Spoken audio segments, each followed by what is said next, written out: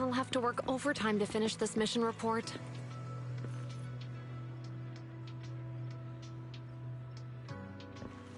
You're here.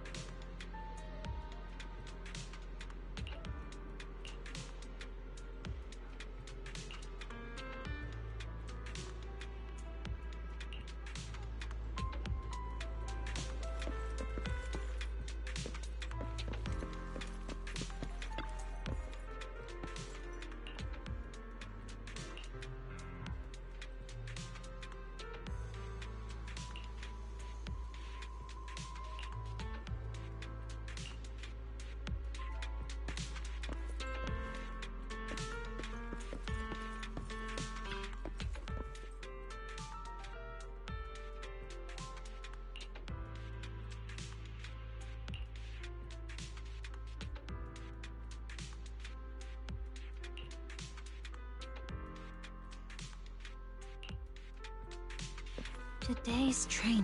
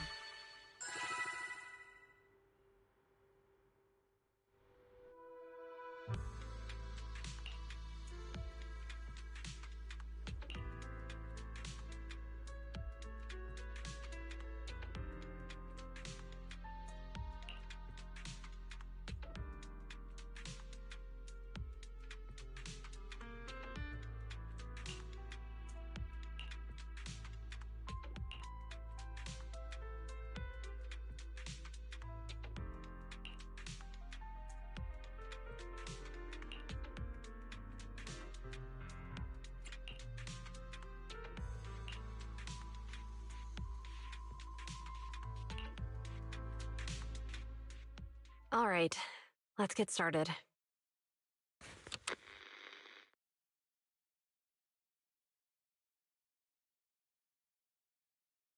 I'm probably not getting out of this hollow, but at least this tape recorder still works. Let's say these are my last words. I gave away my anti-corruption equipment to save those civilians, so I'm not in good shape. Unfortunately, we came up against a horde of ethereals right after that. I rushed over to fight them off and tried to save the civilians, but in the thick of all the fighting, I turned back and realized that I was somehow alone. Nobody was behind me. Luckily, I managed to defeat the ethereals, but the wounds and corruption I sustained in doing so should be fatal. I don't mean to cast the blame at all here, and if any of my colleagues ever pick up this cassette, I hope that nobody is ever held accountable. It's just human nature. It's normal. I just have a few regrets. Oh, what's that over there?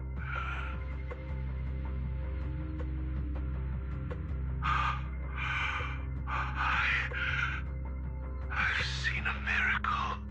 Yes, that thing is right. So long as humanity is in constant conflict against the Hollows, we'll never be able to grasp true power. Only by embracing everything. It's the only way. Only by embracing this power can everyone survive. Oh, Creator, please grant me this!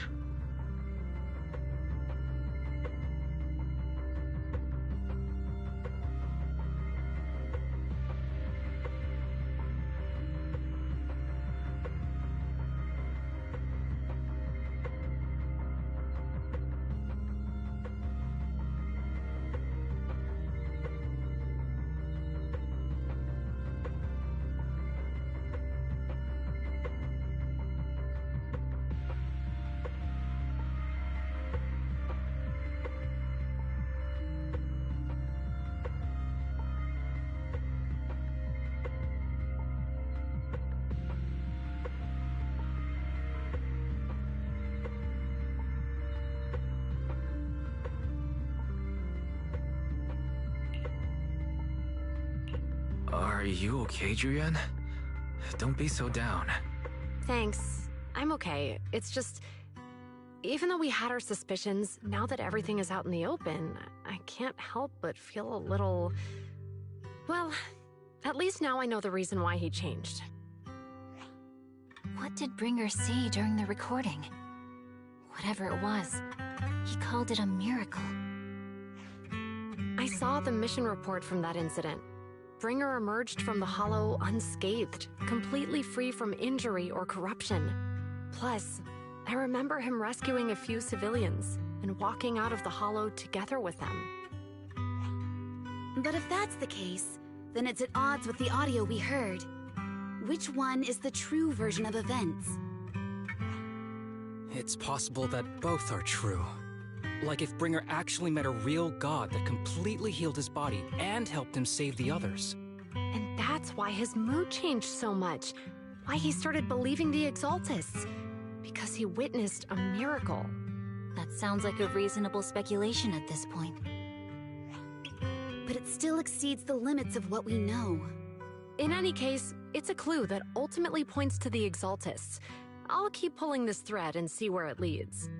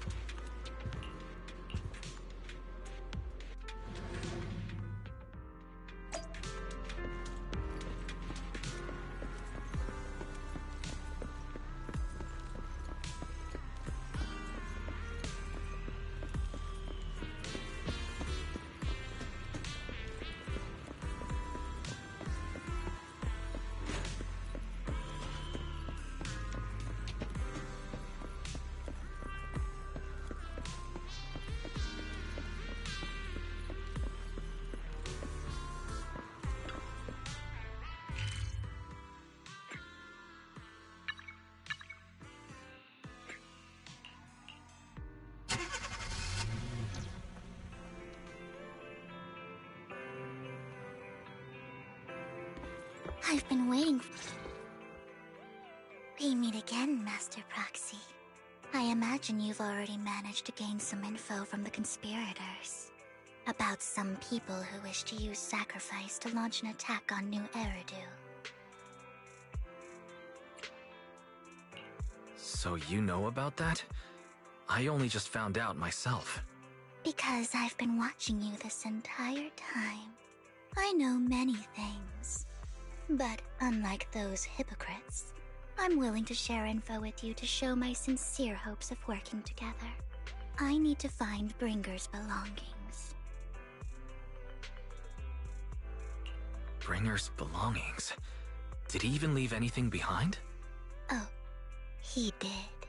I have complete confidence in my intelligence network. All the more reason for you to work with me.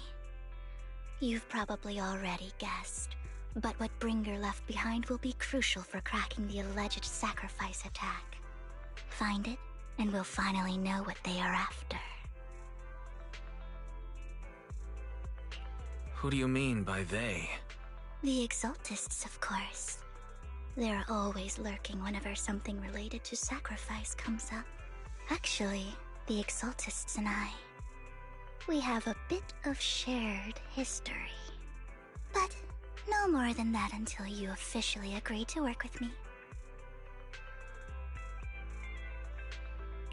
All right. I agree to work with you. Splendid. I like people who don't mess around. By the way, might I ask, you're not proficient at in-hollow combat, are you?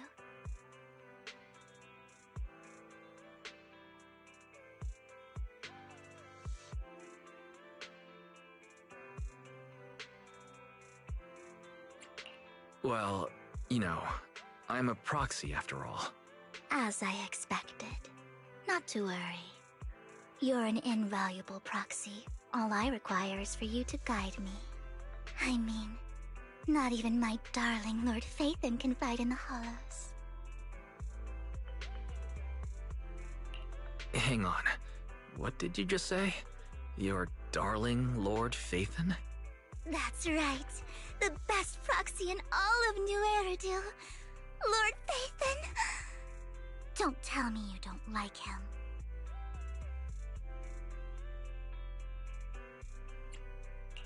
You might not believe this, but I'm actually Phaethon. You're an outstanding proxy, that's true. But Lord Phaethon's a cut above. No one could ever replace Lord Phaethon. But I know how you feel. You're actually one of Lord Phaethon's fans too, aren't you? So he's your biggest role model in life and you hope to become just like him, right?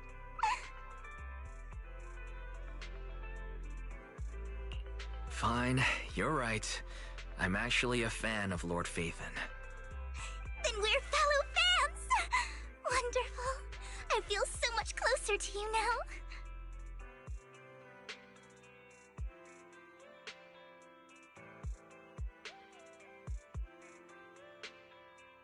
Oh my! Once I start talking about Lord Phaethon, I just can't help myself!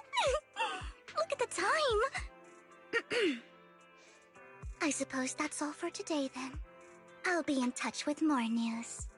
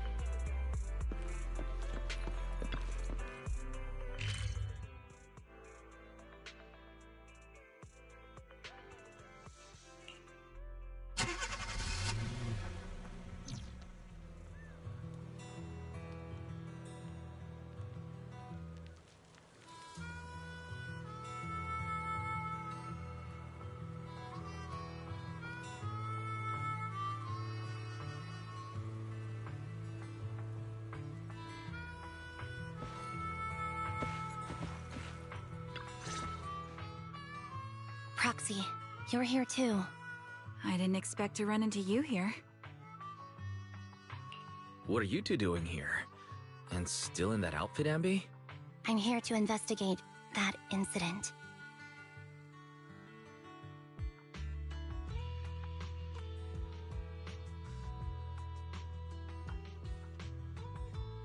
I've recently dug up some clues about the person behind the operation, but my key contact is ultra cautious and keeps demanding me to prove my identity.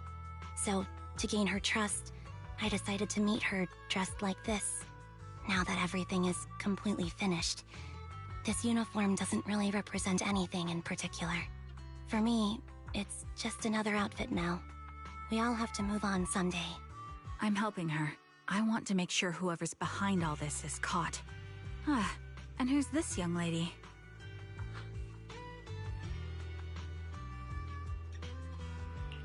This is my friend, Vivian.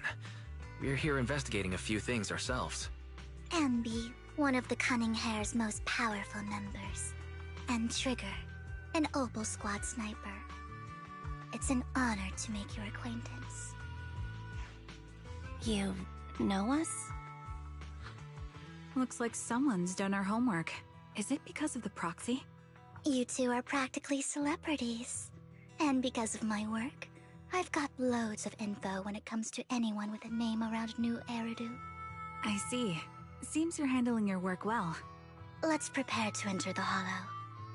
Unless you have any further questions, we'll be taking our leave now.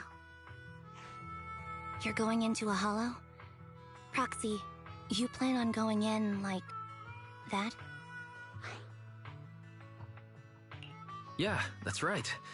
I've recovered quite a bit lately, so I don't need any protective equipment in the hollows.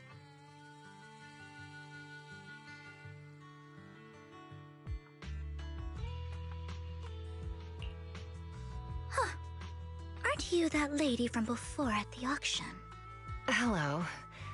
I didn't expect to see you again, young lady.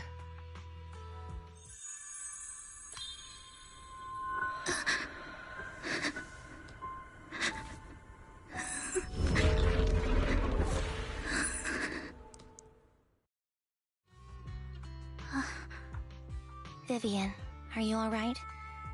You look depressed. What's wrong, Vivian? Are you feeling all right? It's nothing. I just drifted off for a moment there.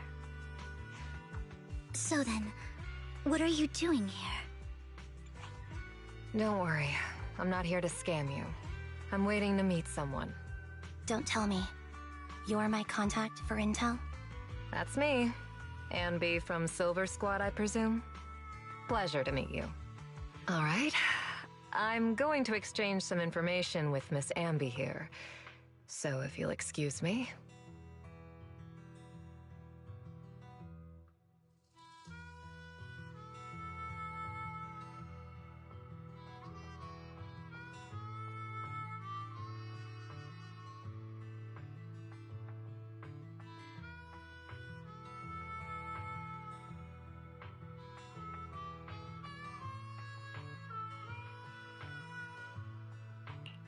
You aren't looking so good.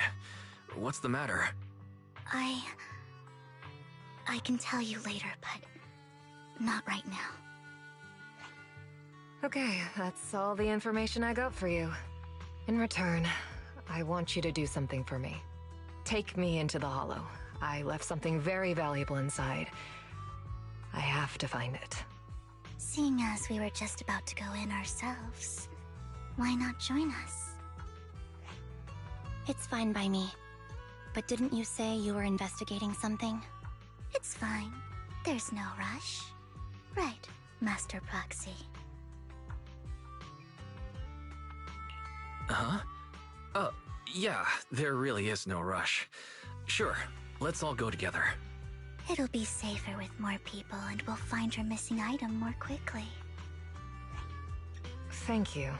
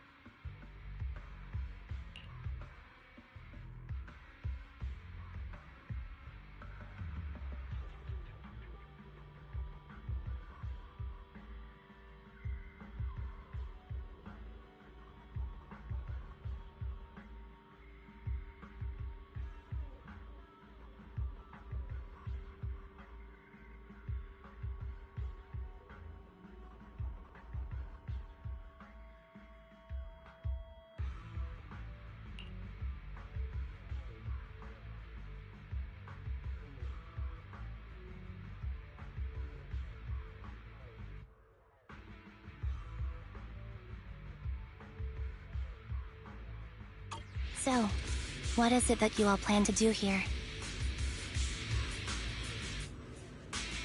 We are here to look for something too. Something extremely important.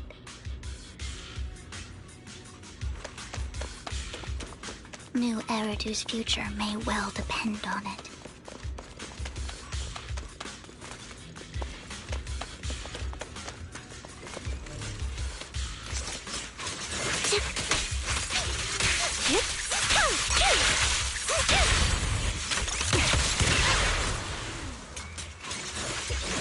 Ether vision activate.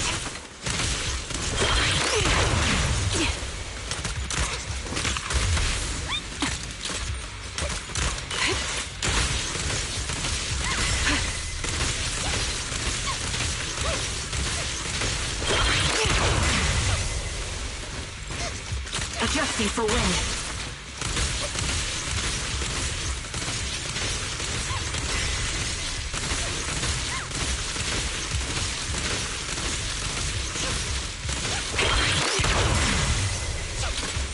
I'm on it. Now it's my turn to ask questions. What exactly is it that you're investigating?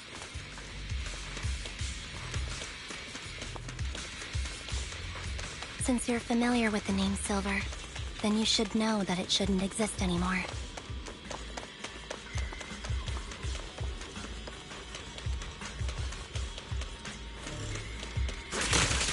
What I'm investigating has something to do with it. Keep up the... In position. Recalibrating. Can't catch me. I'm on it.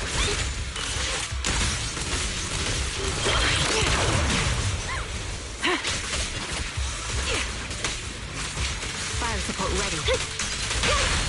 Quick shot. This bullet will reach its mark. A sound strategy. Supporting position. Wait a minute. Let's use that fissure to head to the next location.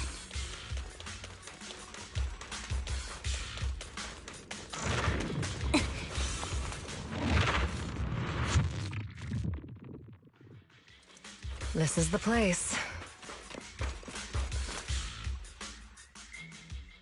So, what is it that you're looking for? A ring. I was excavating ether here before and accidentally lost it somewhere. Please, could you all help me find it? It has to be somewhere among all this stuff here. Sure, I'll start looking. I'll go with you. I'll stay here with her then. Thanks, but you don't have to worry about me. Go ahead and accompany the others. I'm sure it'll be faster that way.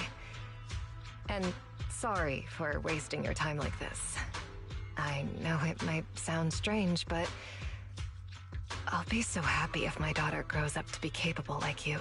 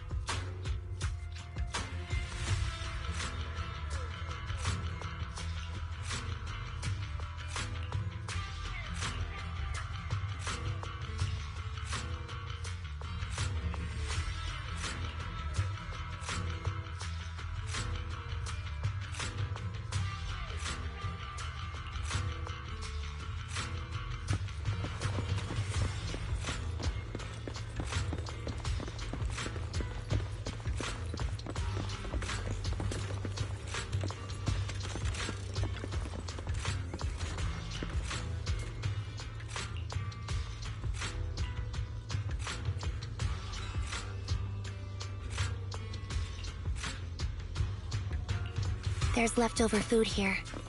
I don't want to imagine what's inside the bag.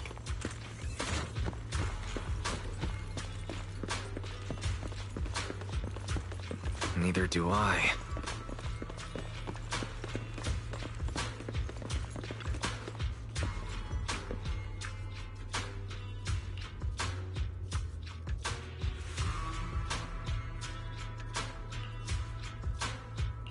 A toy that seems emotionally stable. There shouldn't be a ring hidden in it.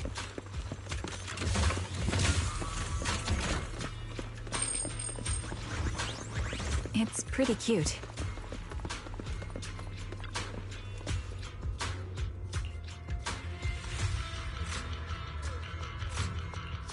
It's a fancy lunchbox?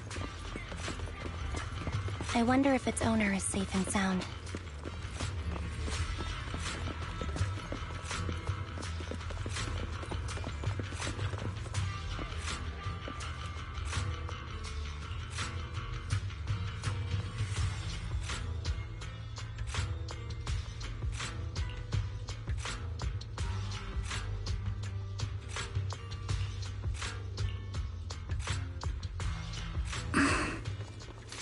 What's wrong, Vivian?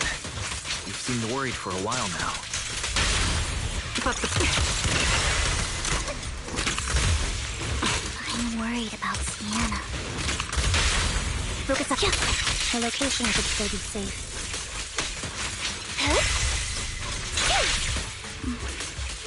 I hope so. Now we're not.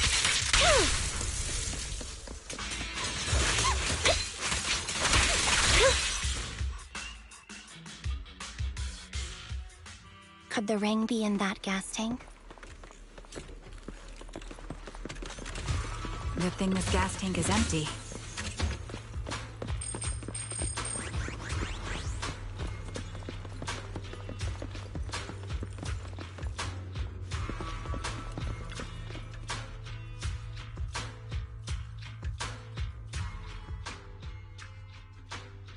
Her vital signs are gone. What happened? I guess this was her final scam. There's one thing I must remind you. Your time is running out. I'm not sure how you can tell, but you're right. I'm going to die in here. That's my plan. I'm very sick and don't have much longer. If I try to get treatment, it'll just be a burden on my daughter. So I scam my way through a bunch of physical exams and managed to take out a hollow corruption policy through Ravenlock Insurance. Once some time has passed, could you please take my corrupted body out of the hollow? That will secure a generous compensation package for my daughter. It's only what the Ravenlocks owe me. A pity, yes. But it's the only way I can squeeze it out of them. What makes you think that will help you? I just trust you will. I'm just awfully sorry you had to get involved in this. But it's something I must do. I have to leave something behind for my girl. I have to give her a chance at life. If it's okay, could you also please pass a message to Mira for me? Tell her, don't worry. Even if Mommy's body is corrupted, withers away, and turns to dust, my love for you will always be there. Thank you. You're a good kid.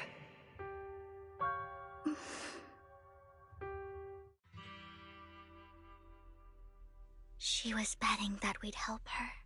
So, you were aware of this the whole time? Yes. Because I saw it.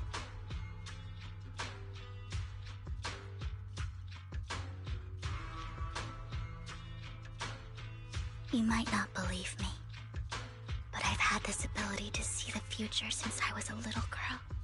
But the things I see are always something bad. Plagues, deaths, disasters. That's all I've ever been able to see.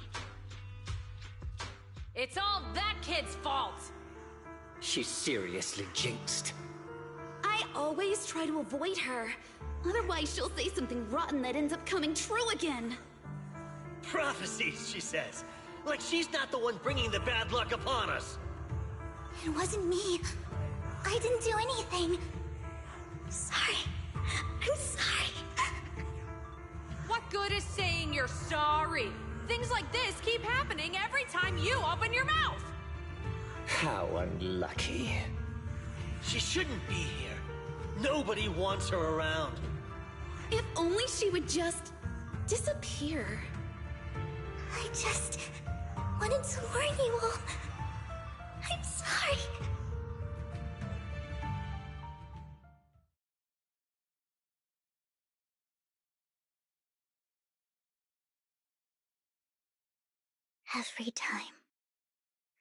Every time it's the same. In the end, there's nothing I can change.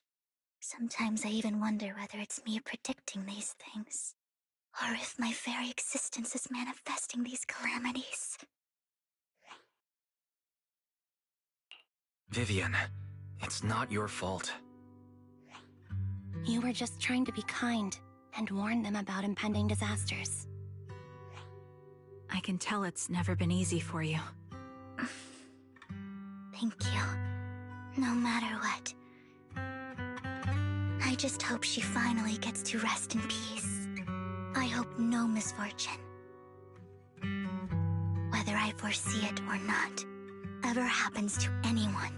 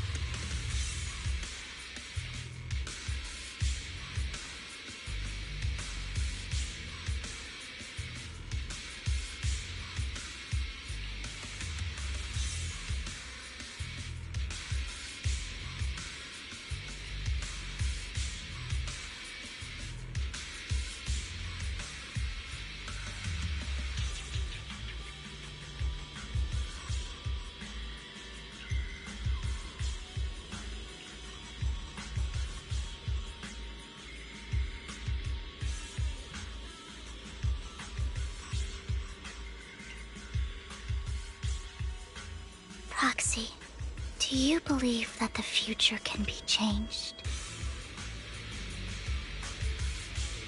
That's quite the sudden question. I think that it can.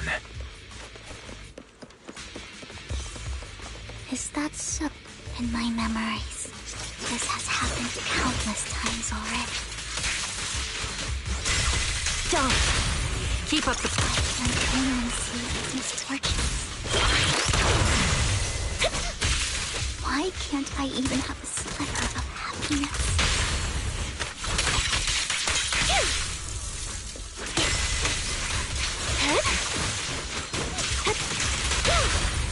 Keep keep up the... Focus up. Roxy, the fissure that we're looking for is up ahead.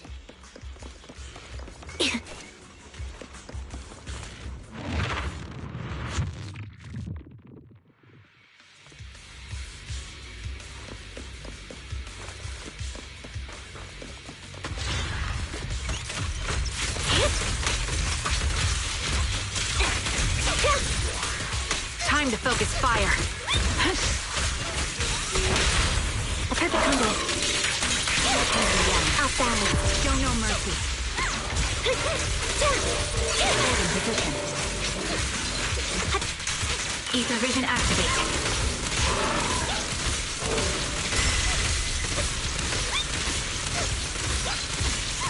My bullets are one with the wind. Flip the switch. I think it's about time. We should take that lady out of the hollow. You guys go on. Thank you. She gave us the intel we needed, so this is the least we could do. I hope everything else goes well for you. Master Proxy, is there anything you'd like to know? You can just ask.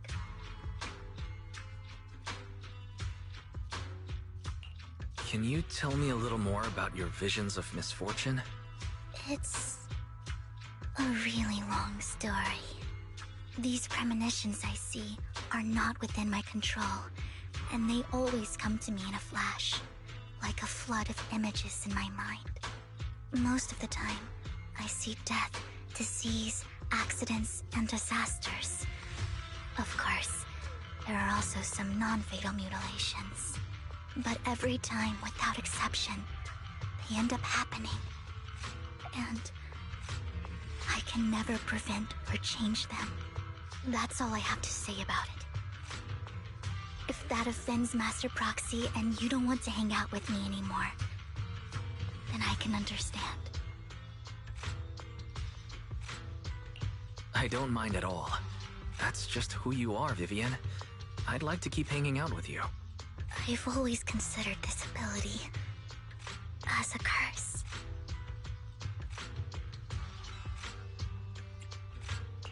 It's not a curse. Actually, I think you've been given a gift. Thank you. Really. Well, it's getting late. Bringer's both... to the previous clues. What Bringer left behind is hidden inside a vending machine.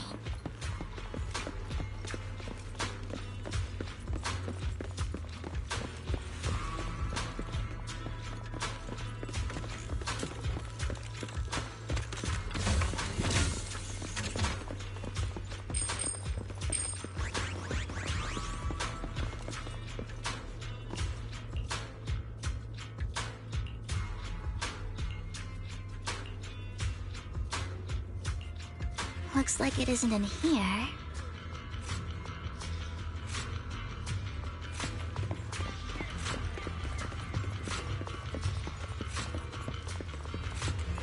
Let's try this vending machine.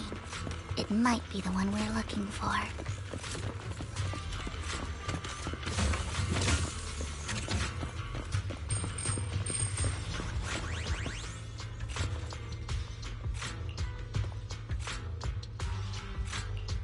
Strange, there's nothing in here.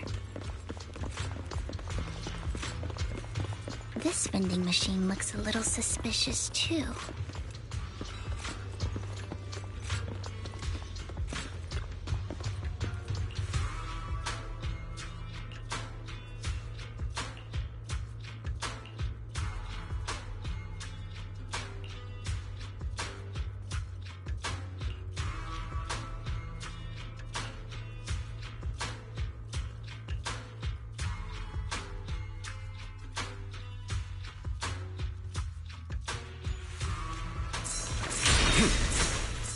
Out of my way!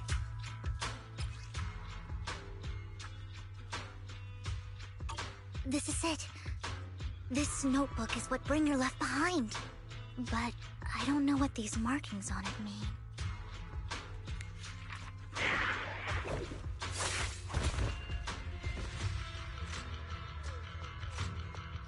Well, hello, Master Proxy. It's been a while. Oh, don't give me that scandalized look. I did just save your lives. I would have protected the proxy even if you hadn't appeared. I'm sure of it, but I happen to be in the area. Worry not, dear companion. I have complete confidence in your strength. Hang on. Did you say companion? So you two know each other? Apologies. I didn't have a chance to mention it before. I'm actually part of the Phantom Thief Syndicate, Mockingbird. That's right. I was only able to slip in during the auction thanks to some help from Vivian backstage. So the whole time you were only bidding on the collections so you could get backstage and tamper with things? I warned you before. You can't rely on appearances.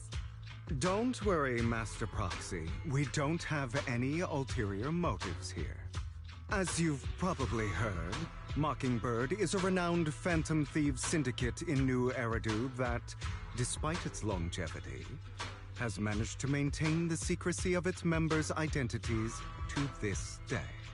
So, disclosing our identities to you is essentially the highest sign of good faith that a Mockingbird Phantom Thief can show.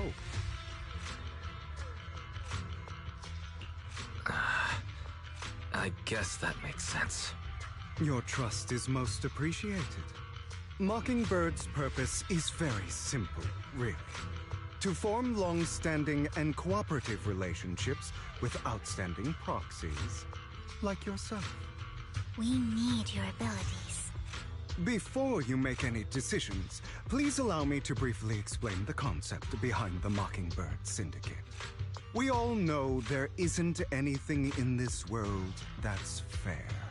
A prime example being the uneven distribution of wealth. People from tops splurge on luxurious collectibles, while the poor have to gamble with their own lives just to get by. Of course, besides wealth, there's also an unequal distribution in this world of happiness and suffering, hope and despair, love and hate. It's all just so unfair. Somebody has to do something to tilt the balance of the scales. And thus Mockingbird was born. We take from those who have far more than they deserve and give it to those who deserve to have more. If you ask me, that's enough to be considered a form of justice.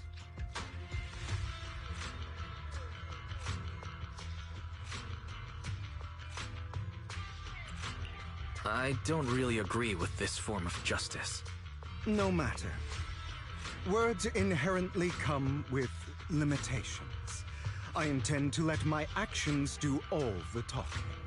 However, aside from these philosophical considerations, we also have a crisis on our hands to deal with. As you know, the Exaltists are plotting to use the power of sacrifice to launch an attack on all of New Eridu.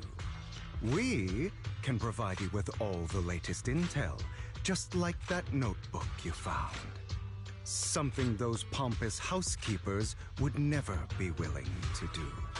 And the most crucial part of this whole game, the sacrifice core, is currently in my possession. I think that makes this a highly competitive deal. We share the same goal for the moment, stopping the impending disaster from playing out.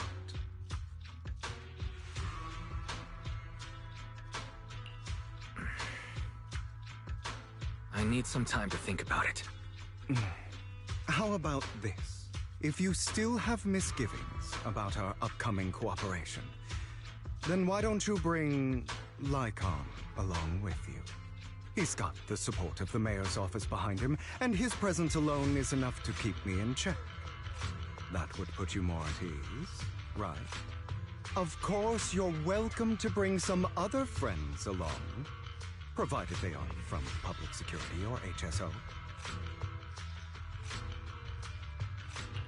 Well, if you're willing to let my friends come along, then you've got a deal. Great. It's a deal. By the way, Proxy, this is for you.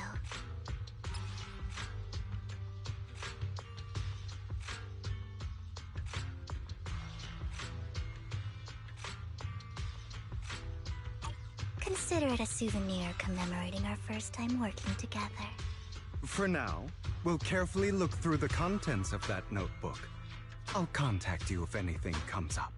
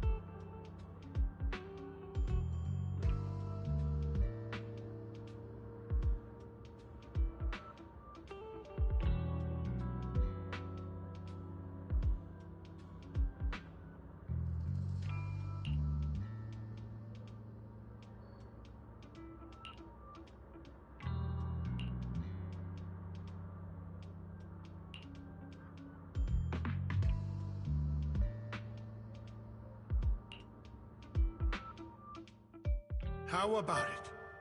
Will you work with me? Correct. Let me be honest with you. I have the sacrifice core that you're after. I am Mockingbird. So it's you. I never thought you'd be so bold as to come see me alone. Relax, my friend. As you know, if I can sneak into such a heavily guarded auction, then naturally, I can just as easily slip away right now. I'm here with the sincere intention to seek cooperation. I can give you that sacrifice core. And what do you want in return? Wealth, glory, power. The things everyone else in the world wants, I want them too. And I'm confident you can give me. Then you've certainly come to the right place. My family is working on a big project. If things come to fruition, Ravenlock's status in Tops will significantly improve. At which point, I'll be sure to leave a spot for you. Naturally, as an outsider, you're precluded from handling any of our core business. But profits from the scraps alone will be enough to set you up for life. Mr. Hartman, I think you've misunderstood me. I have no intention of joining the Ravenlock family. In fact, I have an art gallery under my name that does pretty well for itself. I was hoping you could recommend me for Tops. You want to join Tops? That's easier said than done. Even for a family like ours, it would still require significant effort and... Just answer me yes or no. I don't think either of us can afford to waste time. I understand. Yes, you have my word. But in exchange, you'll have to give me the sacrifice core first. I'm sorry, but I'm afraid I can't. I've already hidden it somewhere safe, a place nobody else but me knows. You don't want to put all your chips on the table when dealing with Tops. I know that far too well. Then that means I also need to keep an eye out when working with the infamous Mockingbird, right?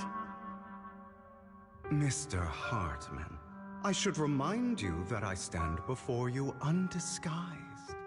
Coming from a phantom thief who's never publicly revealed his identity, shouldn't that be sufficient assurance? If I betray you, then you merely need to lift a finger to wipe me from the face of this world. You do make a valid point there. In that case, you have a deal. I appreciate your trust. Why don't we celebrate our new partnership with a toast?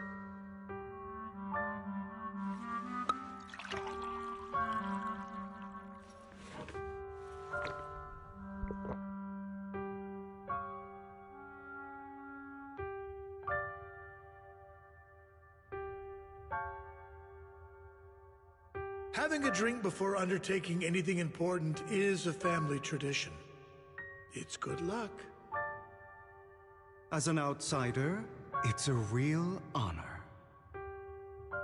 By the way, you aren't the only member of your organization, are you? Shouldn't all your companions agree to this deal first? You don't have to worry about that. I'll make sure she agrees. Otherwise, I'll get rid of her too. Seems you'll do whatever it takes to get things done. Great things lie ahead for someone like you. All right, let's leave it at that for today. I'll contact you about what to do next.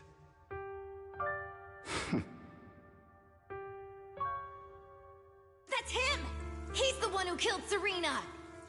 She was the only one who was ever any good to him, right? that's how he repays her? That's why they say once a mongrel, always a mongrel. Just look into his eyes.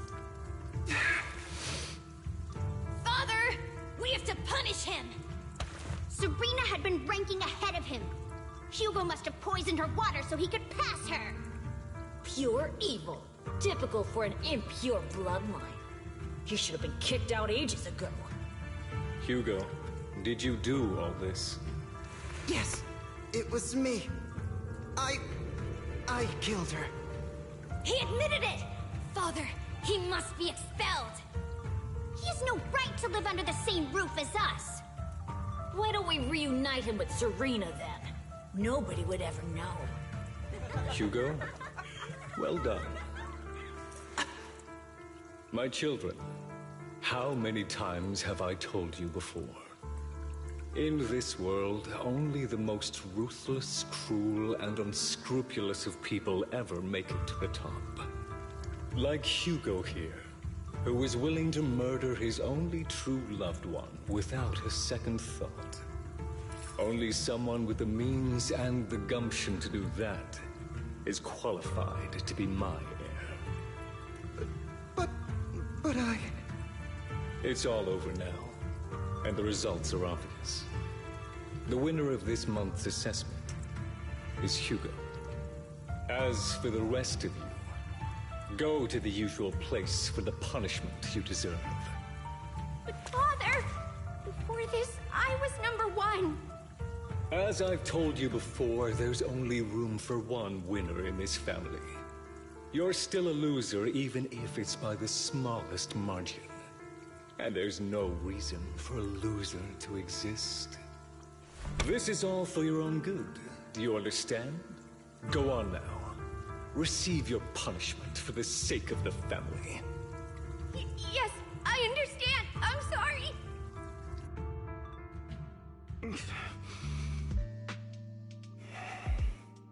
That really brought up some unpleasant memories. It won't be long. Soon, it'll all be over.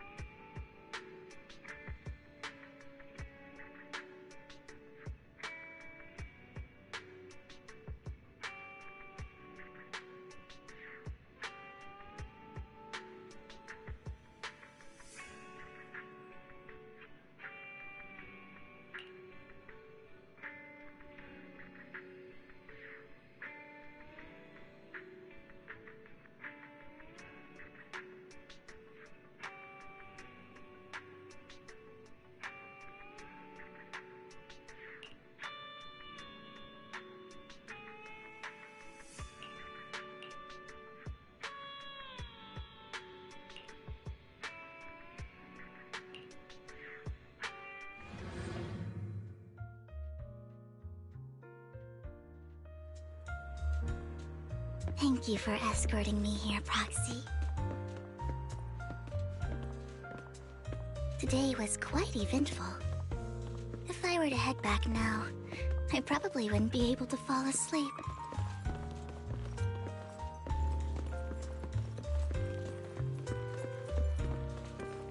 You're a child that only brings misfortune. People have been saying that about me for a long time.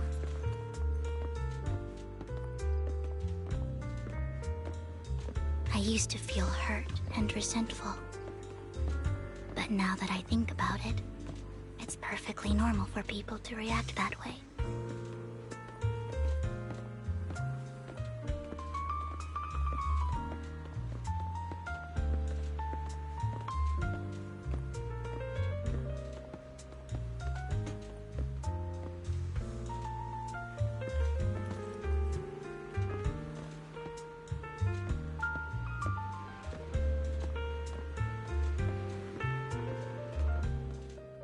Why do I only predict suffering? If I could predict happy things, joyful things, would people like me a little more? Maybe fate truly is set in stone. Often, I want to help these people avoid their miserable fates.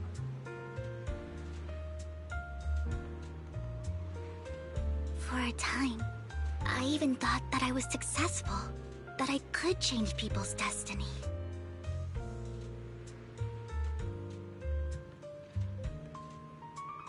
But it was all an illusion. In the end, I couldn't do anything at all.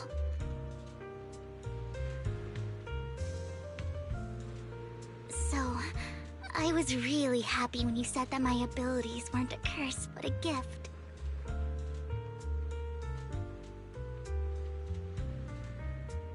Thank you, Proxy. I'm so glad to have met you. And you're also a fan of Lord Phaethon. It's like we were fated to meet.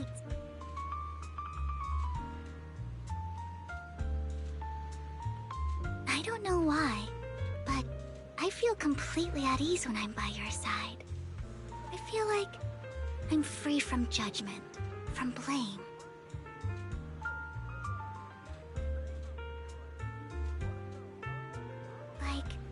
I don't need to worry about anything, and can just be my own true self.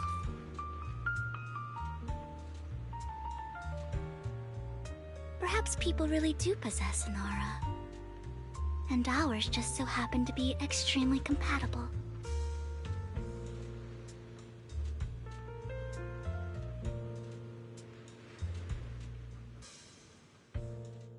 By the way, you asked me before about Hugo.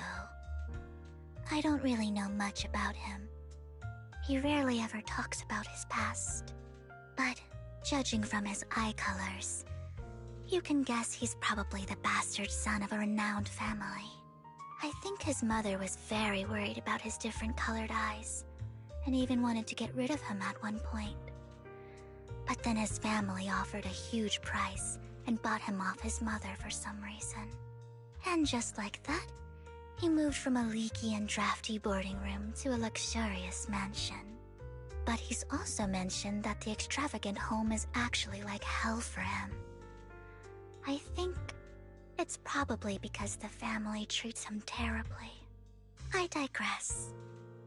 He ran away and ended up meeting Lycon and his master. After that, they formed Mockingbird together and experienced a rare period of happiness. Until Lycon's betrayal.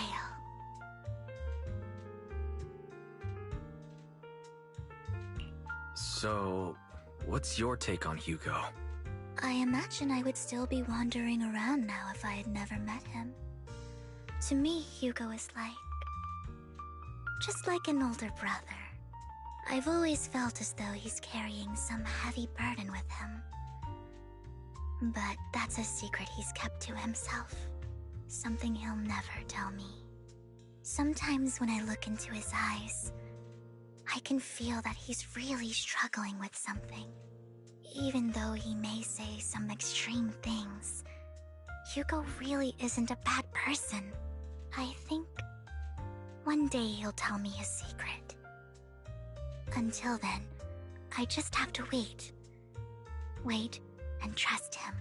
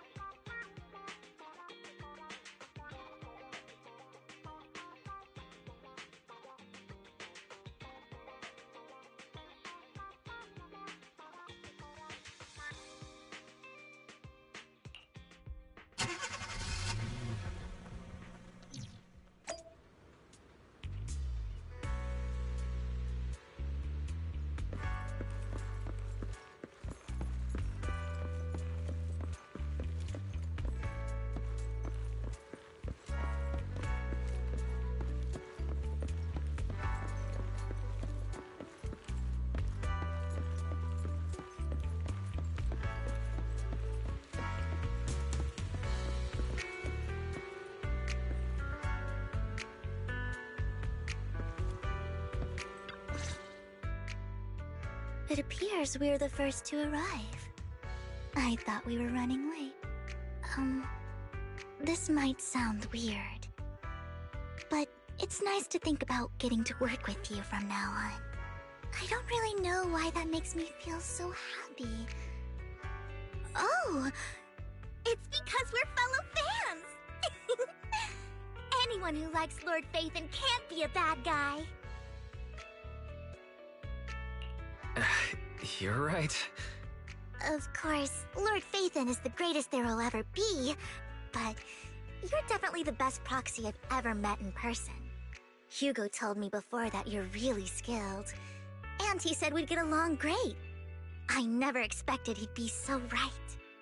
Oh, by the way, would you like to come by my place if you have time later? I have a huge collection of Lord Phaethon merch. Phaethon, Lord Phaethon doesn't have any merch out there, right?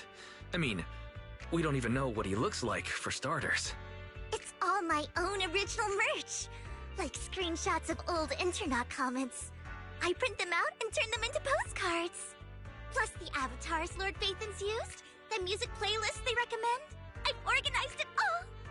I'd love to show it all to you if we get the chance.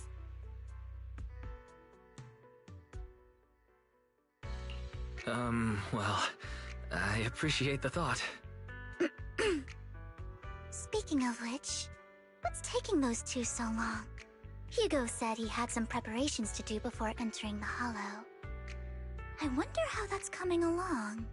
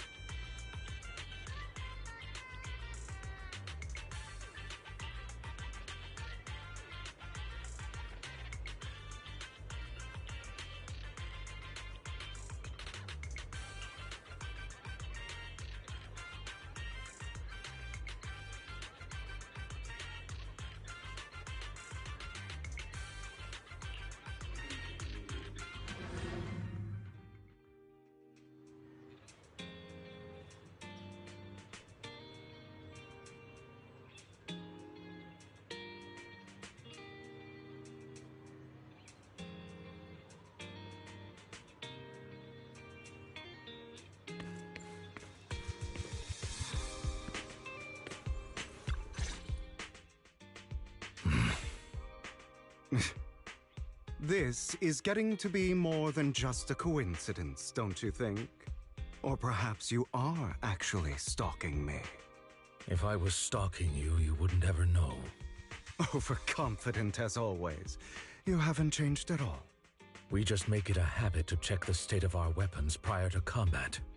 Thanks for that little reminder. I almost forgot. I didn't expect you to let me join. What else could I do? Master Proxy would have insisted on having you join us. I never expected for us to have a chance to enjoy some pleasant conversation like this. Without our weapons drawn, that is. It really has been too long. I still remember when we first established Mockingbird. Indeed. That was a long time ago. Thankfully, Jack went in peace. He must have known about his condition for some time. He even left us with instructions. Passing peacefully in your sleep is the most natural way to go. I'm happy for him. By the way, Lycon, have you given it any thought yet? You mean about our guild for Phantom Thieves? Yeah. It's time for us to build an organization of our own. Jack always supported the idea, didn't he? I don't have any objections. But what should we call it then? How about Mockingbird?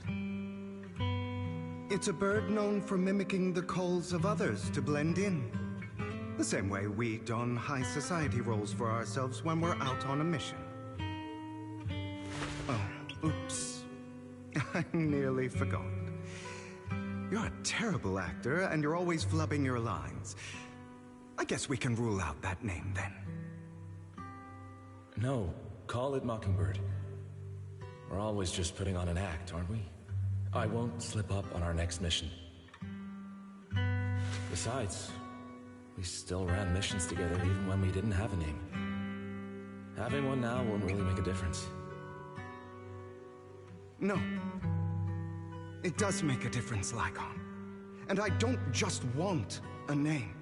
I want Mockingbird to become a symbol, like the sword of Damocles hanging over everyone's heads, striking fear into the hearts of the rich and cruel whenever they hear the name. Just like Jack used to say, this world isn't fair. So that's why we have to influence it however we can, and change things in our own way. But on the basis of not causing harm to other people's lives. That's also what Jack used to say. You remember, don't you? Of course I remember. All right, I promise. That sounded pretty forced. Don't forget, things don't end well for people who break their oaths. I'm good for my word. You must trust your fellow companions. That's also something Jack would say. Well then, today's the day that Mockingbird will officially start flying. Our first order of business, deciding on our symbol.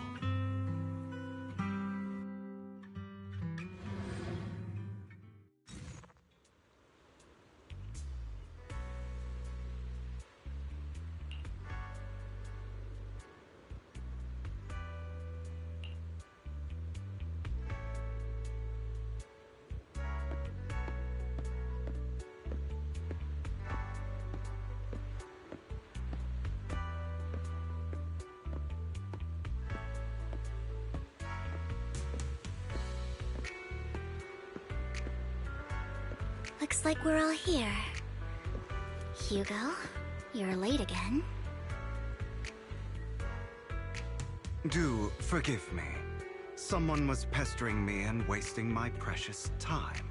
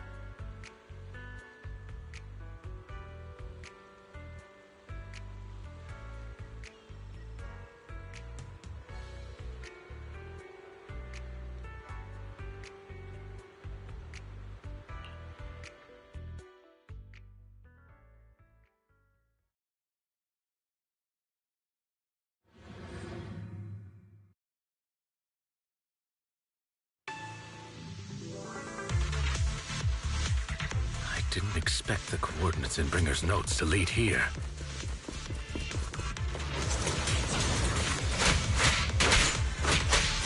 Oh, are you familiar with this place?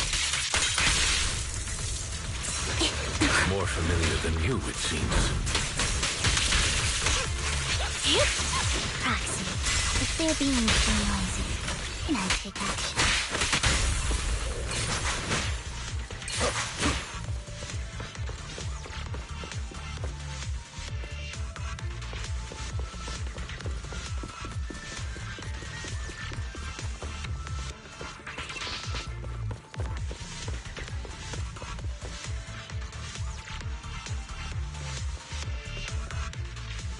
I don't enjoy obstacles in my path.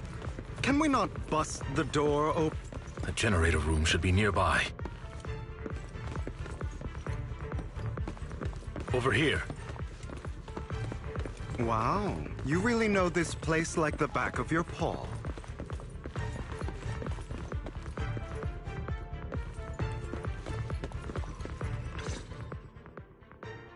Master Proxy, I hate to be the bearer of bad news, but there's something wrong with the circuit. It seems to be blocked. Don't tell me. Victoria Housekeeping's high and mighty attendants can't even fix a simple circuit.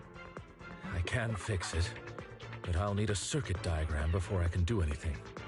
I've seen diagrams for this type of circuit before. It's a pity that we're unable to connect to the outside world from inside the hollow. Just leave that problem to me. Wise, I just sent an image of a circuit diagram to you. Have a look. Thank you very much, Master Proxy. Now then, let's start repairing this circuit.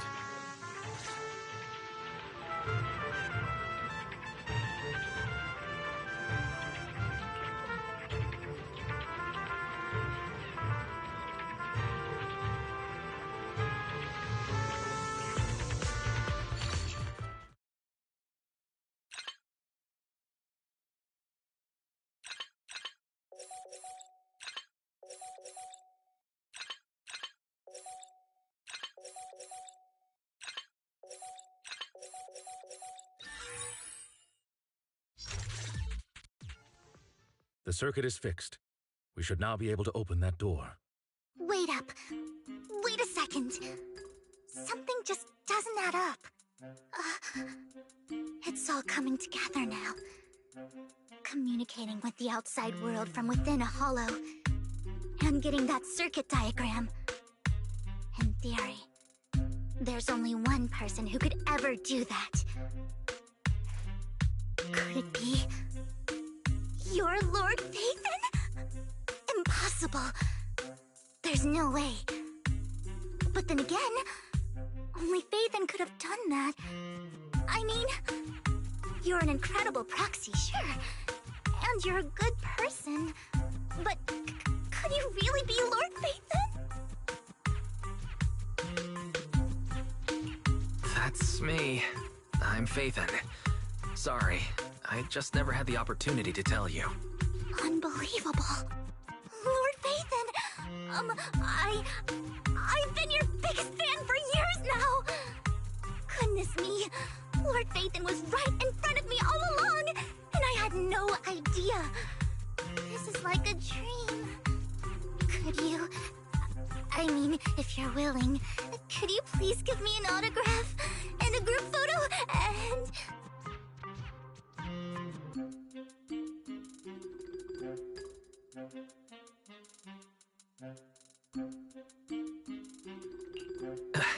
Anything you want, but let's get out of the hollow first, all right? Oh, okay.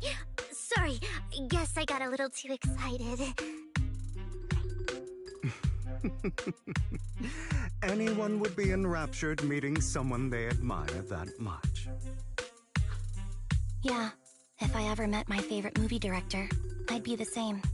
We should keep moving. This isn't the best place for idle chit-chat.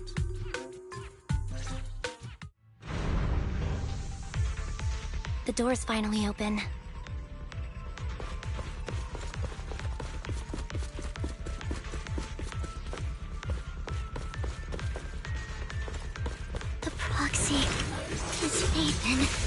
Ethan is the proxy. This is a dream. I never want to wake up.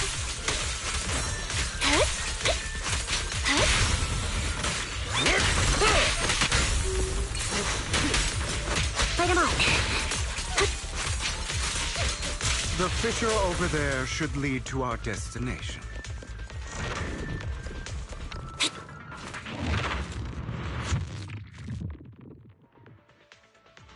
There are more ethereals around. Please be careful, Lord Phaethon.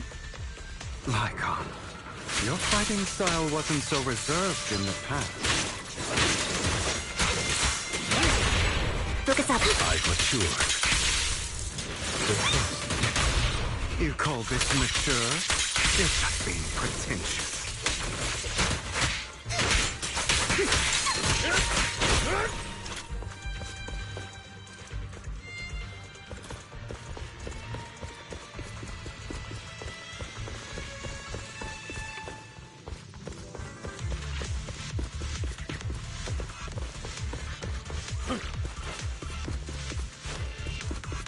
A difficult foe, that one.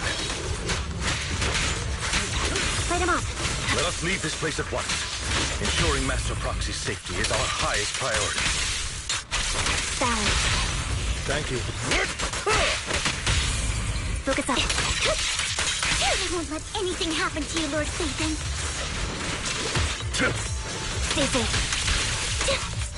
Dissolve. Lord Phaethon, how are you feeling?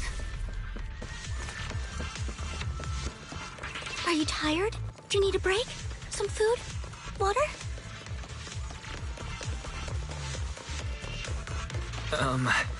Thank you for your concern. I'm fine.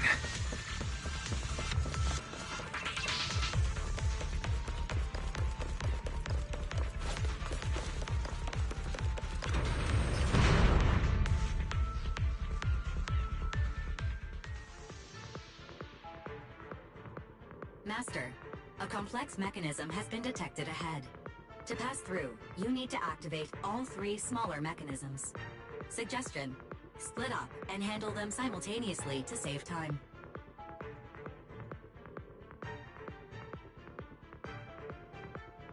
So, we have to head to 3 different places to crack this thing. Huh? We're splitting into 3 groups? In that case, I'll protect you, Master Proxy. I can take care of one myself. That leaves the last one to me, then.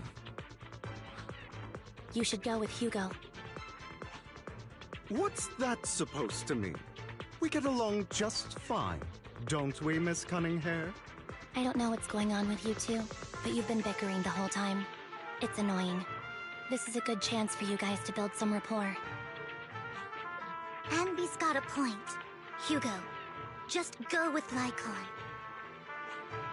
You just want to be alone with your Lord Phaethon, don't you, Vivian?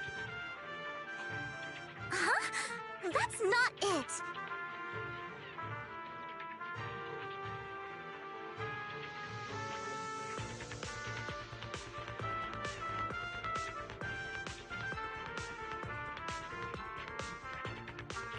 All right, sounds like a plan. It's all decided then. If Master Proxy says so, then sure. But, Lycon, you better not slow me down. I really want to recommend you two some movies for a crash course on teamwork.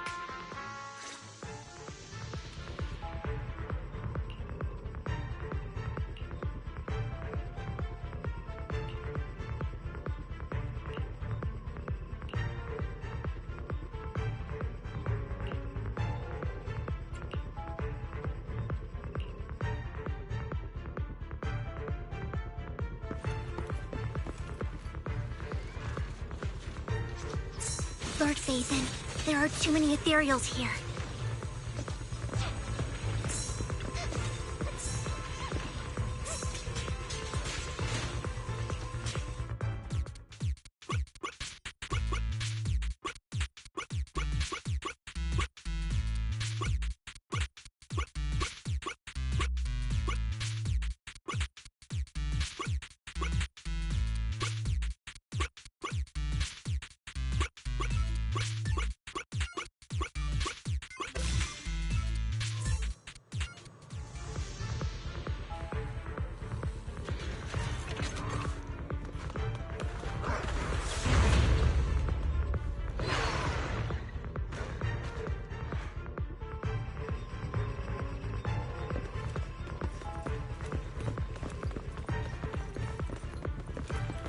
Lord Phaethon.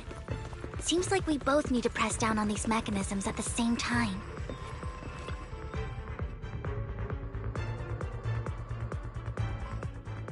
Sure enough, Lord Phaethon and I share a deeper connection. Sorry.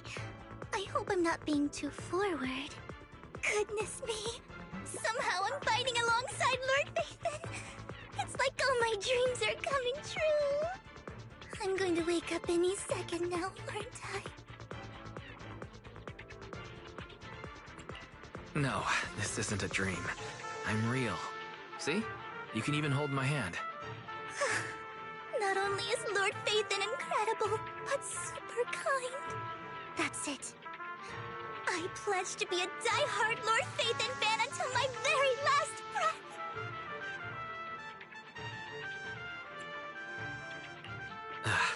I'm happy to hear that. Don't get me wrong, but why do you like Phaethon so much, Vivian?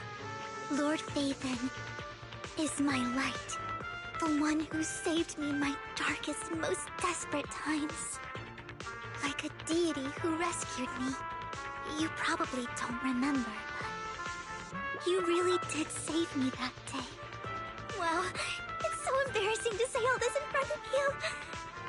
Sorry, I hope I'm not bothering you too much.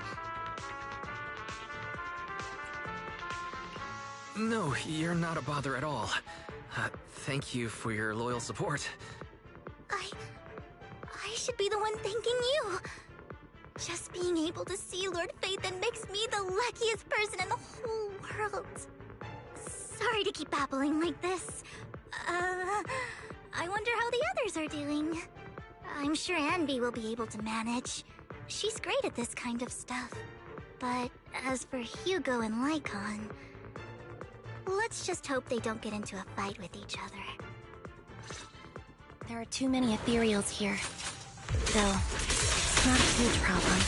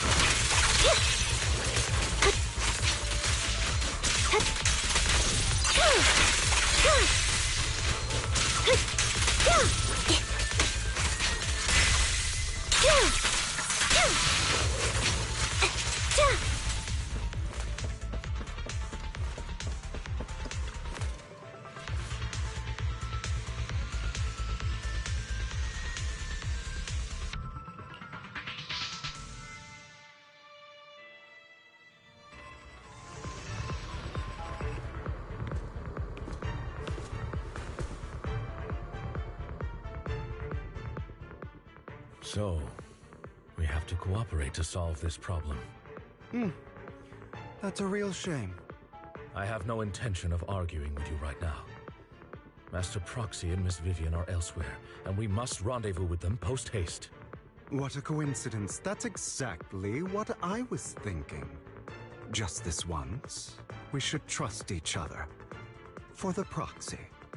I have no objections. Very well. Then you'd better keep your word. I know you've never fully trusted me, Lycon, even before it all fell apart.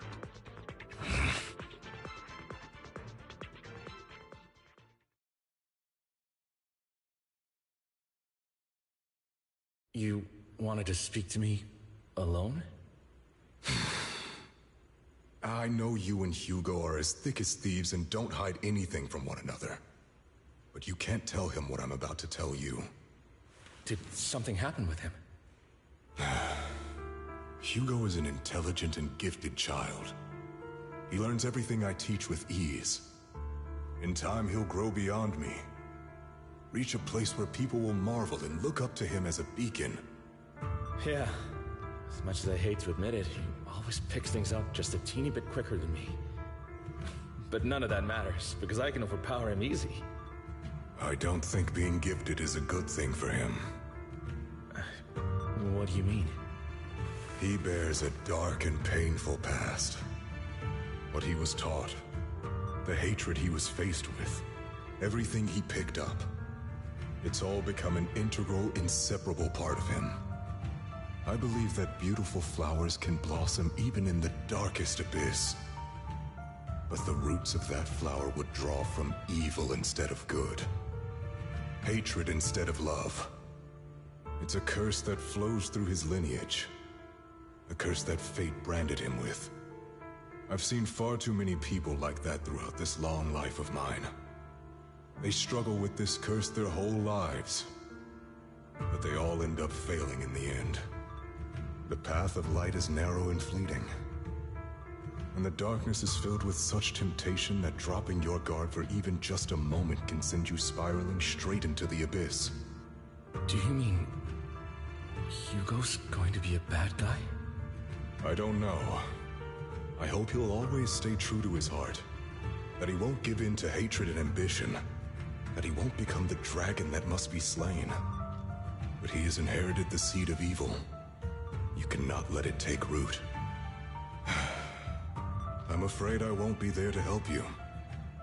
There's not much life left in this old body of mine. So then, Lycon, promise me now. You must hold his chain tight. To restrain him. To stop him. And when necessary, to choke him.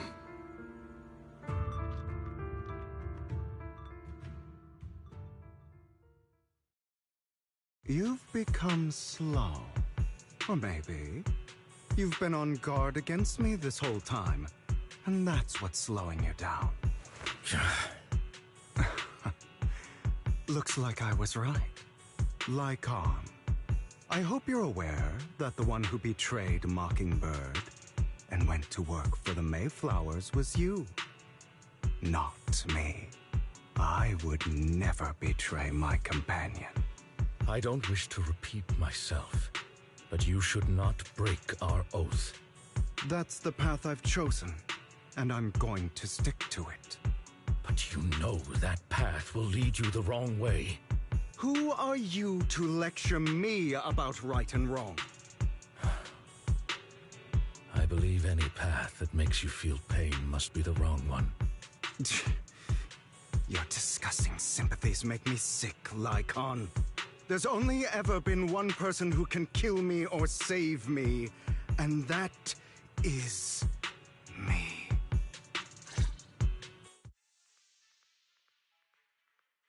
Great, it worked!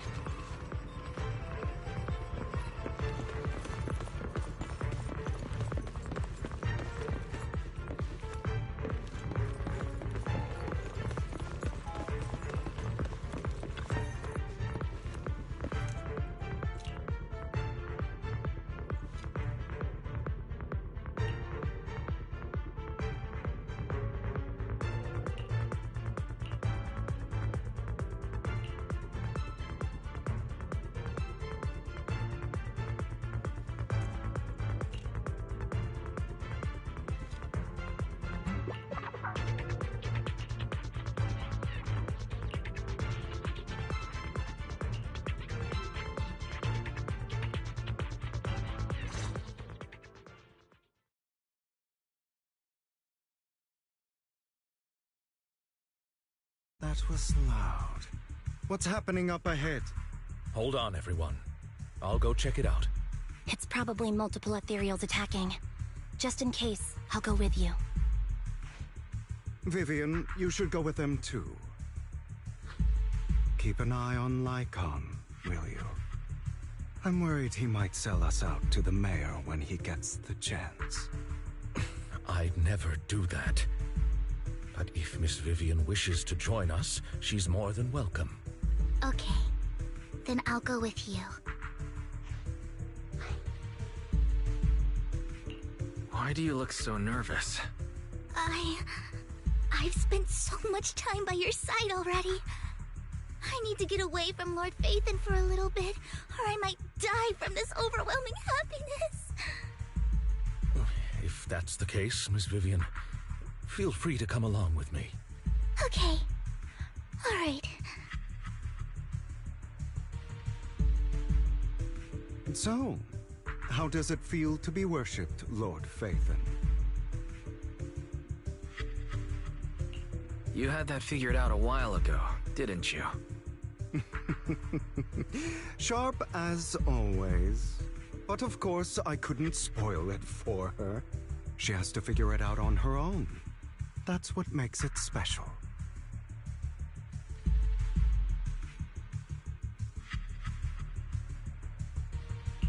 Not only that, you asked Lycon and Vivian to leave for some reason. Is there something you'd like to say to me? I can't keep anything from you, can I? I've always treated Vivian like my own little sister. Maybe it's just a coincidence, but she looks a lot like Serena. I think I mentioned it before. Serena was my half-sister. She passed away a long time ago. Vivian really likes you, whether you're Phaethon or just wise. Of course, I also have a lot of respect for someone like you. Strong, fair, and genuinely kind. So I hope... I beg you, please keep her safe. Hang on. What's that supposed to mean? Think of it as the last bit of conscience I have left.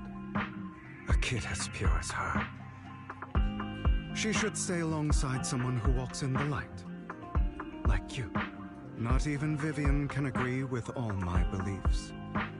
One day we'll go our separate ways. Your beliefs? What do you mean exactly? You probably heard from Lycon. We swore an oath when we started Mockingbird. We swore to use our own hands to right the wrongs in this world. But never, under any circumstances, would we take another human life. I stayed true to my words.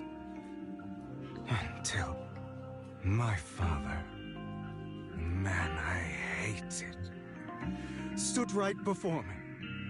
I could have ended his life easily, but I hesitated. I remembered that damned oath and their repeated attempts to convince me. I didn't do it. Because of that, innocent people died. All because of him. If I'd killed him first, then none of those tragedies would have happened. People like him don't deserve to live.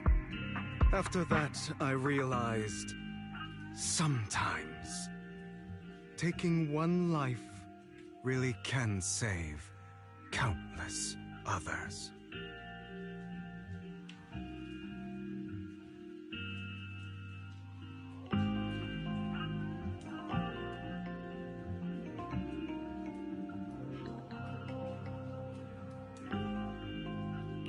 I understand where you're coming from.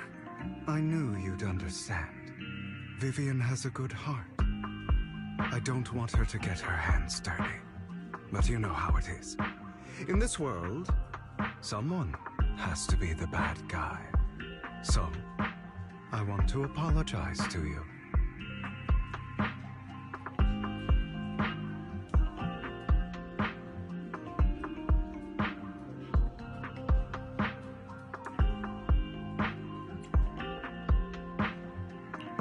Why apologize all of a sudden? You're incredibly strong, kind, capable, and really, really lucky. The world needs more people like you. Remember that revenge movie I told you about, Children of Devils? I still haven't found it, but I came across another videotape with the same name. Turns out, in that story, the Children of Devils are actually the children of gods. Sorry for rambling. Hope you don't mind. They should be back soon.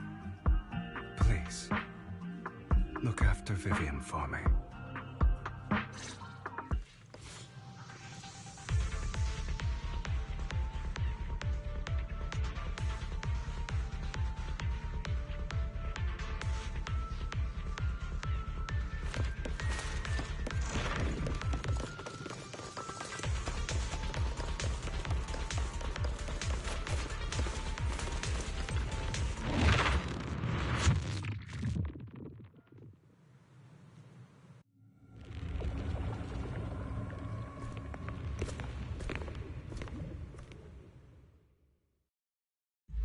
is this? It looks like a cocoon. Careful, everyone.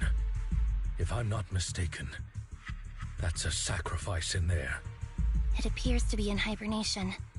We don't know when it'll wake up. If it does wake up, we'll be in serious trouble. Wait, those spots Bringer marked in his notebook. Are you saying each one might have a sacrifice like this? That means there must be at least a dozen of them. And that's only counting the ones we know so far. These sacrifices may still be hibernating, but the fact that there are so many of them out there is terrifying. The Exaltists must have a way to revive them. And that's not all. These sacrifices can exist outside the Hollows. If they make their way into populated areas... I'm afraid it will lead to a catastrophic disaster likened to the fall of the old capital. That's almost certainly what they meant by vengeance against all New Eridu.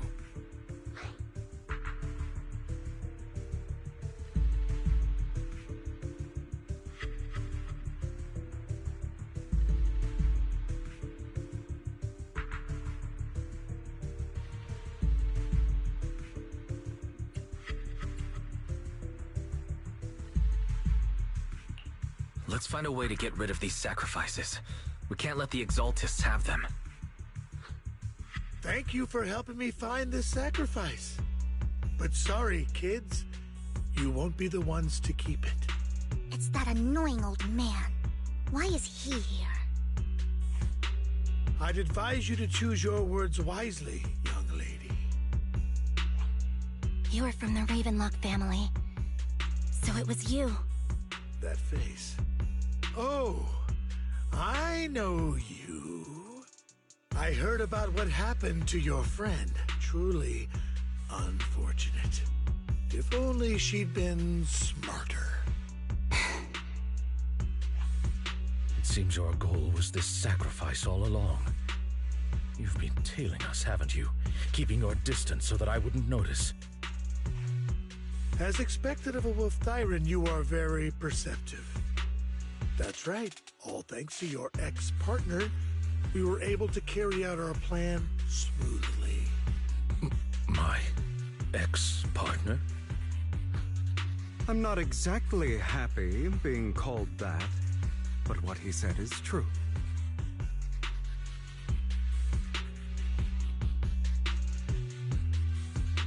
Wait, Hugo, what do you mean? I made a deal with Mr. Hartman in advance. So, would you kindly step aside and let us have this sacrifice? Of course, you can choose to refuse, but if you do, then I'll have to take coercive measures.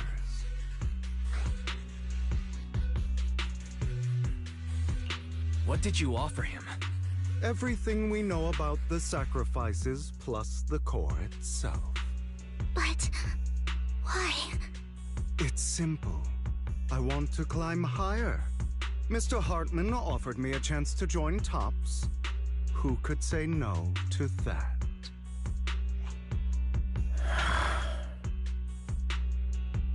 No. Impossible.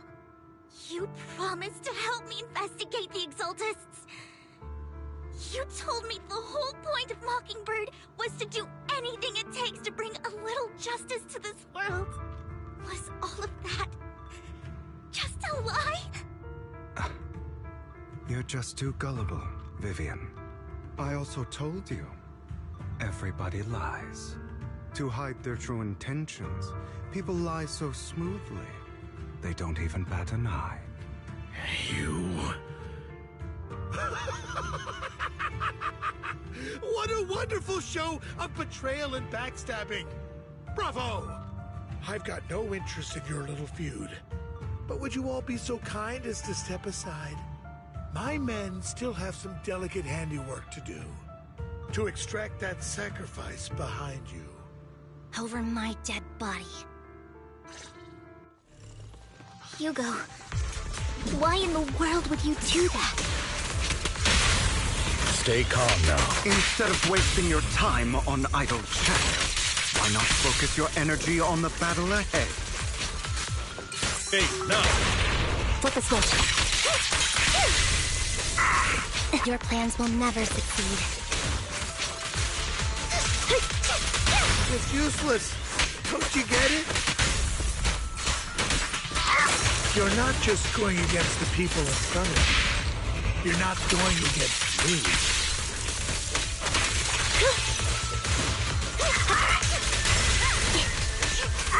Rather, the entire Ravenlock family, even the whole of Tops.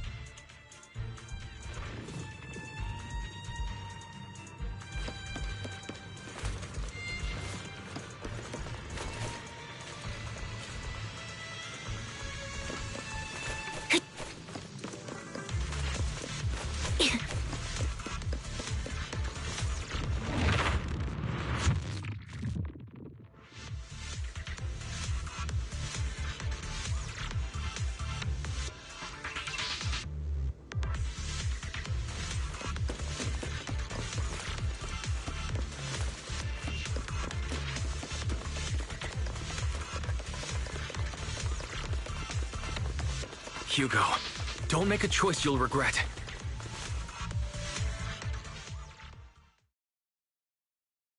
Oh, you guys are such a pain. Hugo, stop standing around.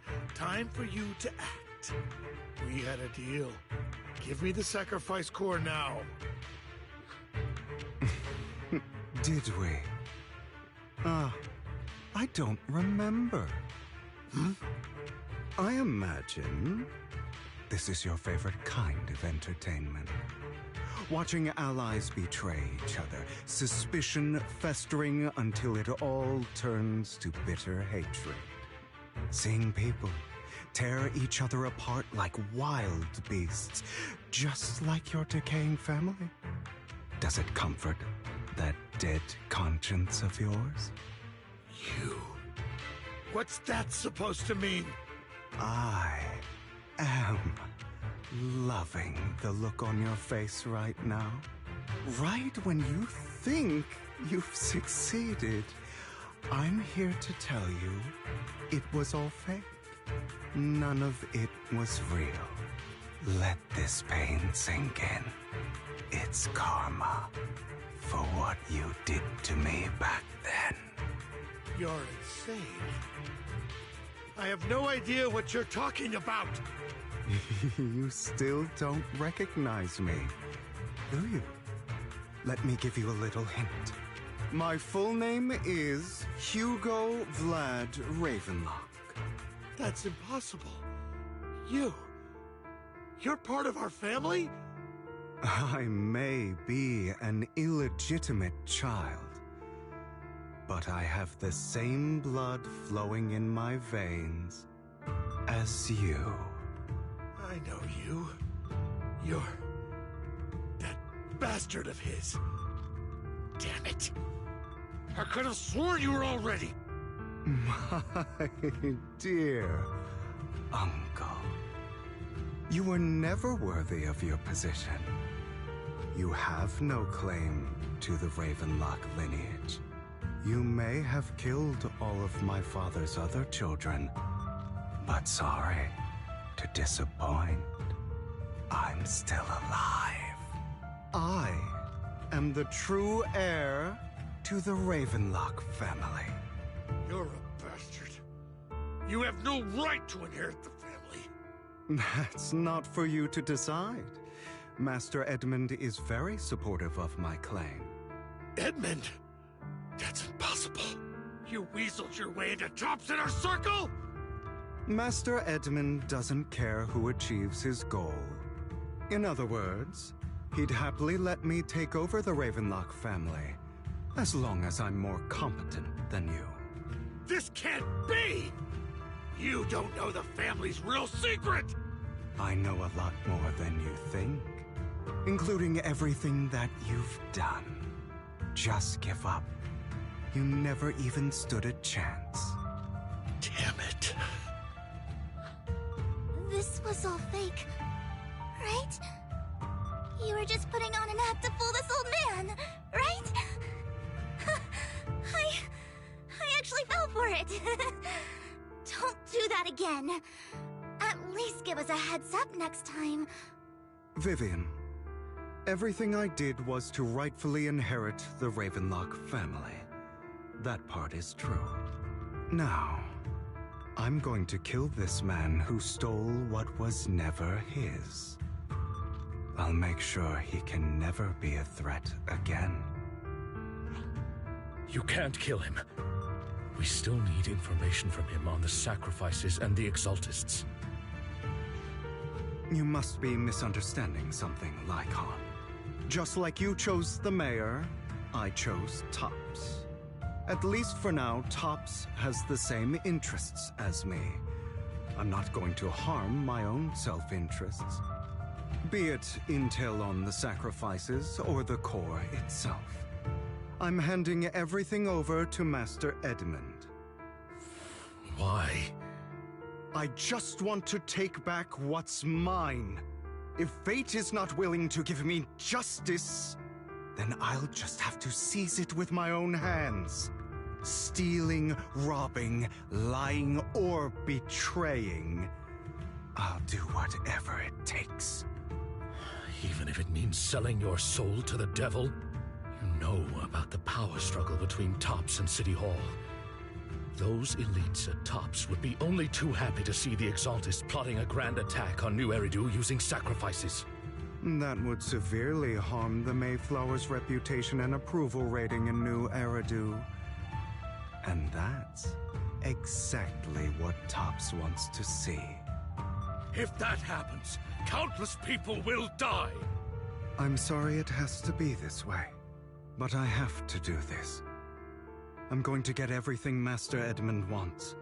Inherit the Ravenlock name, climb to the top. And then I'll be able to change everything for good. For a permanent and absolute victory. We must endure the pain of cutting away rotten flesh. And persevere through the darkest hour before dawn. Someone has to do it.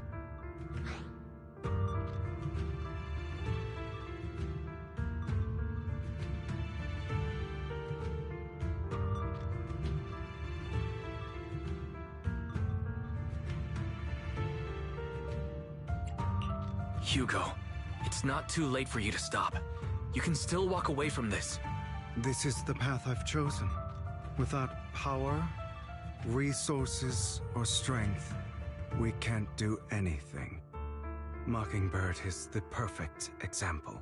All the talk about using our power to tip the scales of justice and hover over them like the sword of Damocles. It's just a delusion. In their eyes, we're nothing but annoying gnats. Mockingbird has never really changed anything, or saved anyone. Never in the past, not now, and never will in the future. None of it matters.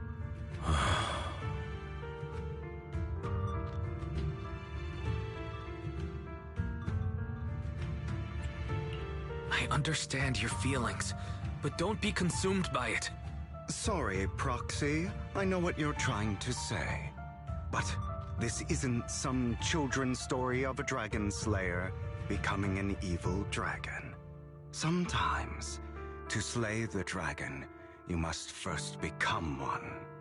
With sharp claws, rending fangs, and strength enough to destroy anything.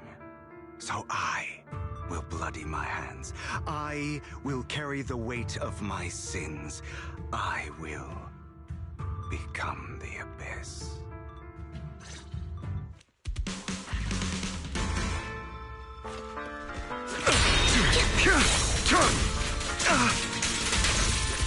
It's about time you kneel.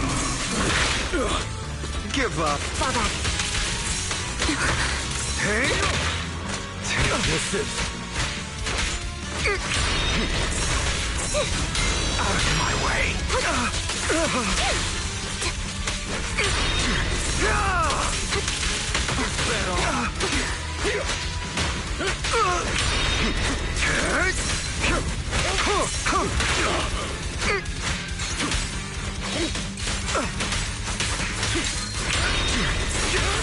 Flip the switch.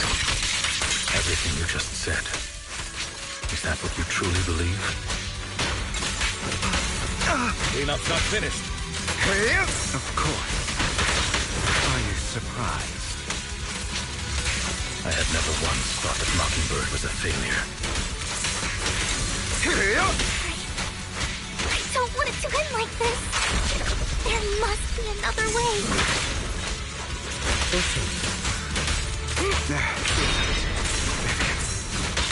This is the final lesson I'll impart to you.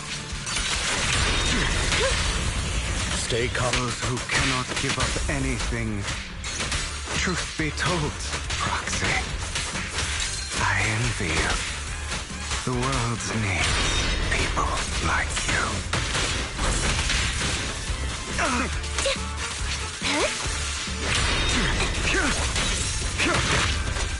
This is...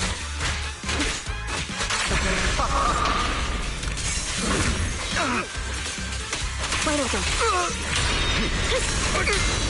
I'll bite your throat out.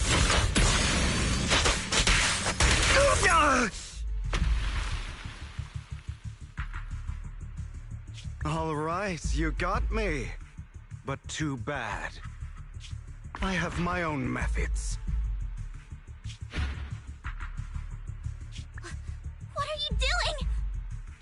Well then, make your choice. The sacrifice core, or your precious Faithin? I know you took it. Don't forget, I'm the one who taught you that. Okay, the core is yours. Just leave Lord Faithin alone. What a shame. Did you really think I'd keep my promise? That's right. This is the real me. What's the matter? Thinking of killing me? Didn't you say all life is precious? Drop your foolish facade.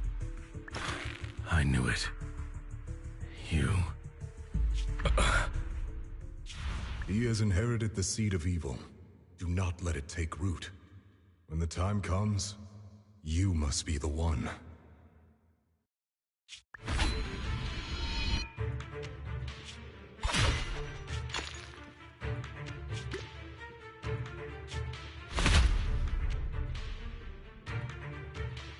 Go on, kill me. If you've got the guts, do it, traitor.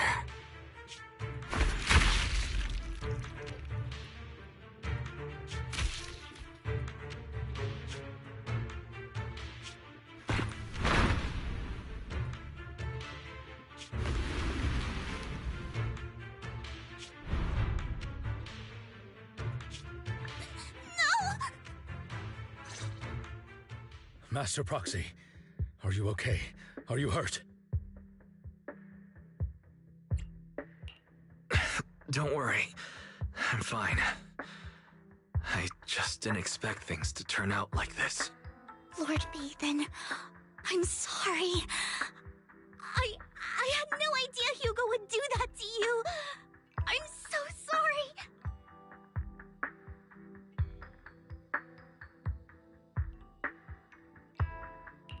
It's all right. No matter what, this isn't your fault, Vivian. If only I'd noticed sooner. I should have realized earlier.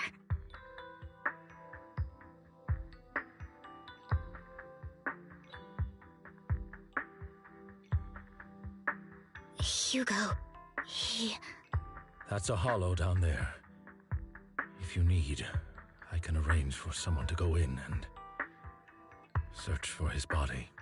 That isn't necessary. To be frank, I thought you'd hate him for his betrayal, Miss Vivian. I do hate that he's keeping things from me, but all these years, Hugo's been like family to me. I believe he's still with us.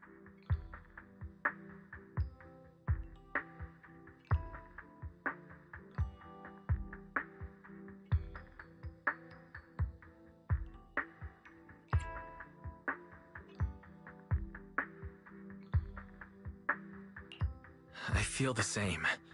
It's possible he's still alive. I'm terribly sorry, but I must tell you, it is impossible for Hugo to be alive. My hand went through his heart. Sorry to interrupt, everyone.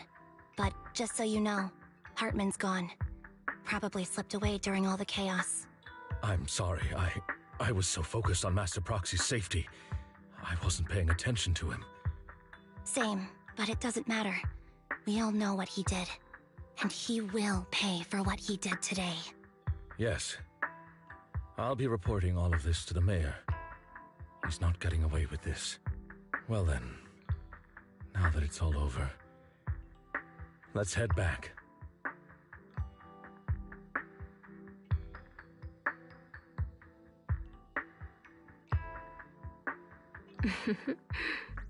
Another obstacle out of the way. She's going to be pleased about this. May the Creator guide us. Fear, suffering, despair, and destruction. That's the future I see, or faith in.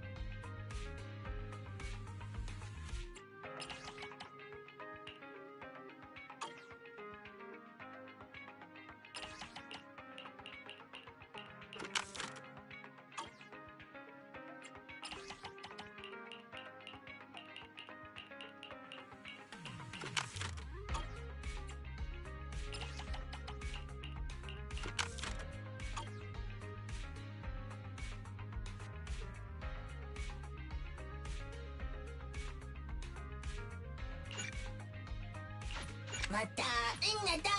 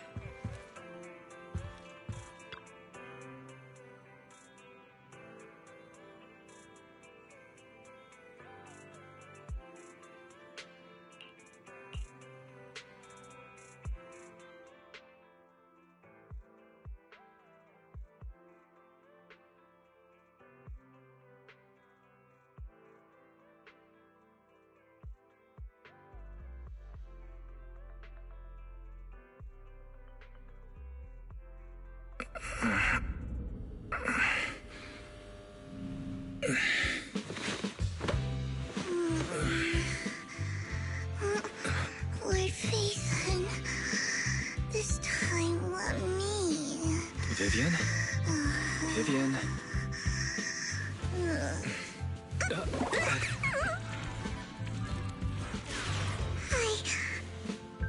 I didn't disturb your sleep, did I?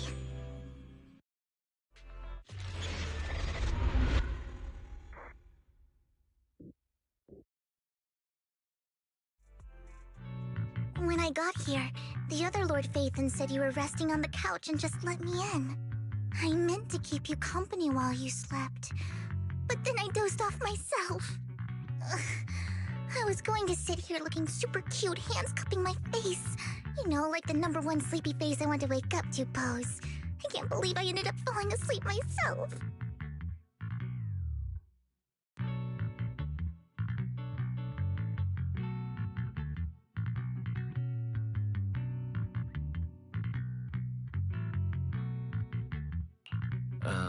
Vivian, are you sure you're awake? That sounded like sleep talk. I'm sure sleeping in that position couldn't have been comfortable either. No, Lord Phaethon. I was just worried that I had disturbed your rest.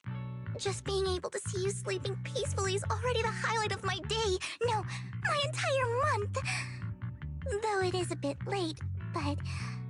Good morning, Lord Phaethon.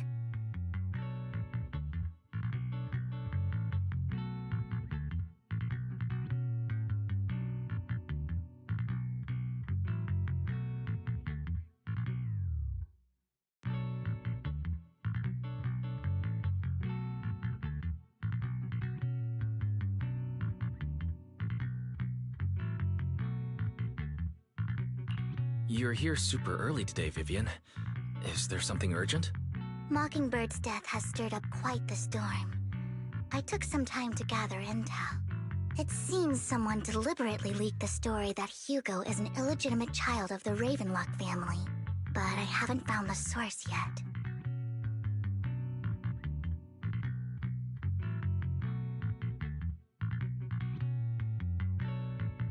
Could it be Hugo's uncle, Hartman? Maybe he's trying to turn people against Hugo and Mockingbird by playing the illegitimate child card.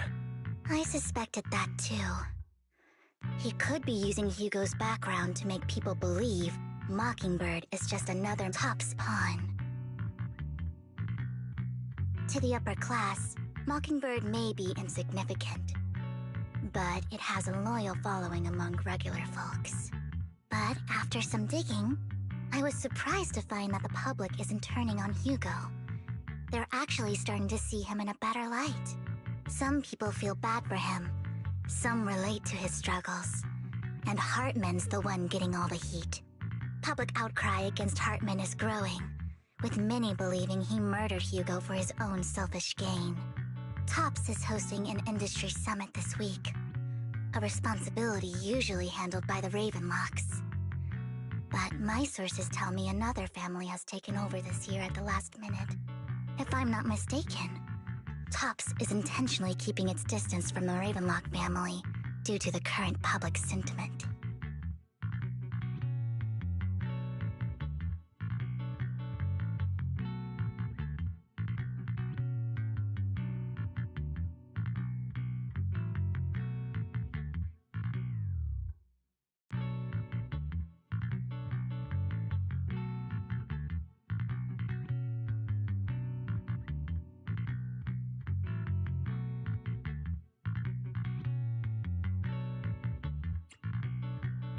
Is someone trying to take advantage of this to get rid of both Hartman and the Ravenlocks? I think Hartman knows this too, which is why he's completely vanished. No matter how hard I search, I can't find a single trace of him. Hartman must have taken the sacrifice core. Now that he holds this bargaining chip, he is definitely going to negotiate his way out of this with the Exaltists. Sorry for interrupting. Can I borrow Wise for a minute? Oh, no problem at all. I'm sure you have important faith in matters to discuss. Take your time. I'll just be waiting outside. Wait! Don't go outside, Oh, don't mind me, Lord Phaethon. I wanted to browse the videotapes anyway. I'll be right here. Just let me know when you're done. Thank goodness Vivian didn't walk out the main door. Lycon's been pacing around outside for like half an hour and scared off at least 5 customers. He's stressing over what he did to Hugo in front of Vivian, but he really needs to talk to us. Maybe you should go speak with him first?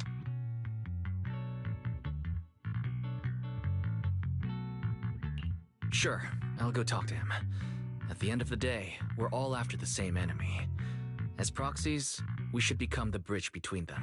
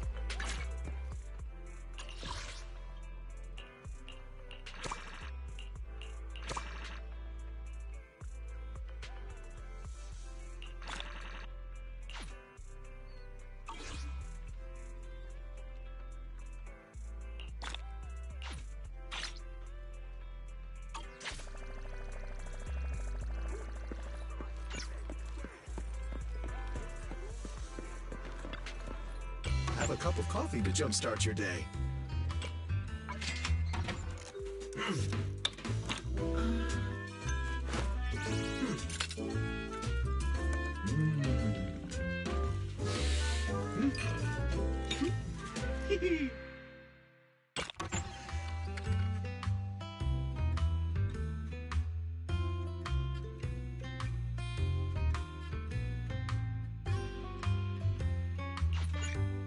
No machine ground beans here. Well, yes, I may be an coffee is not a must, but a calm and relaxed mindset sure is.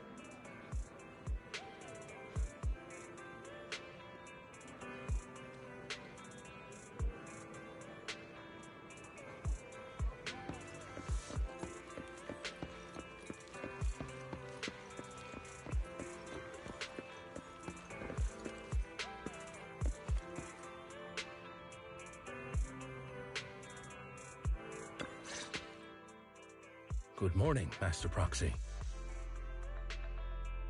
Good morning. Belle just let me know you wanted to talk to us and Vivian about something? Yes.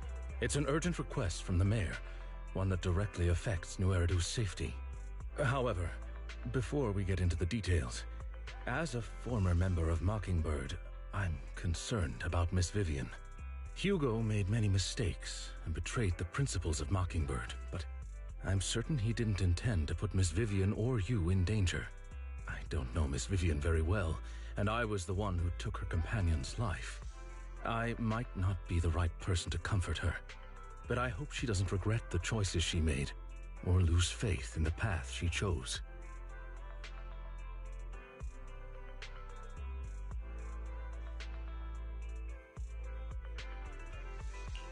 Vivian doesn't seem down at all.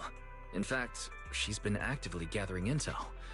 I think she's handling this with even greater calm than I am. If you're feeling bad about what happened with Hugo, it might be a good idea to talk to Vivian directly. From what I've seen, she's not as fragile as you might think. That's reassuring to hear. I trust your judgment. You've always had a sharp eye for people. Would you mind coming in with me?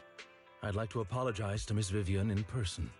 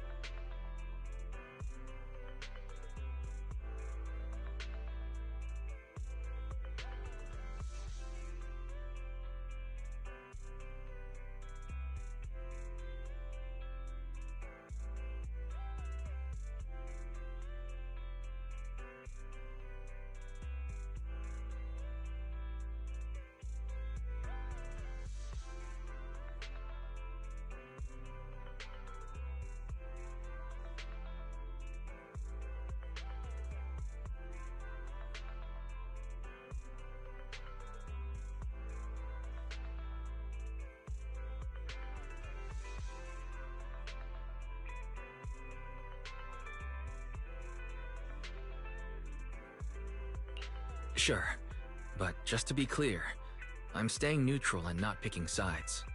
You both have your own stance on this. As a proxy, I'll do my best to help facilitate honest communication. I respect that. Thank you.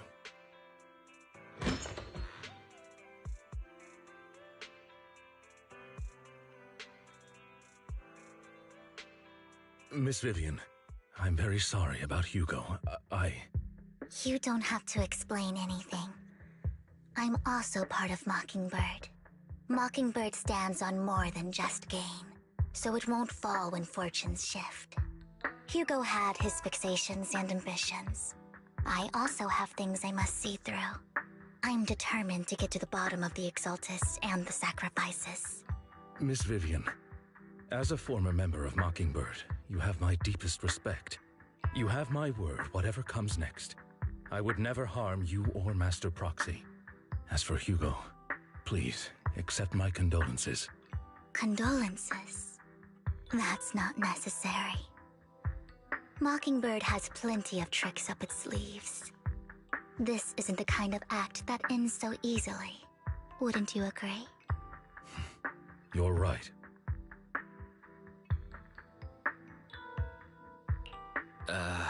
I'm glad you guys are on the same page, but why do I feel like I'm being left in the dark? Master Proxy, I believe we all share the same goal. Uncover the truth of the Exaltists and the sacrifices. The Mayor has tasked me with inviting you to take on this mission, and hopes we can work together moving forward. If the Mayor wants to work with us, I trust he will demonstrate his sincerity in kind. Mockingbird will not serve as a pawn for the powerful. That will never change. Of course. While the Mayor cannot handle this personally, he will make sure we have all the intel and support we need. Miss Vivian, I know you have your own intelligence network, but for some high-profile shady dealings, perhaps the Mayor can provide you a different perspective. Please, take your time to discuss. If you're open to collaborating, I'll set up a call with the Mayor so he can speak with you both directly. Belle, Vivian, and I need to think this through carefully with everything at stake. It's not a decision we can make lightly. Of course. I completely understand. When you've made up your minds, you can find me at the Ballet Twins.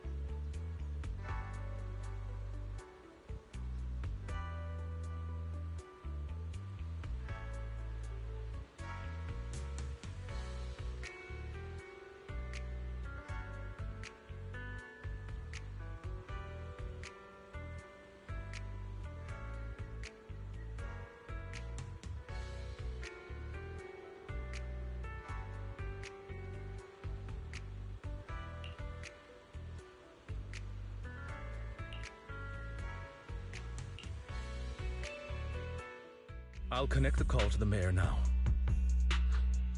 My dear friends, I'm glad you're willing to keep working with me. I'm truly sorry about what happened to Mr. Hugo Vlad. I didn't anticipate things would turn out this way. As mayor, I can't fully condone Mockingbird's actions, but personally, I had a lot of respect for Mr. Hugo Vlad. I looked further into Bringer's map. The sacrifices were created by an exaltist named Landon, who was active in Janus Quarter. Mr. Landon passed away in an accident a few years ago. Before he died, he was researching sacrifices and was said to have created a batch of serum that could turn living people into sacrifices. The problem was, the serum wasn't stable, and after his death, the recipe was lost. No one knows what happened to the exaltist in Janus Quarter back then. But it's clear that after the leader died, there haven't been major exaltist activities in the area. Bringer's map marks the locations where the exaltists' most successful attempts at creating sacrifices were. The leader of the exaltists in Janus Quarter died a few years back. They haven't been active since. Could it be that Hartman was just acting on his own? Unfortunately, that's not the case. My sources confirmed that Hartman had been secretly in contact with someone, and they only meet inside the Hollow. Is it possible it's someone from TOPS? TOPS is a huge alliance of corporations. They wouldn't bother getting their hands dirty. Instead, they just sit back and reap the rewards. Everything Hartman is doing is to secure his place in TOPS and strengthen his power within the Ravenlock family. If my guess is correct, Hartman has gotten in touch with the remaining members of the Exaltists that used to follow Landon, helping them create new sacrifices. But what's in it for TOPS? There's no way the Exaltists would just hand over their secrets about sacrifices to Hartman, right? A sacrifice outbreak would throw the city into chaos. And that's when TOPS steps in, taking control of the situation on their terms. the public will see the mayor as incompetent, while Tops comes off as the real protectors of the city. And when that happens, public trust will shift towards Tops. And Mr. Mayor, you might find yourself in an unfavorable situation. Still sharp as ever, Miss Vivian. So, what exactly do we stand to gain from partnering with you? Please don't tell me you're doing this out of some noble concern for your citizens. I'm not some hero of justice, and I don't believe in lofty ideals or empty promises. We have a common enemy. While our ideologies may differ, we can work together on this. And as proof of good faith, I may not know exactly where Hartman is, but I can fan the flames over Mockingbird's death and escalate conflicts within the Ravenlock family. So it was you behind the rumors. No wonder I couldn't trace the source of the public outcry. I'm not the one who started the rumors. I just helped them spread faster after they leaked. And I pulled a few strings to make sure the story painted Mr. Hugo Vlad as a heroic figure who was unfairly persecuted. As I said before, I had a lot of respect for him, and I'd be happy to clear his name. Now let me lay out my terms for collaboration. After looking into it, I found that the dormant sacrifice you discovered wasn't the only one. There are more places where sacrifices might be lying dormant. Too many eyes are on me right now, so I can't send my own men to deal with it. I'd like to ask you to retrieve the sacrifices from those locations. I'll make sure to dispose of them once you do, so no one will be able to use them again. On top of that, I've asked a friend to help monitor your physical condition, and maybe even uncover more of your potential. Her research overlaps with your teacher's work. You don't need to worry about her capabilities. She's a Void Hunter rank special investigator.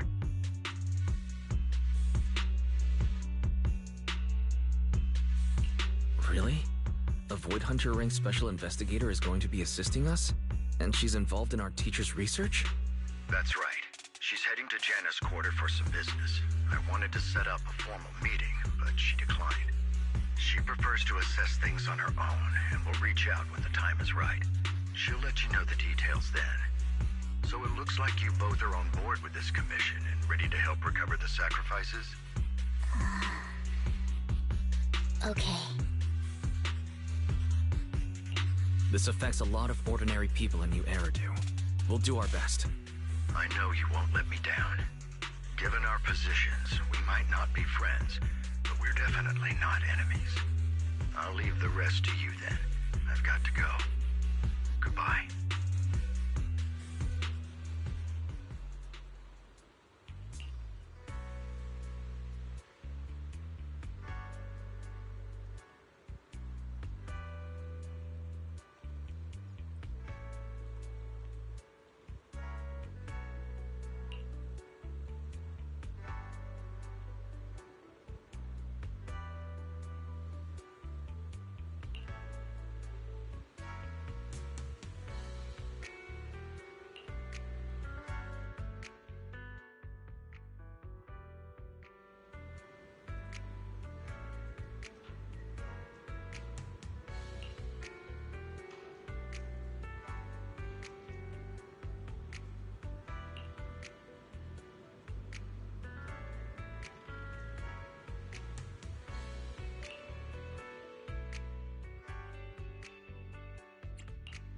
Good day, Lord Phaeton. Let's start the experiment.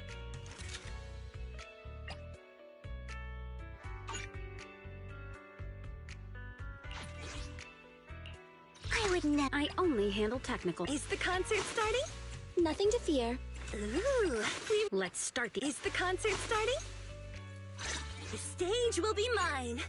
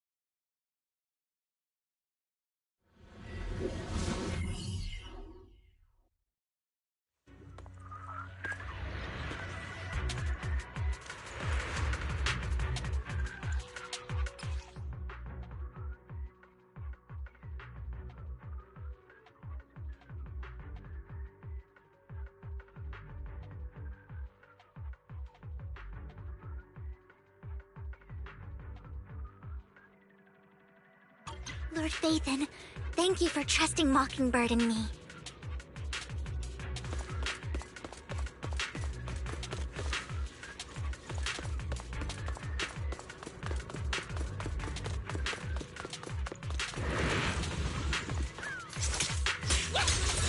Ambush!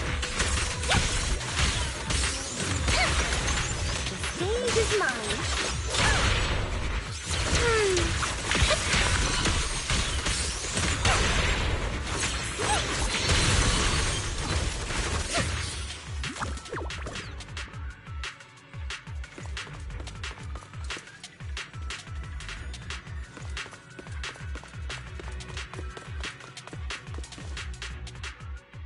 Has someone already taken the dormant sacrifice from here?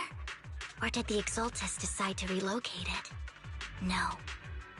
If these dormant sacrifices aren't handled carefully, they could awaken and turn against anyone nearby. She wouldn't risk moving them unless it was absolutely necessary.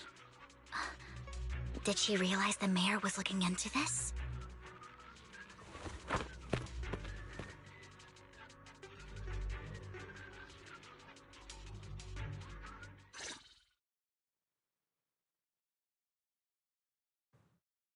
Did Hartman just make up this intel to get a shot working with us at Tops?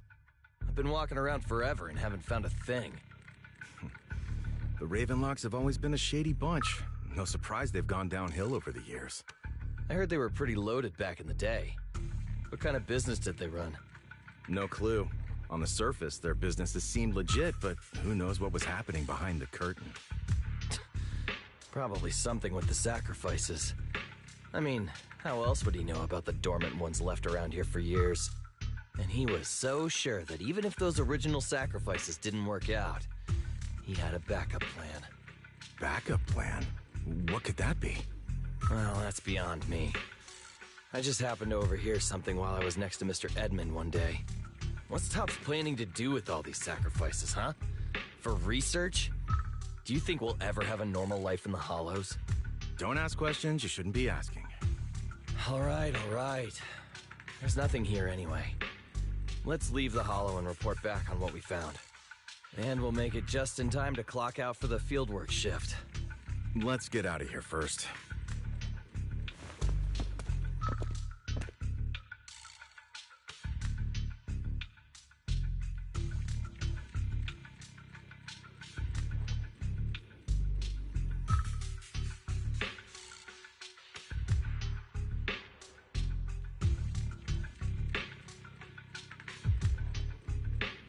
Hartman, that fool.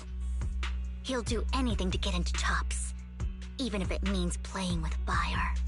She's an Exaltist. Human lives have never mattered to her. The more people get dragged in, the greater the danger.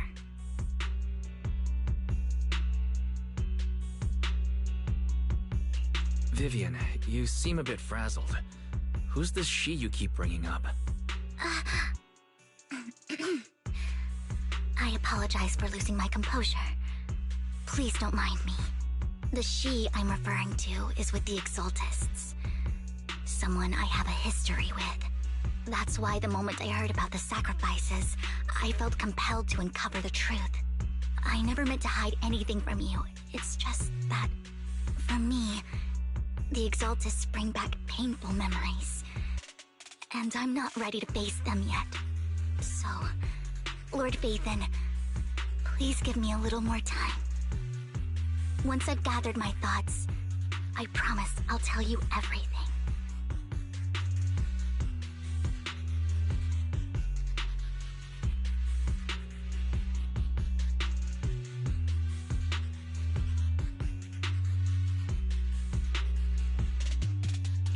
Sure, I'll stop asking. What's more important than an unspoken past is the person standing in front of me now. As for everything else, we can talk about it whenever you're ready to share. Lord Phaethon, if we weren't in such a hurry, I'd spend 3 whole hours singing your praises. I'll make note of this and make sure to get it done before bedtime. First things first, let's track down those dormant sacrifices. The Exaltists have probably realized someone's after them by now. I wish we knew what Hartman's backup plan is. Lord Phaethon, I just can't shake the feeling that something bad is about to happen.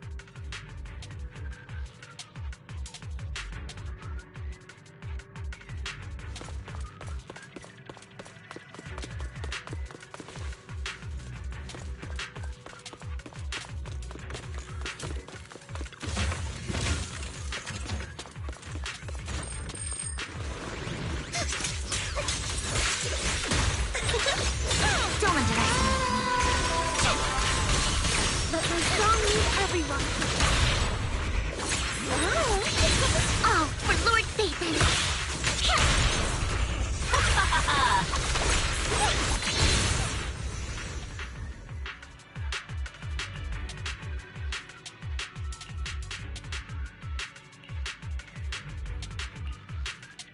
Hugo may have done terrible things, but he had his reasons.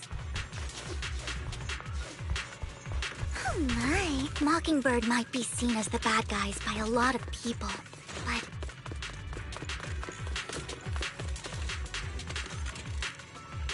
ironically, joining Mockingbird is what put me on the right path.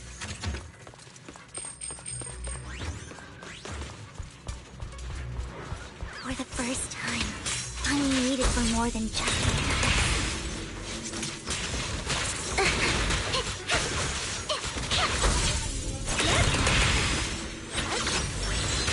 let them hear your voice!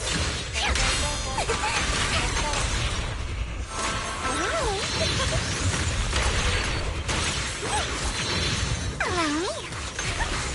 Nothing here either. Are we too late? There...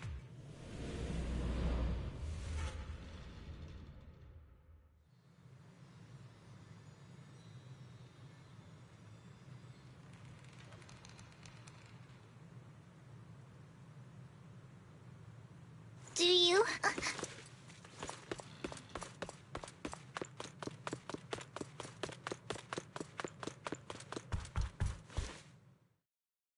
I knew it was you, Vivian.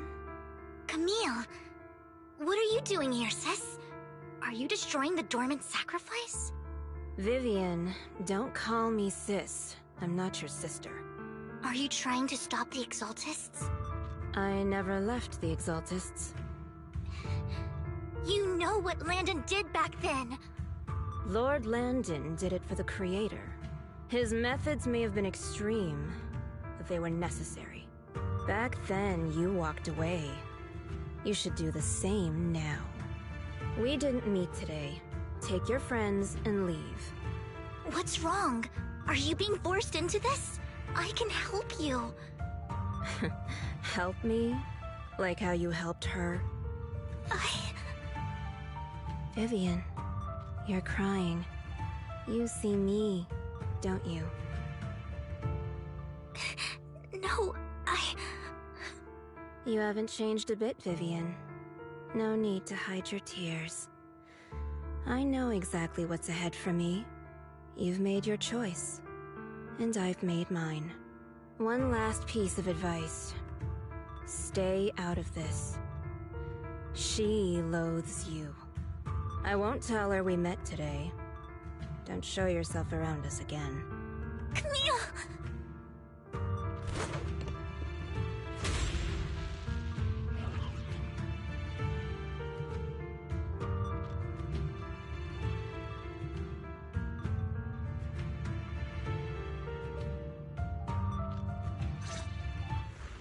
Lord Phaethon, watch out!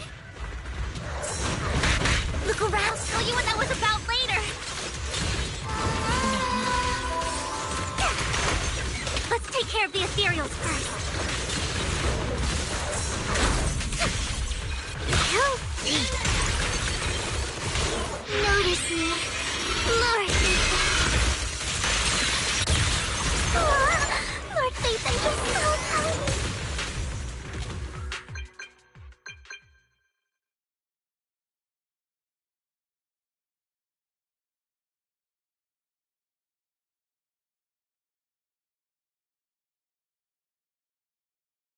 You've been gone forever. Did you run into any trouble? We searched the coordinates the mayor provided. Most of them were already empty. No dormant sacrifices. Camille, the Exaltists have been actively destroying the dormant sacrifices. Why would the Exaltists go after the sacrifices?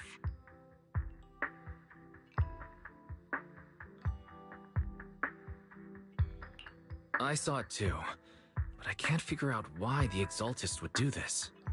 And one of them is someone I once knew. I thought she would leave the Exaltists after Landon's death, but she stayed. Wait, what did I miss? Why do you know so much about the Exaltists, Vivian? When I was a child, I stayed with the Exaltists for a while. Back then, Landon was one of the most respected figures among the Exaltists in this region. A lot happened, and after Landon died,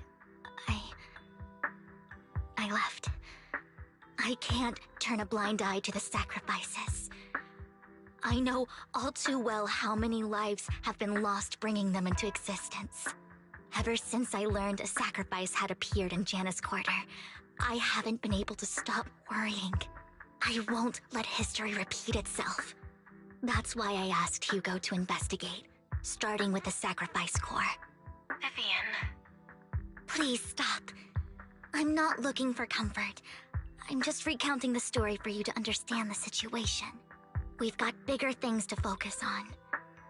But when I do need comforting, I'll come straight to you. I hope you'll make time for me, Lord Vathan. Just so you know, I'm not the easiest to console. Absolutely. If you're feeling down, we'll be here for you. Okay. Back to the matter at hand. That conversation between those two TOPS employees back in the Hollow is still bothering me. They said Hartman had a backup plan, and that got me thinking about some news that was quietly swept under the rug. Lately, there have been mining accidents in Ravenlock-controlled areas. Many workers have died. The families were paid off with huge settlements, way more than usual. No protests, no controversy, and the issue was buried. But considering the Ravenlock's financial position, why would they be so generous with payouts?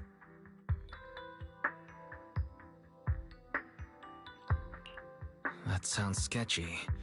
Do you think those accidents were faked? Precisely. I don't think those workers died in mining accidents. I'm planning to reach out to some old friends, see if they've heard anything about this. Do you have time, Lord Vathan? My contacts are just near 6th Street. Care to join me? Sure. Let's go together.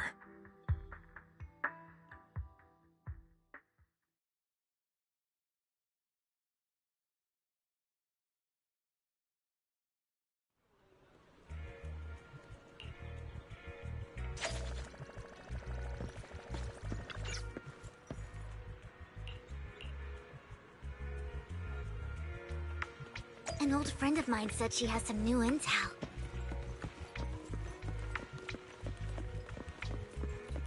She's like a mentor to me. I learned a lot about data scraping on Internet thanks to her. Rain! Long time no see. Yeah, it's been a while. Rain? So you're the old friend Vivian was talking about? Yeah, Vathan. Long time no see. Rain! You actually know that Lord Vathan is Lord Vathan? No, I mean, you actually know Wise is Lord Vathan. I didn't know right away. One time, I needed a favor from Nicole. I only found out after meeting them.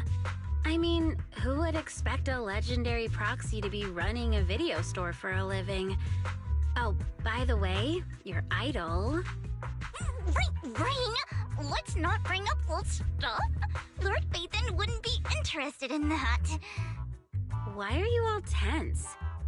Right, Lord Vathan lives on 6th Street too, and might know your idol.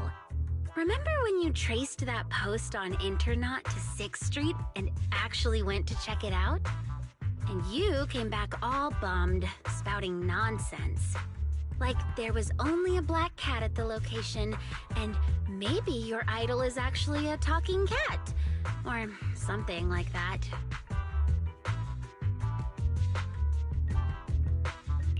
I think I know that black cat. It hangs around our shop now. Lord Bathan, please, let's drop this topic. Come on, Vivian.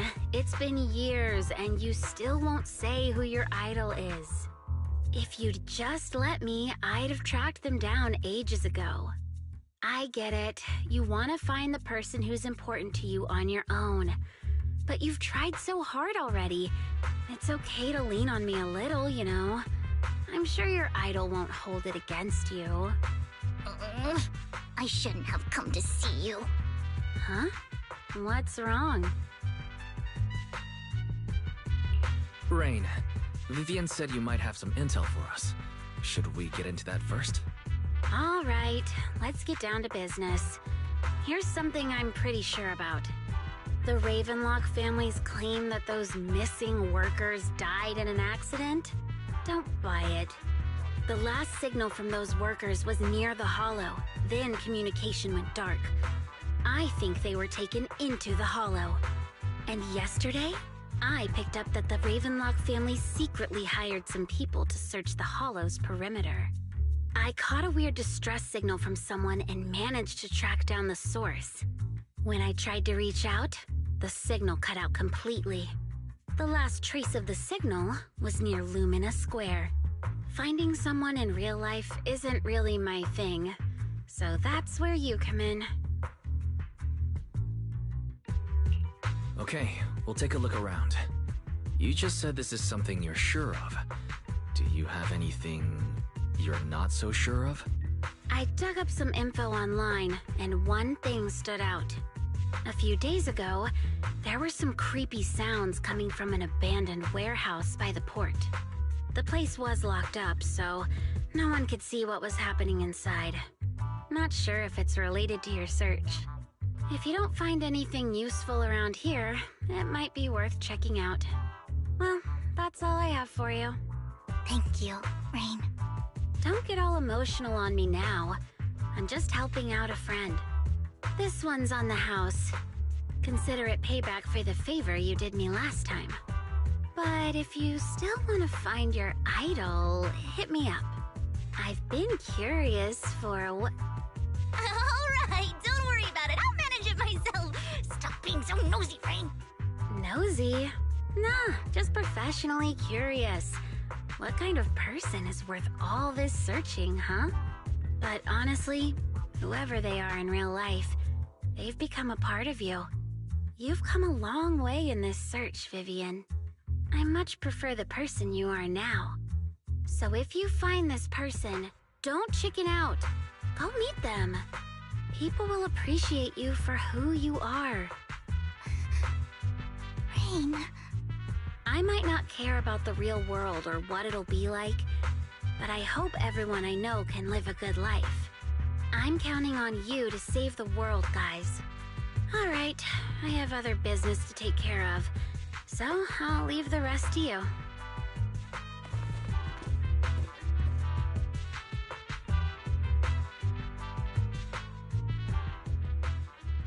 Lord Phaethon, please pay no mind to what Rain said.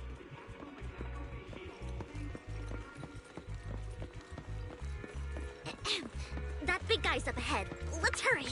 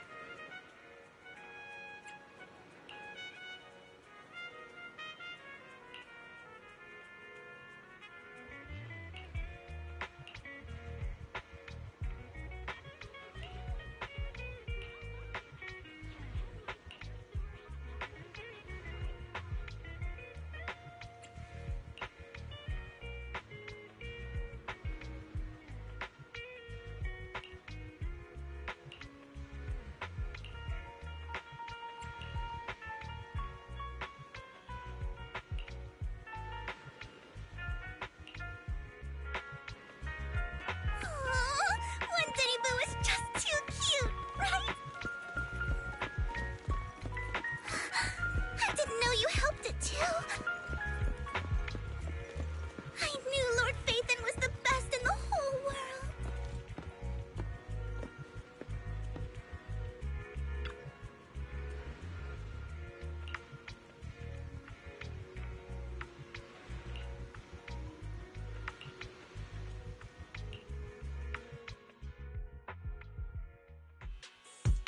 Don't take me back, please. I was wrong. I know I messed up. I don't want your money anymore. Please, no. Calm down. Who are you? I won't say anything. Just let me go. I don't know anything. I swear, I know nothing. We're not PubSec, the HIA, or the Ravenlock family. We won't force you into anything. There's no need to be afraid. What do you want from me then? We simply want to know where the Ravenlock family took you and what they made you do. I can't say. I can't tell you. I have a family. They'll hurt them. You never saw me. Please, just stop asking. Don't you wish to see your family?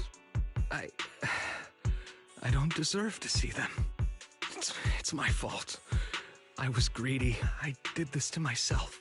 But your family must miss you dearly. I'm sure they won't blame you. No, it's my fault. It's all on me. I don't want to drag them into this. If the whole ship is sinking, no one on board can escape. I'm just a nobody. And right now, there's nothing I can do to change anything. If you care about your family and friends, now is your chance to stop the disaster before it's too late. Even a butterfly flapping its wings can send a tsunami surging across the ocean. No one knows how this will turn out. But if you do nothing now, the only thing waiting for you at the end will be regret. We're not here to turn you in, and we won't force you to confront them. You'll be safe with us. I'll help you return to your family. But you must tell us precisely what happened. Hartman offered a huge amount of money, looking for workers to go into the Hollow to guard something. The money was way too good. We all kind of figured something wasn't right. I thought it was just smuggling or guarding some kind of illegal ether resources, so I signed up. After we sent in our applications, Hartman's men took us into the Hollow. The first place we went, there was a strange box. When we got there, they handed us some pills, saying they'd improve our aptitude for ether, for us to last longer in the Hollow. But after I took them, everything went fuzzy. Something was definitely off about those pills. When I woke up, I saw my coworkers dead in front of me. And there was blood all over my hands. They said something about me being a good experiment, moved me somewhere else, and locked me up. They wanted to inject me with something. I got scared and didn't know what was gonna happen. But then a blonde guy found me, gave me a carrot, and let me go. So I escaped. I didn't want to kill anyone.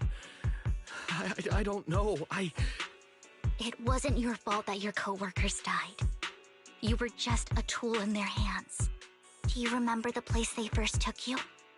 Do you know what was in that box? I only remember the first place was like a rooftop. I think it was on top of a tall building. What exactly was in that box? I can't remember. I'm not lying. Those pills they gave us, they make you hallucinate. I took just one and my mind felt like it wasn't my own. My memories turned into a blur. I'm telling the truth. I'm not trying to run from my mistakes. I just really can't remember what happened. I know you're not lying. We'll arrange for your protection. You can rest easy and recover, and your family won't be dragged into this. Once this is all over, you will be able to reunite with them.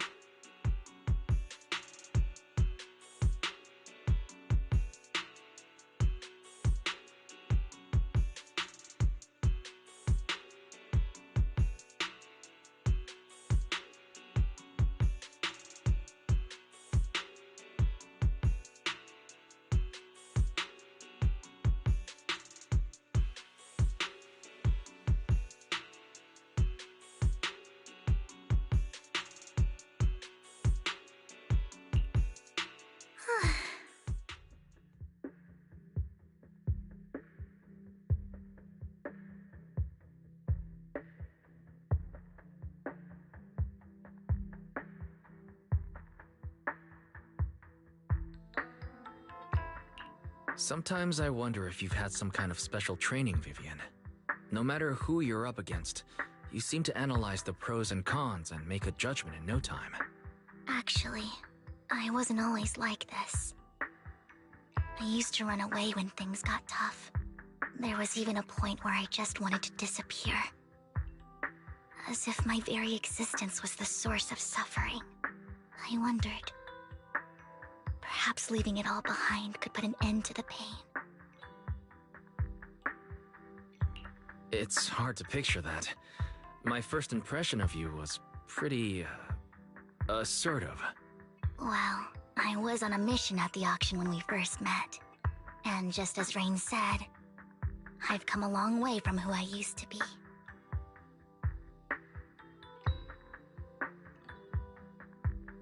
Speaking of Rain, it's quite a coincidence that you two know each other and are actually close.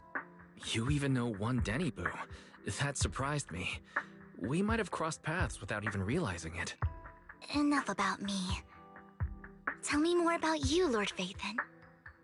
Where have you been, and what have you experienced?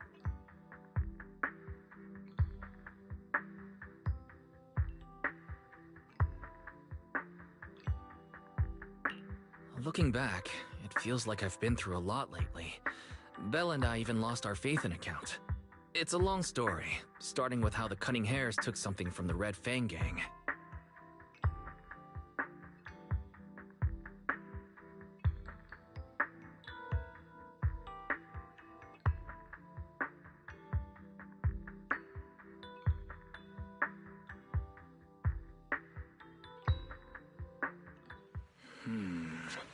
It should be around this area.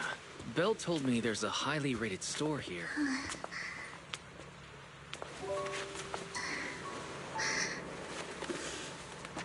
Lord Phaethon! What's wrong? I've seen that black cat on 6th Street. That harmonica in the outer ring you mentioned. I've heard it before, too. I've even been to the monument outside Hollow's Hero. But none of that was a coincidence. It was me.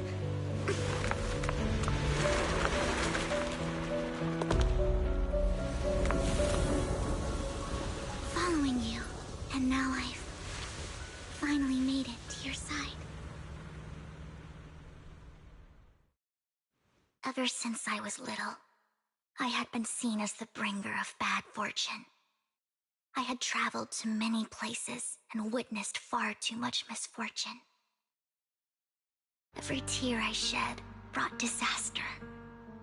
I've heard too many curses to count. I loathed my tears as much as I despised my own existence. Wherever I stayed, tragedy followed.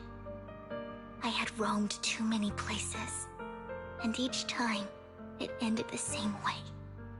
I didn't know where I could go anymore. One night, I stumbled upon a post discussing me. Whether they knew me or not, everyone seemed convinced that I was the source of the curse. Some mocked me with cruel intent. Some wished I would vanish, and others speculated maliciously. It really seemed that my very existence was a disaster. In that moment, as darkness enveloped the city, I saw lights flickering to life all around New Eridu. So many lights, and not knowing where to go, I thought, if only I could disappear into those lights. I made up my mind, and right then, my phone rang. I decided to take one last look. I wanted to know who left me my final message from this world. It was you, Lord Phaethon.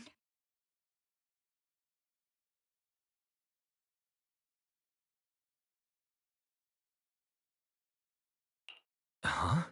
Me? Yes. And I checked with the other Lord Phaethon. You were the one using the account at that time. But I know you probably don't remember it. After all, it was just an ordinary day, with an ordinary post and meaningless comments online. But for me, it was the night I finally realized where I could go. I wanted to walk the paths you had walked, see the sights you had seen. And then, one day, share it all with you, face to face. So, I have to ask, what exactly did I say in that reply? Well, you'll have to figure it out for yourself. I'm not telling you. You're putting my memory to the test. So, Lord Vathan, thank you. Not only for that comment you made that day, which was a silver lining for me, but also for giving me the courage to become who I am today. The Vivian standing right in front of you now. Lord Vathan, I truly like who I've become.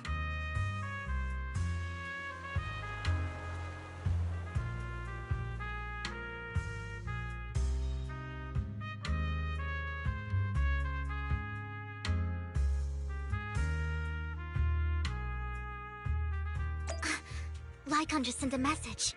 There's an update. Let's head back to the video store and go over the details together.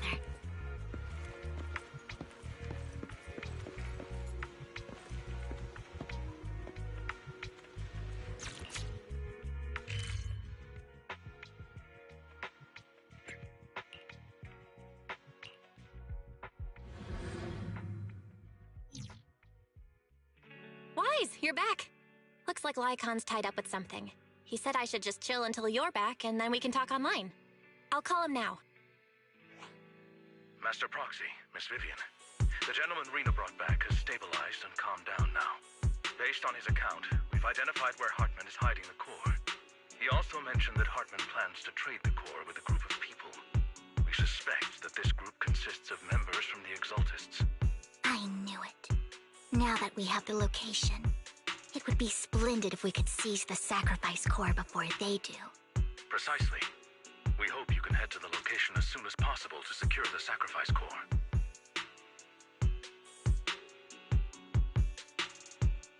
Alright, we'll get there right away. I have other matters to attend to, so I'll leave the retrieval of the sacrifice core in your capable hands. The mayor's friend that he mentioned before will also be assisting you this time. The target coordinates have been shared with her, and she'll meet you there.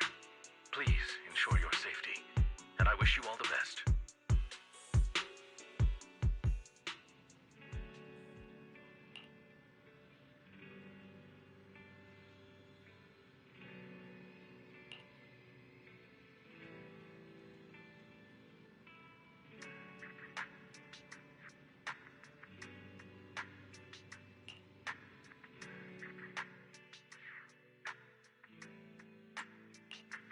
I would never turn down Lord Phaethon.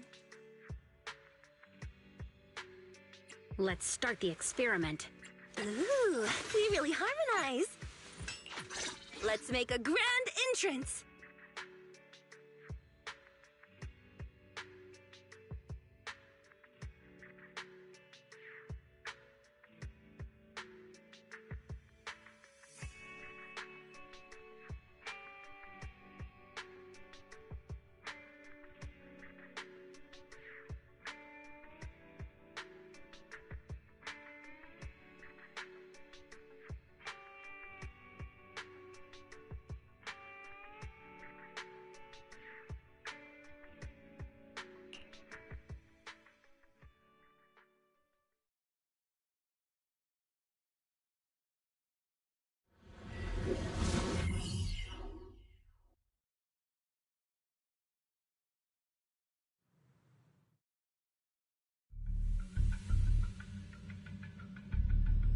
Where's the sacrifice core? Camille, you really think I'd stroll around with something this important? Plus, even though the Ravenlocks and the Exaltists have been working together for ages, I've hardly even met Lady Dina. I'm the one offering the sacrifice core here. I'm curious what Lady Dina's got lined up for me in return? I'm just here to verify that the core you mentioned is real. Once that's sorted, Lady Dina will give you a proper response. Our partnership isn't just talk. We need to be sure you have what we need before moving forward. Sure thing. I'll take you to where I keep the core. Once you verify it's legit, have Lady Dina come over. We'll lay everything on the table face to face. All right, lead the way. It seems Hartman is trying to bargain for more. What a greedy and insatiable man. It's just that... why would they only send Camille for something as important as the sacrifice core? And I can't shake the feeling that Camille doesn't want Hartman and Dina to meet. Why is that? So this Dina they were talking about, is she the leader of the Exaltists? Kind of. Lord Vathan, I really think we should hurry. We must get to where Hartman keeps the core before anyone else does. I've mapped out a shorter route, but there will be ethereals along the way. I'll leave the fighting to you, Vivian. Don't worry, Lord Vathan. You're in capable hands. I'll ensure your safety.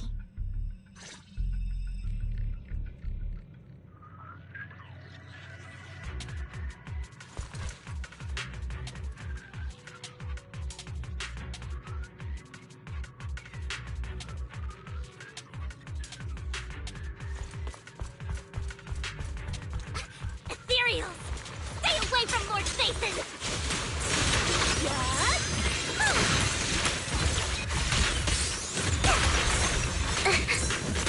But my strong move... Don't underestimate me.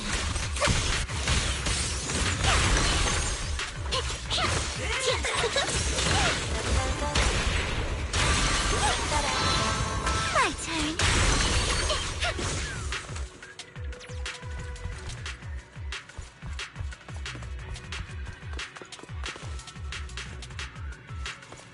Looks like Hartman's trying to negotiate for more leverage.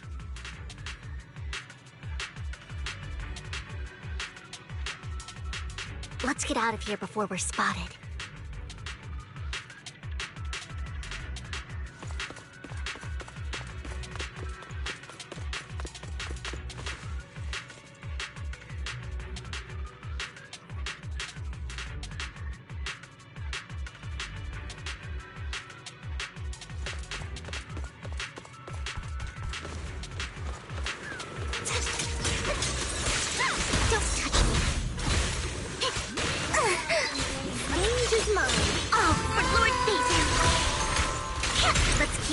Lord Vathan.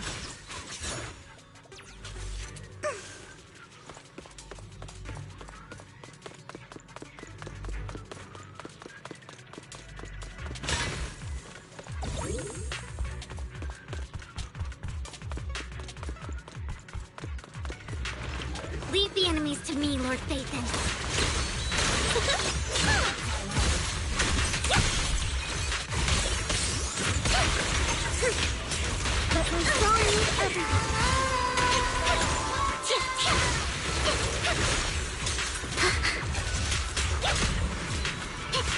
Don't touch me.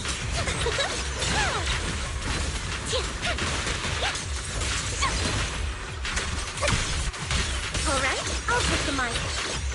Oh, for Lord Vathan.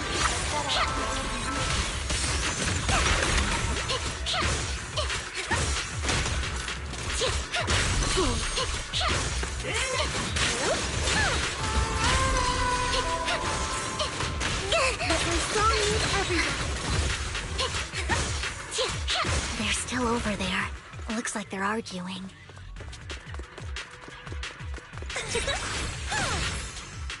This is our chance. Let's hurry.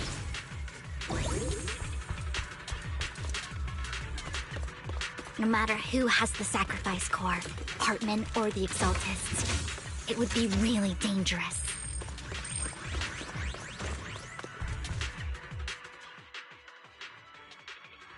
Hand over what's in the box. We do this the hard way. You sure talk big, little girl. Let's see if you can get past me. Let's hurry and secure the sacrifice core!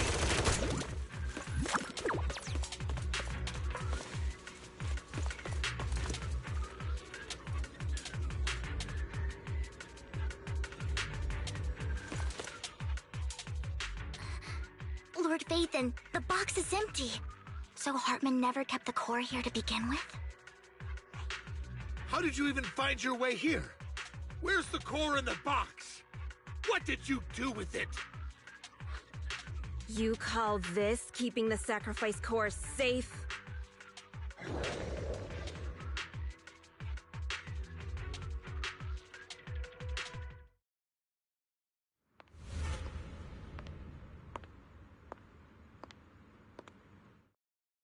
Vivian, it's been ages.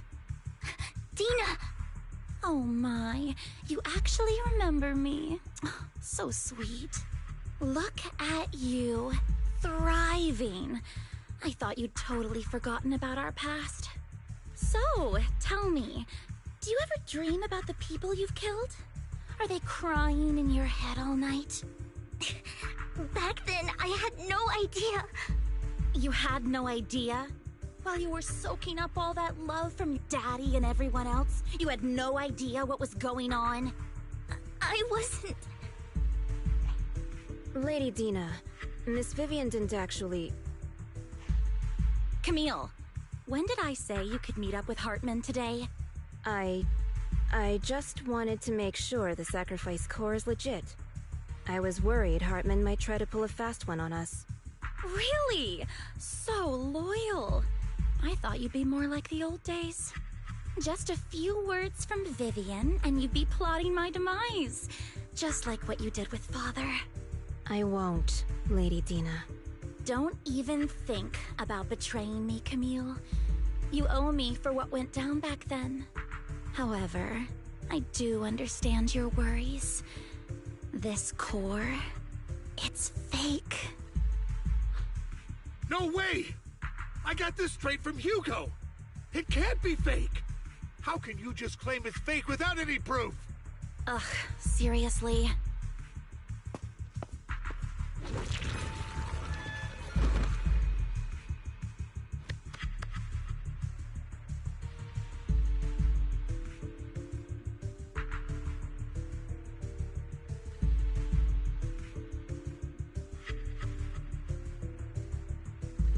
The sacrifice core can max out the ether particles within human bodies in no time at all. But look at your little subordinate. How uncouth. He's making noises like some animal. Can you shut him up? So annoying. The masterpiece Father made for the Creator isn't this worthless piece of junk you're holding. So, the real core. Vivian, where do you think the sacrifice core is really at? I don't know. If I knew where the real core was, I'd destroy it without a second thought. Dina, you understand what the sacrifices are. And you know those who were blessed should not have to endure such horrors.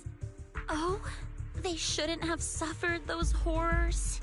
Weren't you the one who decided if they'd be blessed or not?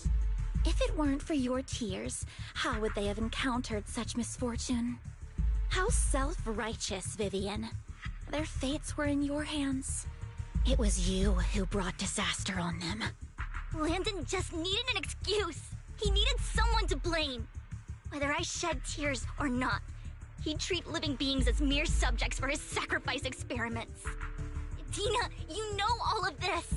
Landon even went so far as to sacrifice you. Shut up, shut up, shut up! Father did it for his great cause. Vivian, why do you always mess everything up for me? Everything! You did it before, and now again! You just had to ruin my plan. I was so close to fulfilling Father's last wish. If you don't give me the sacrifice core, be prepared to become food for the ethereals. I told you I don't have the sacrifice core. Otherwise, I would have destroyed it already. Lord Vathan, find the right moment to retreat. She can be quite unpredictable when her temper flares.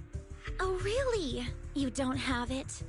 then I suppose there isn't a reason to keep you alive.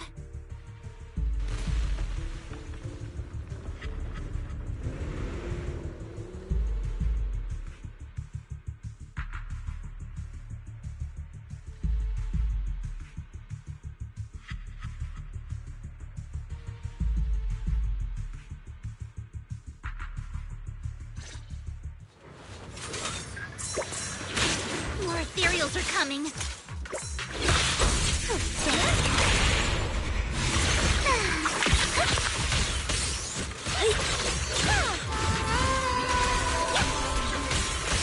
Alright, I'll take the mark. Don't underestimate me.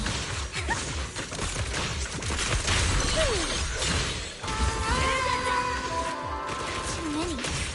I have to get out of this.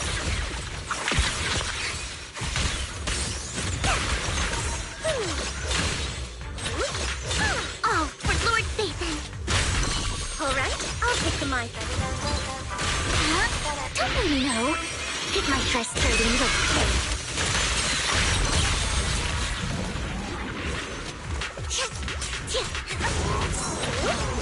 Don't underestimate me. Let my song move everyone. Oh, for Lord Satan.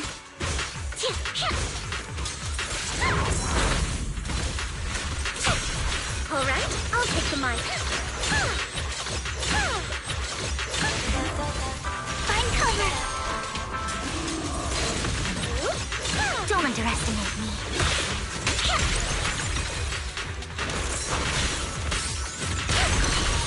Stay away from Lord Satan. There are so many.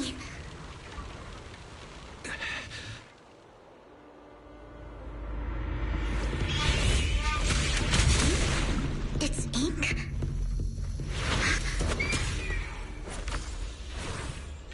Shun Palace, good fortune, closed gate, safety. What? An evil miasma gathers here. Another place of conflict. If you wish to avoid disaster, then head southeast.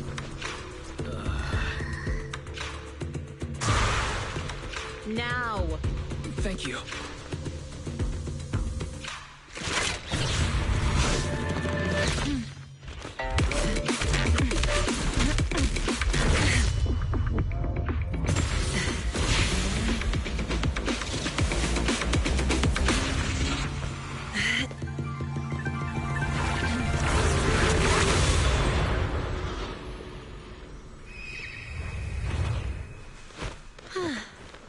Finally, peace and quiet.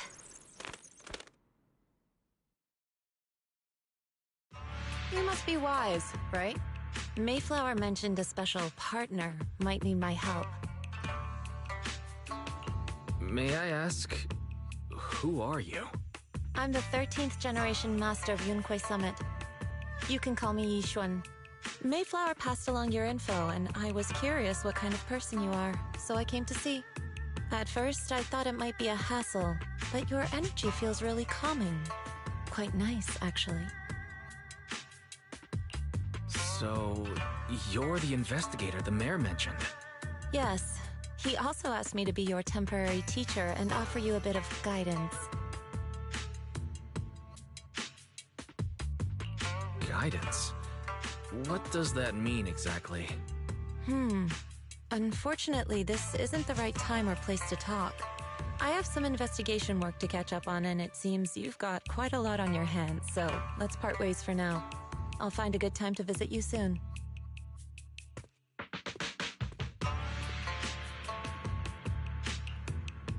I'm so sorry, Lord Vathan. I'm just not feeling very well. I think I'll head back for now. I'll investigate the sacrifice core and reach out once I find something. You don't look so great. Let's get out of here and figure things out later.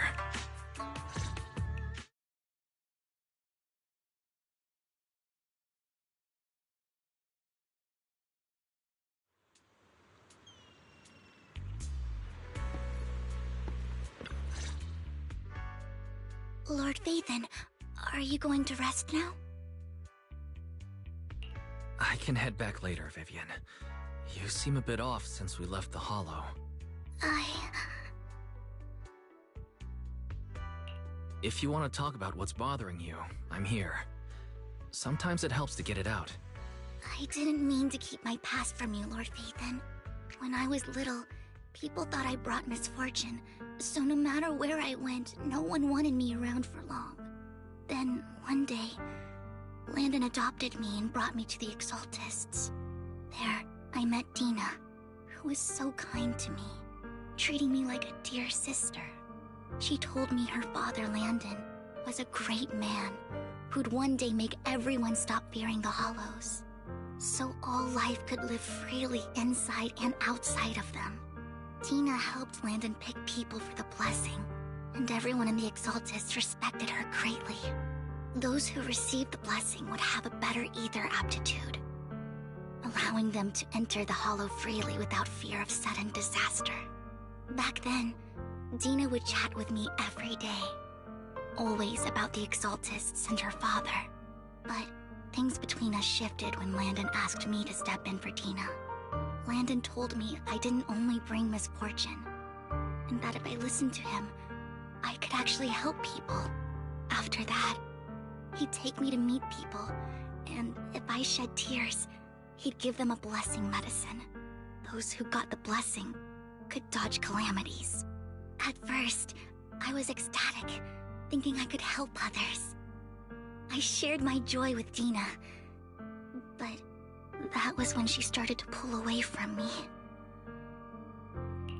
Was that blessing medicine the same sacrifice serum Bringer had?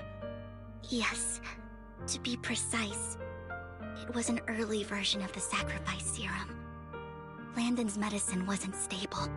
The medicine Landon developed could boost abilities quickly, but also sped up the development of ether corruption. In the end, most people turned into ethereals, and a few became sacrifices, losing all human consciousness. The ethereals were killed while the sacrifices were given to the higher-ups of the Exaltists. The Exaltists wanted the sacrifices to hold human consciousness, so Landon's medicine was seen as a failure, and he gradually lost influence within the Exaltists. One day, I saw Dina, and tears streamed down my face. In a bid to save his reputation, Landon decided to let his own daughter receive the blessing. I had always thought that getting the blessing was a good thing, until I saw terror in Dina's eyes that day. That evening, I broke Landon's rules for the first time, and followed him out of the Exaltist's residence. I trailed him to the Hollow, where I witnessed someone who had been blessed becoming corrupted. In the end, that person became an ethereal. Then, without hesitation, Landon killed him. Before Landon returned, I went back to the residence and snuck into his study. And there, I uncovered the truths I just told you. And just a few days later, it was time for Dina to be blessed. I wanted to save her and stop anyone else from getting deceived. So, that day, I told everyone present that Landon should be the one to receive the blessing, not Dina. At first, Landon argued, and no one believed me. But, in front of them all, I looked at him and let my tears fall.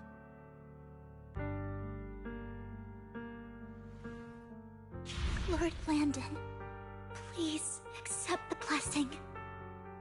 Vivian, you... Why won't you accept the blessing? Were you lying to us? Ungrateful fools!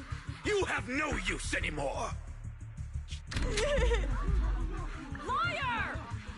Run! Run! Dina! Dina, wake up! We have to go! Vivian? What's happening? Listen to me! Lord Landon's so-called blessing isn't...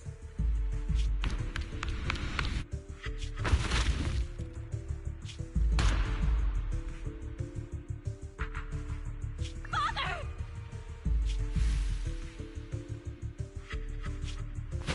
No, I was just...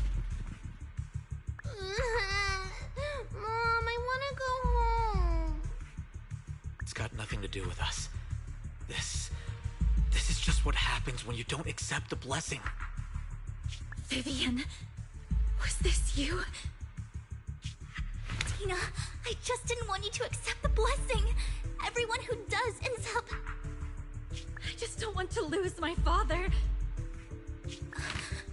You knew? If you knew what he's done, you...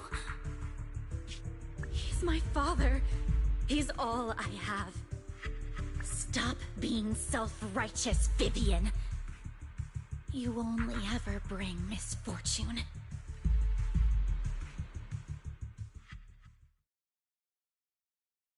I thought once Landon was gone, Tina would leave the Exaltists. I never expected her to continue his research, or that Camille would stay. Camille lost her entire family in a hollow disaster, so she's always supported the Exaltists. She's not a bad person. She's just someone searching for hope. She joined the Exaltists very early on, and even watched Dina grow up. That day, she was just so desperate to save Dina that she... All these years, she's been following Dina, taking care of everything out of guilt, I think. But I didn't just fail to save Dina. I trapped her. I see misfortune approaching, but I can never change its course or avoid the bad ending. Maybe I really am a bringer of misfortune.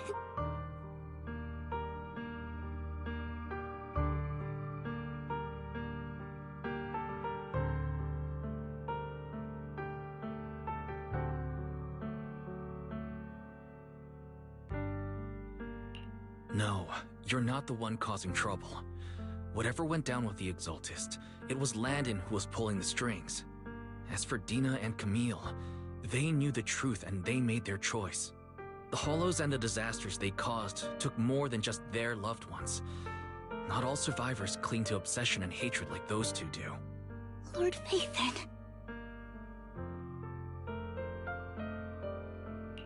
You need to believe in yourself, Vivian. From what I can see, you're handling this sacrifice crisis pretty well on your own. Besides, you told me you really like who you've become. I hope that you can believe in that, at the very least. Yes, that'll always be true. Thank you for listening to my story today. Years have gone by, but I've never had the courage to face all this. Maybe Dina and I were meant to meet today, so I could finally spill it all out. It lightens my heart a little, Lord Phaethon. You truly are a wonderful listener.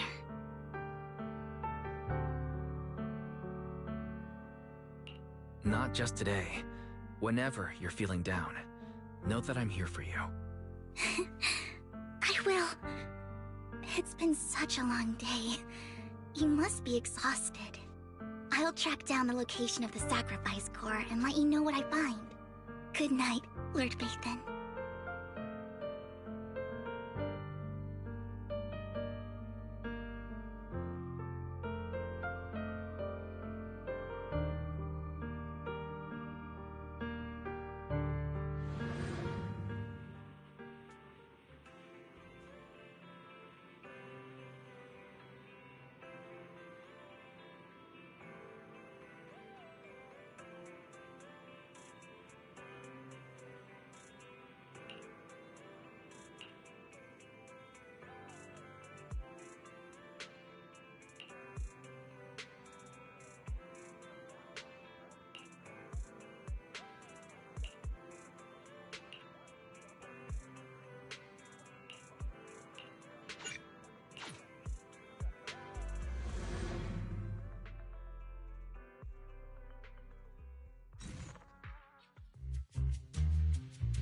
Shawl, I didn't expect you to be working here. Perfect. I was just covering someone's shift. The screening here is super strict, and I was afraid the supervisor would realize I was new and subbing for someone, so I hid in the control room during the supervisor's inspection. So I happened to bump into this guy, a blonde man wearing a hat, and I think he was checking some footage. Then he logged that footage into the tape he brought. Later, I found that part of the footage had been wiped. Blonde, wearing a hat. Hugo? Do you know him? I think it's him. If it were Hugo... I think I know where he would hide the tape. Thank you, Shaw. You were a big help. Great! You also helped me a lot when I started working. I used to make mistakes all the time. If it weren't for you cleaning up my messes, I would have been fired ages ago. So I'm happy I could help you too. All right, go ahead and do what you need to do. We'll catch up another time.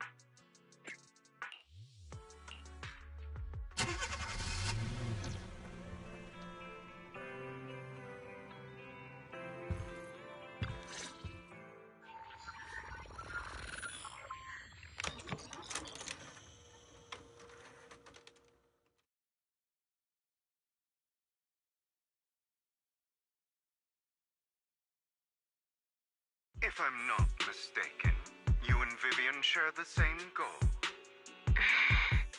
Silence is no good for negotiation.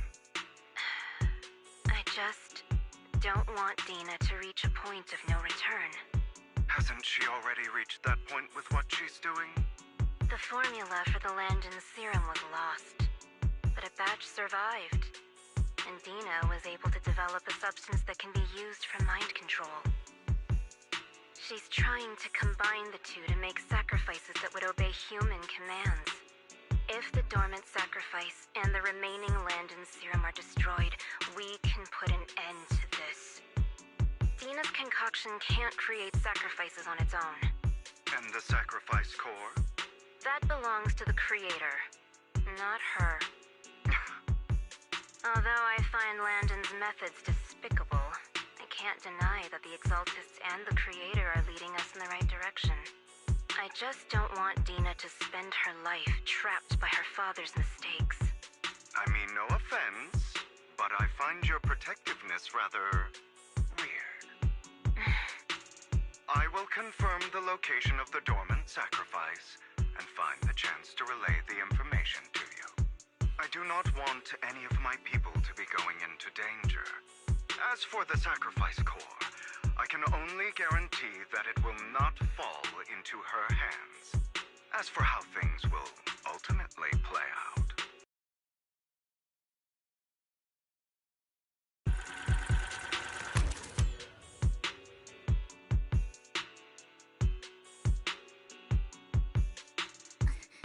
Camille was actually destroying the dormant sacrifice?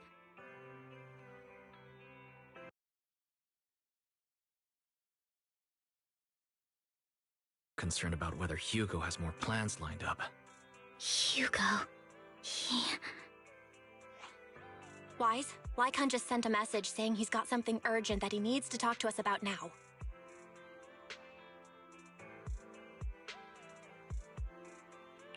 Alright, let's patch him in. Master Proxy, I apologize for disturbing you. We have just learned that the Ravenlock family will host a banquet tonight. This banquet is rather special, as they're allowing members of their family to invite business partners to attend. With Hartman at the center of controversy, there are many members of the family who are eager to use this opportunity to replace him. The mayor has been spreading rumors of a young tycoon who inherited a sizable fortune and is looking to partner with a person from an old and influential family. This information has lured a young man named Burton from the Ravenlock family. So, you want me to pose as this tycoon and use Burton to infiltrate the banquet? Correct. And Hartman's study is also located within the venue. I see. Hartman's study might hold valuable information.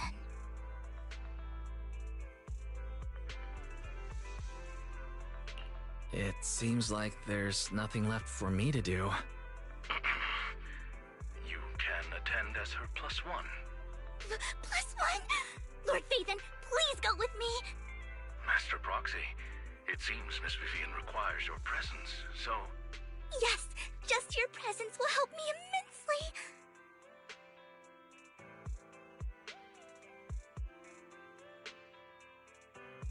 Sure. If we go together, we'll be able to keep an eye out for each other. I'll accompany Vivian. I'll send you the time and place for the meeting with Burton. If you encounter any danger, please evacuate immediately or contact me for backup. I hope everything goes well for you tonight.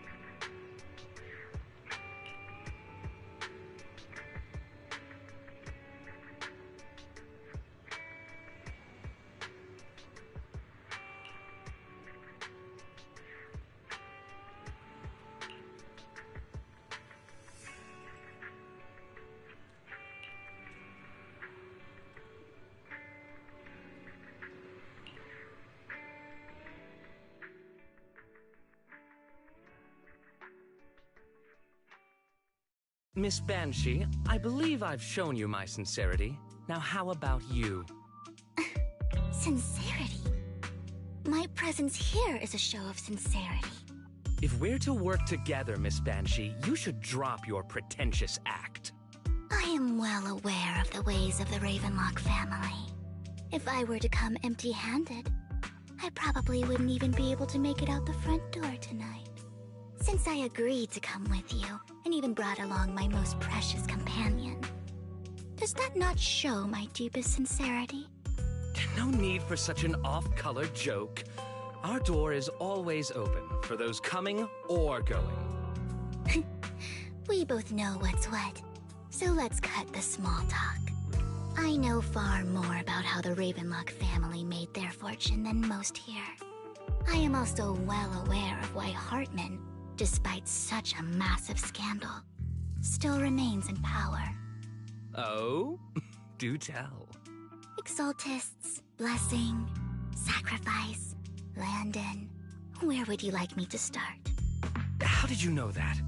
No, who are you? Don't be so tense. If I'm not mistaken, it's about time the banquet began. My companion and I are practically famished. Is this how you treat your guests? By letting them starve? Perhaps when we've had our fill, we'll remember where the sacrifice is hidden. You know where the sacrifice is? So, can we go get something to eat now? And I'm also looking forward to receiving a special dessert from you. We can discuss what you wish to know while we enjoy dessert. Of course. I wouldn't let such an important guest discuss matters on an empty stomach. As for dessert, I will prepare it myself, and I guarantee it will satisfy you. I'll come find you later. I wish you a pleasant evening.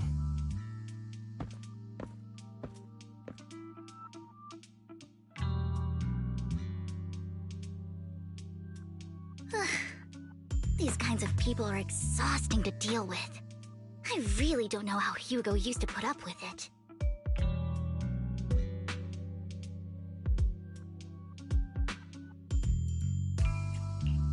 You always manage to surprise me.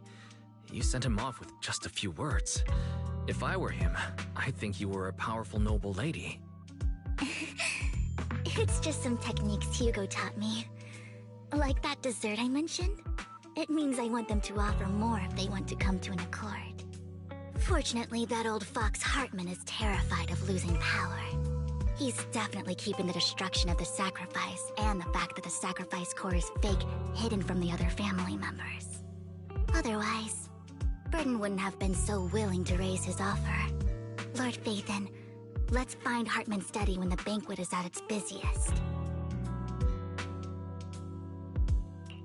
All right.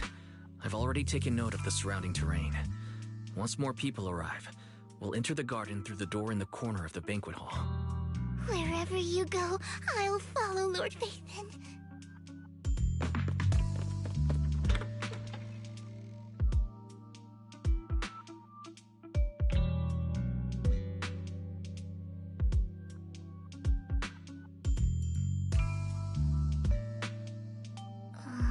Isn't this going a bit too well?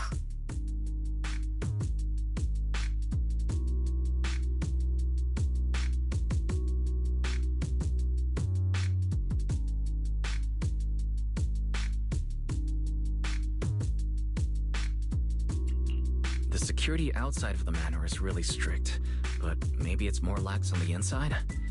Just in case, though, let's contact Lycon. Right. Having some backup would be safer.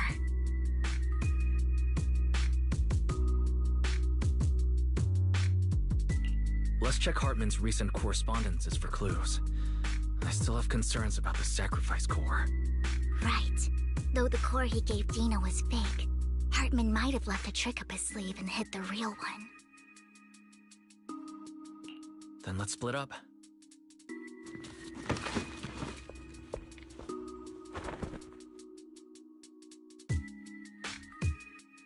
Esteemed guests, Is the catering at the Ravenlock family banquet not to your satisfaction? So much so that these two distinguished guests felt the need to come to my humble office to scavenge for food. Don't want to come out? Well, after all, you don't have long left. Burton, that greedy idiot, fell for the mayor's trap. But I never expected that he would bring you into my territory. I suppose I should thank him.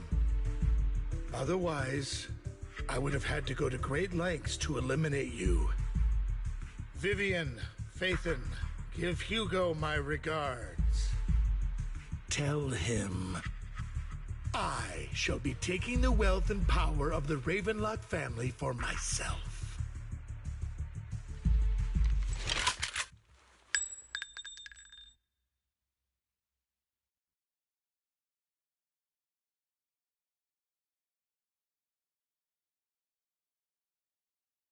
The bullet? How? Dear Uncle, why must we be so distant with one another? You can just tell me what you want to say directly. Hugo! Impossible! You're... Uncle, you must know a Ravenlock will never stop until they get what they want. Did you really think I would be defeated so soon, when I have yet to trample you into the dirt? You filthy bastard! You only know how to resort to these petty tricks! Petty tricks?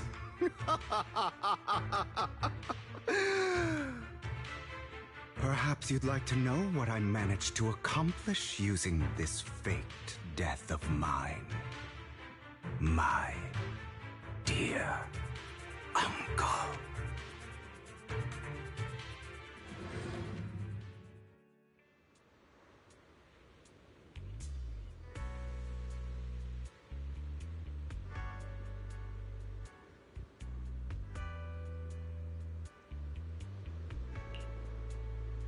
Faking my own death. Hope it's all worth the theatrics in the end. It was just to keep Hartman off my back, but maybe I went a little overboard. The manager must be pretty shaken up. I should apologize at some point.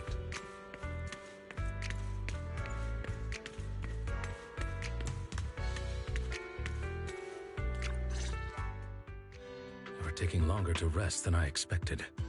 Lycon, you think too highly of my physical capabilities. Well, thank you for your cooperation. I must say, if nothing else, at least your acting skills have improved. Why do you look so angry? You should be happy. We pulled that off together with flawless teamwork and managed to fool everyone. Drop your foolish facade. I'm glad you still remember the code we set all those years ago. And thank you for ensuring your sleight of hand didn't deteriorate. Oh, right. I should also thank the blood bag hidden in my clothes and our other props.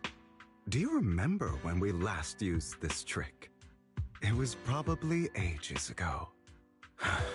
Sometimes I really don't understand you. Have you never thought about what the consequences would be if I didn't understand your code? If I decided against helping you? Or if I just couldn't control my strength properly? You'd understand it. Of course, if things really did go awry, I had alternative plans. You wouldn't be so arrogant as to think I'd bet everything on you, would you? You're insane. No, I'm flattered. So what exactly is the purpose behind all this? Surely after going to such great lengths to erase your own existence, you don't just plan to hide here and reminisce about the past with me. Don't try to brush this off. I've already helped you enact your plan. Tell me the truth. Don't get your tail in a twist. I have more plans that require your assistance, so naturally I would not hide anything from you. Simply put, As things stand, whether as Hugo Vlad or as Mockingbird, I am doomed to die. Seems you've made quite a few enemies. As a member of the Ravenlock family, I negotiated with Edmund and managed to obtain resources from Tops for my future plans. I also confirmed what attitude they held toward your master, the Mayflower family. Meanwhile, I used my identity in Mockingbird to strike a deal with Hartman and gather information on their collaboration with the remnants of the Exaltists. That's where I got my intel on what Bringer left. Oh, by the way, the crime declaration letter that your dear mayor received, that was also sent by yours truly. He's probably figured that out by now, right? Though I'm not sure if he told you. The mayor learned about the sacrifice attacks through his own means, but lacked an opportunity to take action. That warning letter was precisely what he needed. You aren't hopeless yet. How delightful. In short, I'm more well-informed than your lot because I get around, dealing with all these different important figures. But of course, it comes at a cost. It's only fair. After all, you can't hide the smoke from a wildfire. Rather than trying to carefully tame it and risk setting yourself alight, it's better to let it burn free. When I helped you put on your little act, killing you in front of everyone, you left the sacrifice core to Hartman. That was intentional too, then? Oh, yes. And it worked like a charm, didn't it? Now no one cares for me anymore, and all eyes are on Hartman. A perfect situation for keeping the Ravenlock family in check while dealing a cutting blow to the Exaltists behind them. Another crucial point is Vivian and Phaethon. I must sever any ties they have with me or Mockingbird. Although I feel bad for Phaethon about what happened, but it had to be done. That's the only way they would be safe, allowing the plan to continue. I noticed that you never turned your blade toward Master Proxy. So, those words you said back then were also... I will bloody my hands. I will carry the weight of my sins. I will become the Abyss. Obviously, it was all an act. My acting has always been impeccable, as you know. Hugo, you are taking such a tremendous risk. Why? Would you believe me if I said it's for justice? But unfortunately, it's not. I want revenge on the Ravenlock family. And I will make sure that despicable excuse for a human being, Hartman, suffers a slow, torturous end. Of course, I also promised Vivian that I would help her investigate the whole thing with the Exaltists. That's all. You don't look too good. Is it your wounds? No. This is the first problem I plan to resolve. Lycon, do you have a place that is sufficiently discreet, quiet, and can take a lot of damage?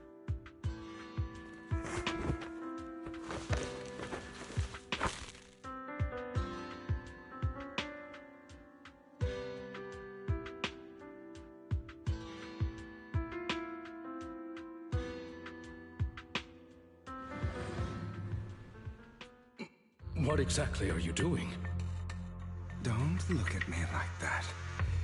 If I didn't have to do this, I wouldn't.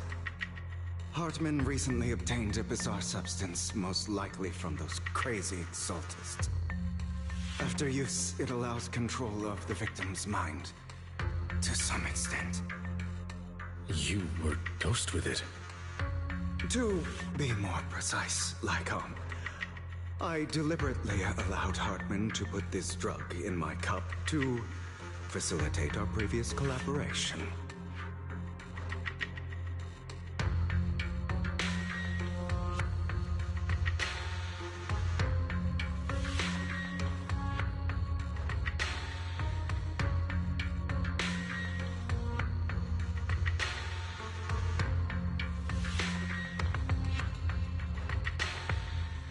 After finding out about it, I quickly found someone to help analyze its composition. The good news is he gave me a very low dosage, perhaps because he was afraid I might notice. There's a different medication that can delay its onset, preventing me from actually being under his control. I simply need to put on a show in front of my dear uncle. The bad news is that currently there is no antidote.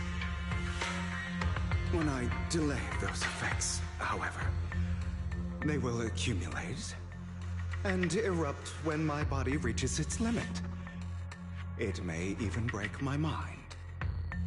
And that's exactly what's happening now.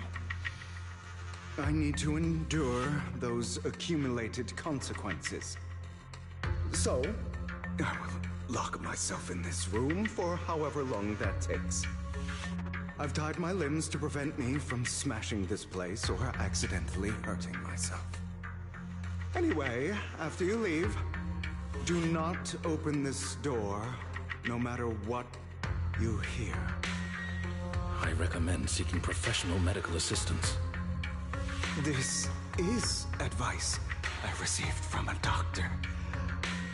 Or are you saying you don't believe I can make it? So, Nikon, come find me here at the scheduled time. All you need to do is smile and await my victory. What if I want to stop you? You know you won't succeed. You never have. And you never will. Time is short. Let's begin. I understand. Don't die, you stupid bastard.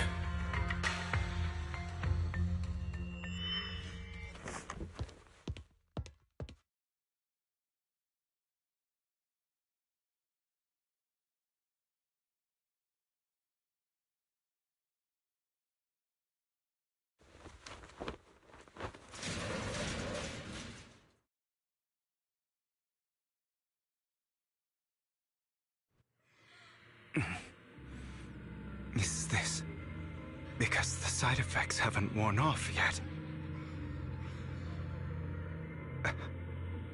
Lycon's late. I'm surprised. Or is something wrong with time itself? Looks like someone's over there. Might as well go ask.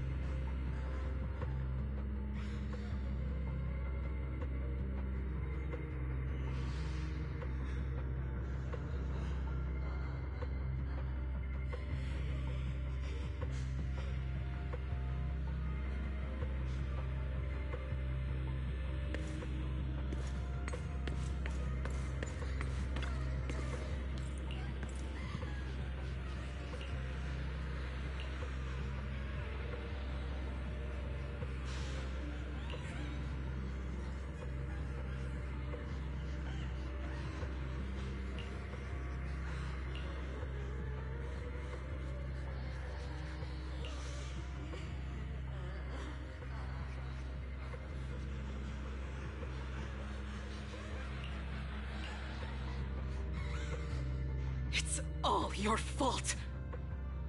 I wish I had never given birth to you!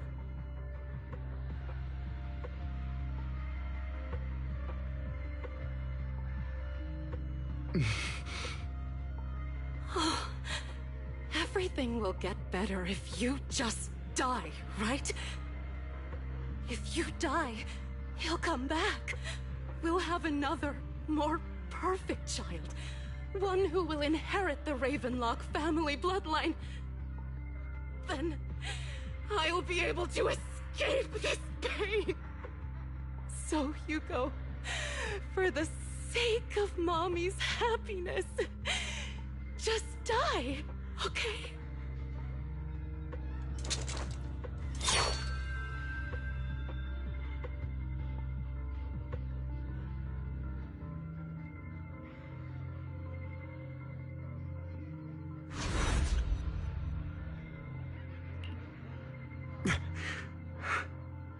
So, I wasn't awake yet after all. That's because you don't want to wake up again. Who are you? I am you. Hidden deep within your heart. Your most true self. You want to kill her, don't you? Your so-called mother. Every time she beat you without reason, when she tried to gouge out your eyes, when she sold you into that hell, laughing all the while. You wanted to be the one to end her life. Why not admit your hatred?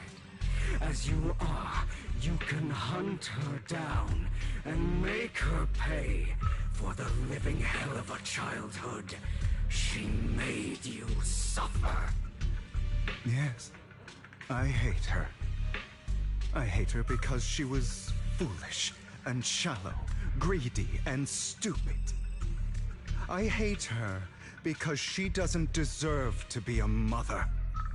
She did everything she could to try and get into the Ravenlock family, believing she could live a life of luxury without having to do anything and never realizing she was a pawn, discarded from the very beginning. So she chose to blame me. Blame me for my heterochromia. Blame me for my very existence. But I won't kill her, because I know it won't change anything. She was incapable of loving me, just as she is incapable of loving herself. Have you been brainwashed by that dog? Keeping up the act of being some magnanimous and forgiving fool? Don't compare us. I've simply come to understand love or hate. I make my own choices, and they have nothing to do with anyone else. She sold you to the Ravenlock family for a huge sum of money. She used that money to start a new life without you. While she was indulging herself, you were going through hell in the Ravenlock Manor. Does it not torment you? Do you not feel the hatred? Do you not want to demand answers? Kill her. Only by killing her can you be truly free. For a long time, I thought the same way.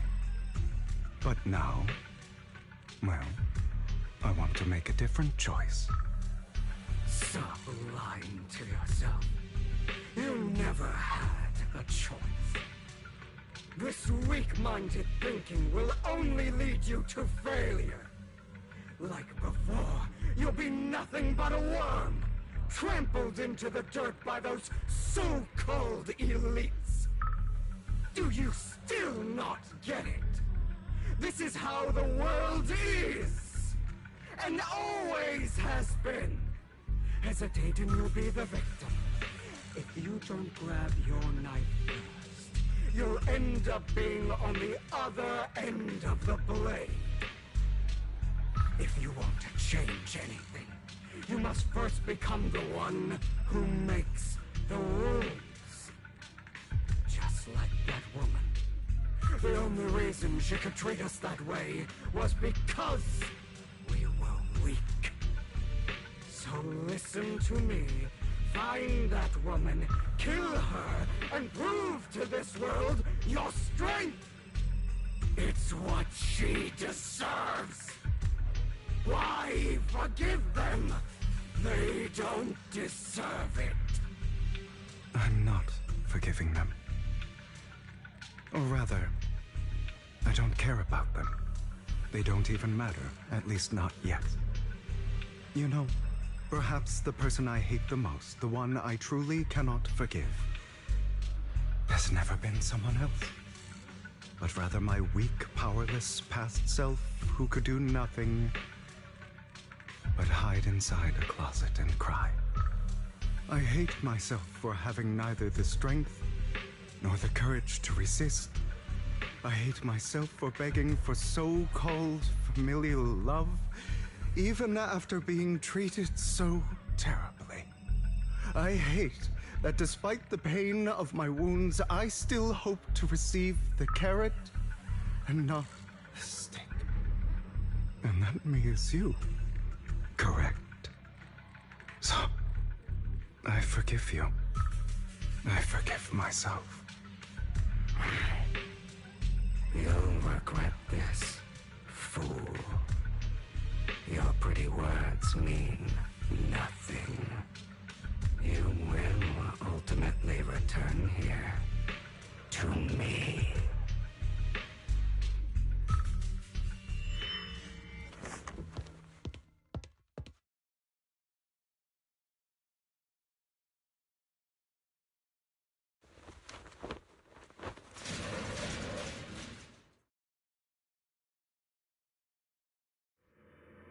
I see. This is still an illusion.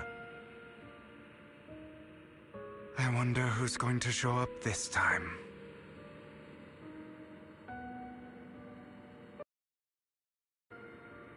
Brother!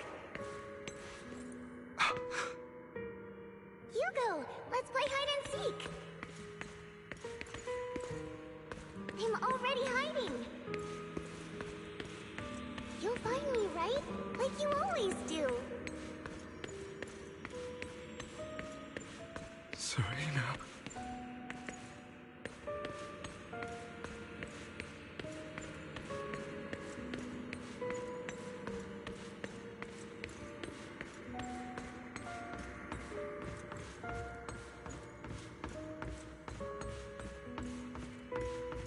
You're looking in the wrong place. I found an even better hiding spot this time. Harder to find than any place you showed me.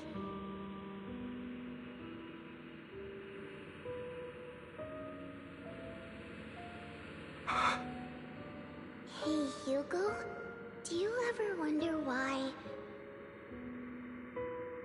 I had to die? It was because of me. That's right. It was because of you. It's all your fault. If only you didn't exist, I wouldn't have had to suffer.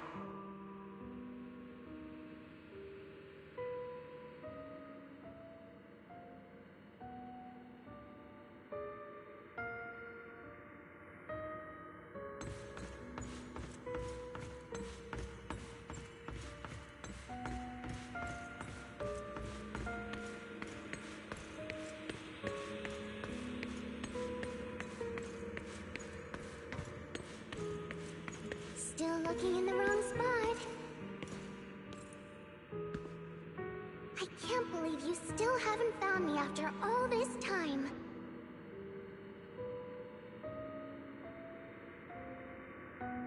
Have you forgotten about me?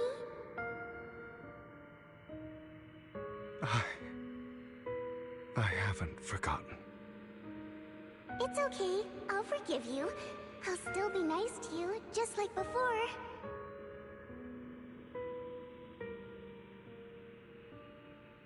I was the only one who was ever nice to you, wasn't I?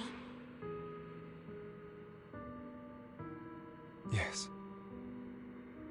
Then tell me, why do good people always suffer? Why is kindness always punished instead? Tell me, Hugo, why?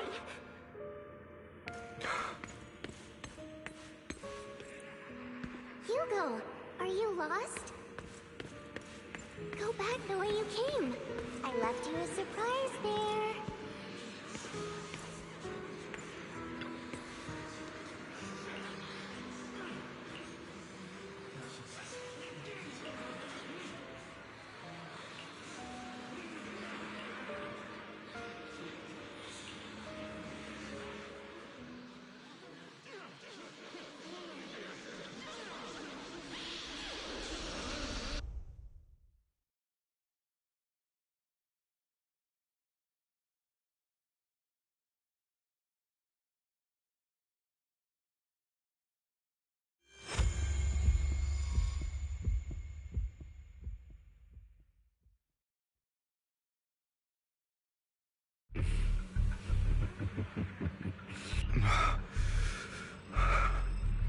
We meet again, my friend.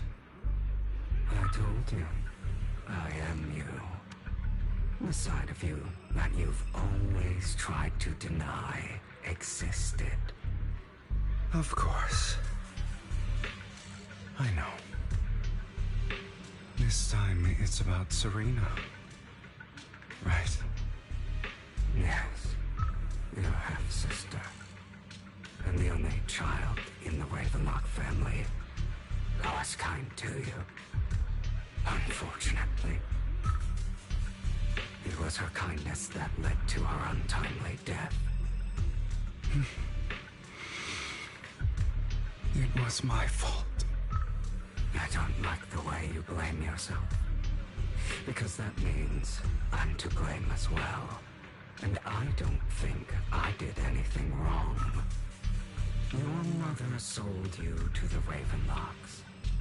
And your father, he saw your talent and wanted to use you to push the other children into competing with each other. My brothers and sisters wanted to get rid of me from the moment they first saw me. In their eyes, you were no more than a slave.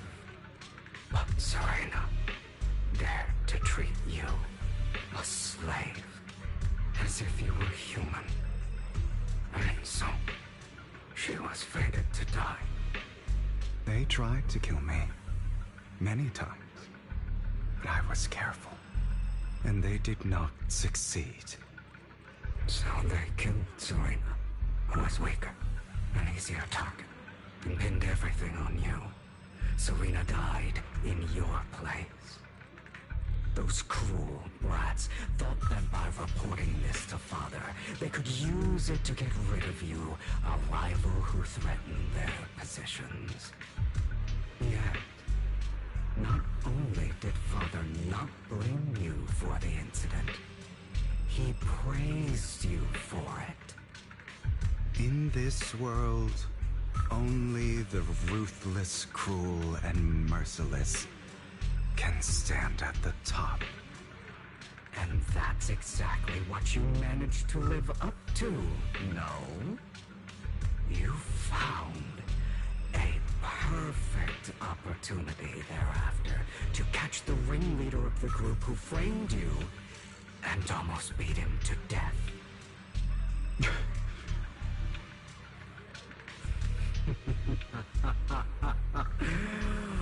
Oh, you should have seen the expression on your face back then.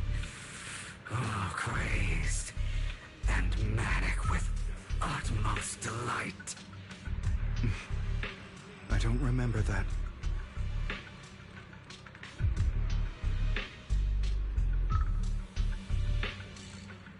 Here you go again, trying to deny your desires.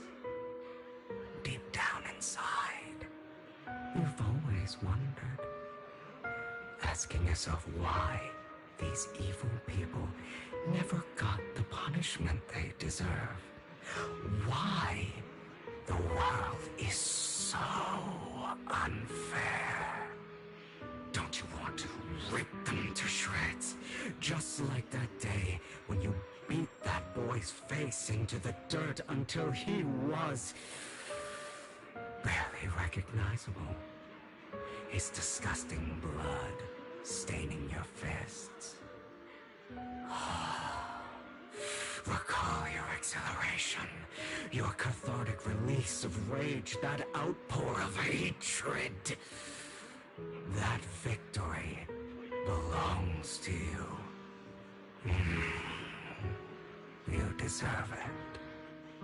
Those brothers and sisters of mine are all dead. I cannot take revenge against the long deceased. They died by Hartman's hand. Dying in the power struggle to become the Ravenlock family's heir, rather than by our side. Boring. Boring? I find it hilariously ironic. Children who would murder their own kin for scraps of power, dead at the hand of their uncle who followed their example. Is that not karma? Power struggles pitting kin against each other, betrayal, suspicion, and hatred between people of the same blood. It's like a curse written into the Ravenlock family's genes. Laughably stupid. Don't forget, my dear, that the same blood flows through your veins.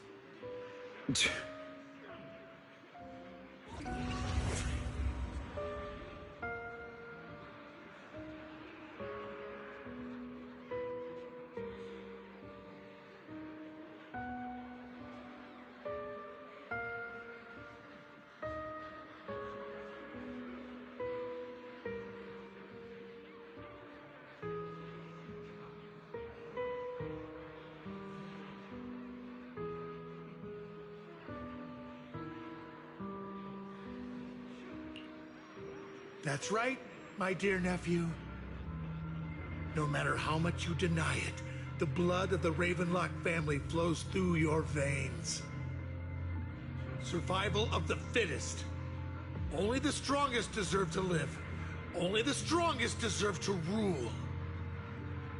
This is the path of success that has led the Ravenlock family to victory countless times. A blessing and a curse etched into your flesh and blood. As long as you live, you'll never escape the mark of family. You are destined to one day become someone like me, like your father.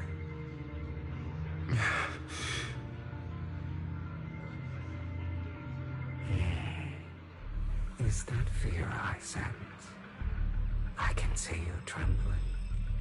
Why does the Ravenlock bloodline terrify you so?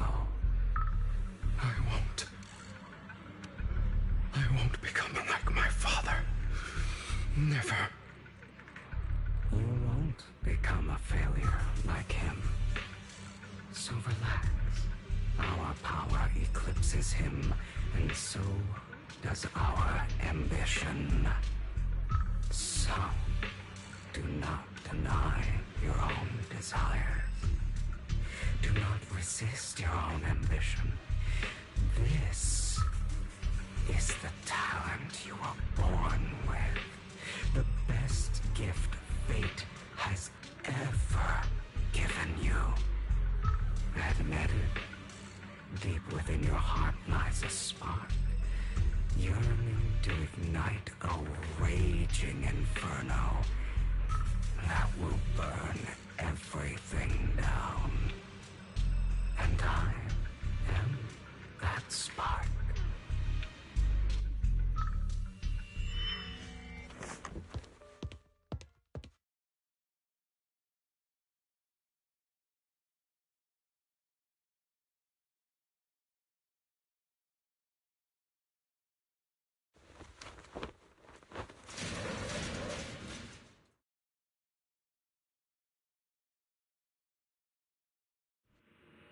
Lycon. Never thought I'd be this genuinely thankful to see you.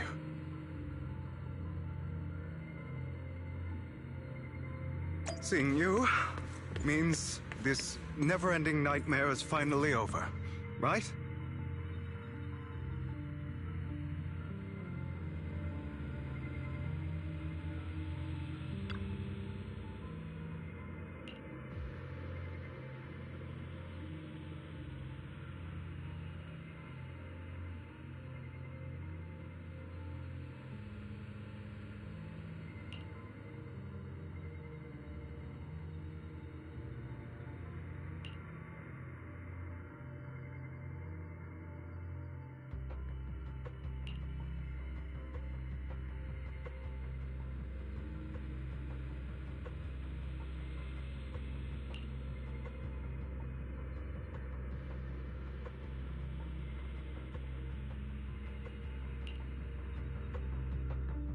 I don't want to hear something like that from you.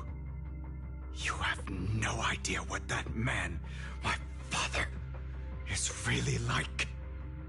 A person who stops at nothing for their own interests and ambitions. Just like what you're doing right now. And what do you think I'm doing this for? All of this was part of your plan. You knew where the Ravenlock family was going to be, so you set Mockingbird's target there. To seek revenge, you plotted to assassinate your own father, but he was too vigilant, and you failed. After almost being assassinated, your father was furious and locked everyone in the hall, but was unable to find the assassin. And what a coincidence that a hollow disaster just occurred in the vicinity. So he used it to eliminate all the unfamiliar faces there, turning them into victims of the Hollow, an easy feat for the Ravenlock family. So, the one who killed innocents was my father, not me. You knew what choice an extremist like him would make, and you used the chaos to once again attempt an assassination. This time you succeeded. You killed your own father at the cost of innocent lives. Admit it, Hugo. You don't care about anyone else.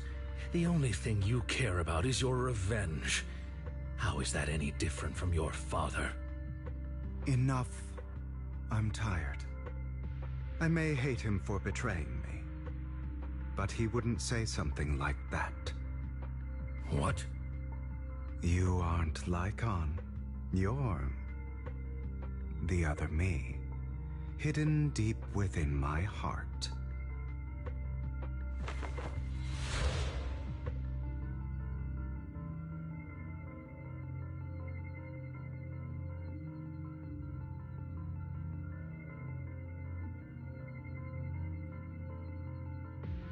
I've been waiting for you, my dear. It seems you've already grown accustomed to this place, even turning the tables on me. Just as you said, you are me, and I am you. There's no such thing as having an advantage over oneself. We are ultimately one and the same, forever inseparable. Then you should know what I want to say. When you and Lycon split, you didn't even try to clear up the misunderstanding, didn't deny or argue against what he said. Because you realized that deep down, he was right about you. You just hadn't acted on it yet. Some people live only to bring more suffering into this world. sometimes murder is what brings justice back into this world. For that, I must stain these hands in blood. That's right. Just like what you said before you faked your death. Were those words really just an act? To slay the dragon, you must first become one with sharp claws, rending fangs, and strength enough to destroy anything. You know the truth better than anyone. If you hadn't hesitated and instead seized the first opportunity to kill your father, none of what followed would have happened. Innocent civilians wouldn't have died. Your partner wouldn't have lost an eye and both legs trying to save people. And Mockingbird would have never gotten to that point. You can save more people. Save good people. Save more lives than the evil ones you take. I've spent countless hours in regret over that incident. So why not submit to your true nature? You want to be the judge, jury, and executioner of this world. And you can. I wasn't responsible for Father's death. The true mastermind is my uncle, Hartman. His schemes to kill the head of the family were all so he could take control. Mockingbird was simply unlucky enough to get caught up in it. So, for a behemoth like the Ravenlock family, with its roots so deep, a single person's death, regardless of who that person is, wouldn't change anything. Of course, whether it's Tops, the Mayflower family, or even the entire world, it's actually all the same. I refuse to be dragged down by pointless hatred any longer. You foolish, stubborn idiot. Do you understand the power of hatred? Have we not come this far precisely because of it? Or are you going to follow Lycon and Jack's twisted logic? Come on. You don't actually trust anyone? Otherwise, why would you hide this whole scheme of faking your death from them?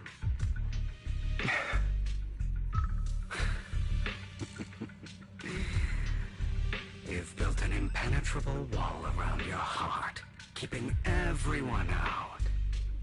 Of course you are right to do so. No one in this world can be trusted. Always. All you'll receive is hatred from your own blood and no love. Suspicion from your companions, and betrayal that comes all too easily. But the most ridiculous thing is that you want them to trust you. You stay silent and long for them to notice your suffering. You yearn for your companion's understanding and trust. Idiot. That's why you are incapable of exploiting them for your own ends. You care about their safety even more than your own. But remember, only the weak need companions. And we are children born from hatred. We are different from them. I will never be like them, and I don't need to be. Come, let me show you what powers we can wield. But you are me, and I'll never lose to myself.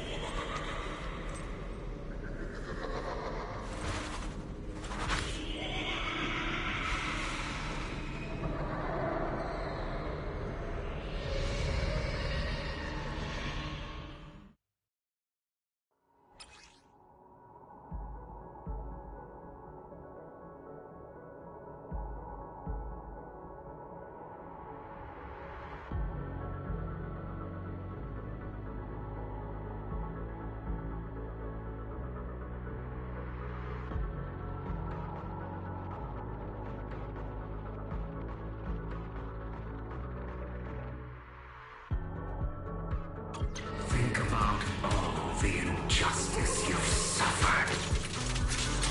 It's about time, human. If you choose to forgive, you're betraying yourself. You know that. Letting you consume me would be the real betrayal to myself.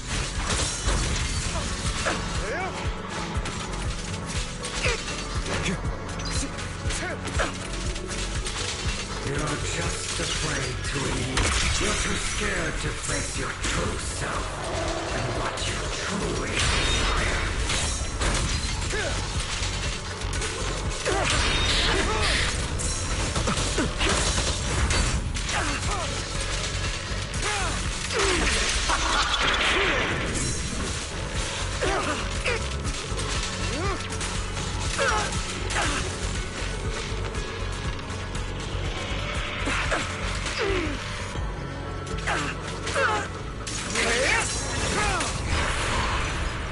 Are you trying to kill me? You think you can just get rid of me? Without me, you are nothing. For what it's worth, thank you. Don't be afraid. You and I are inseparable. You're part of me, just as I am part of you. Fancy words won't change anything. No. It's not just platitudes. I finally understand now. Some pain only fades when it's seen, when it's accepted. So I won't fight you anymore. I won't hate myself anymore. Weakness, hatred, malice, strength, forgiveness, justice.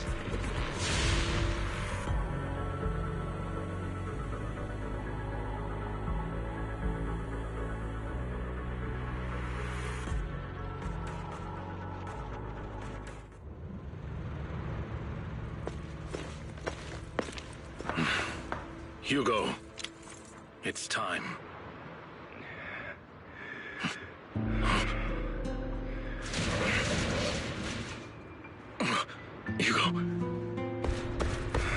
Hugo, you... Did I scare you? I made it through. I won. No praise for me, my dearest partner.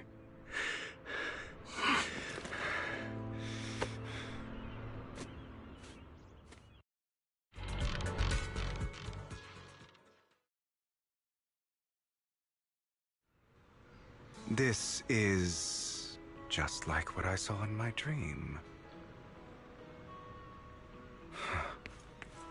I guess there are still some lingering side effects.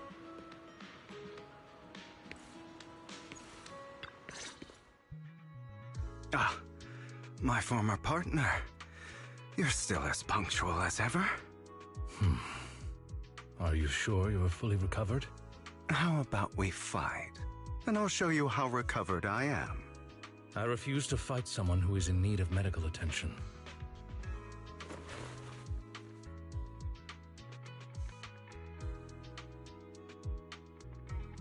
How thoughtful.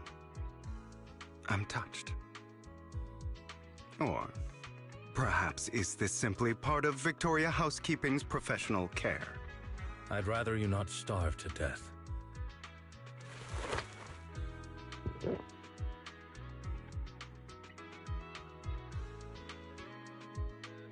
Not to your liking. I'm fairly certain this is the same kind as before. No. I've just gone too long without food. It feels a bit uncomfortable. Either way, thank you. Now tell me, what exactly happened in the warehouse? Just going a bit crazy from... you know what? Were you expecting anything else?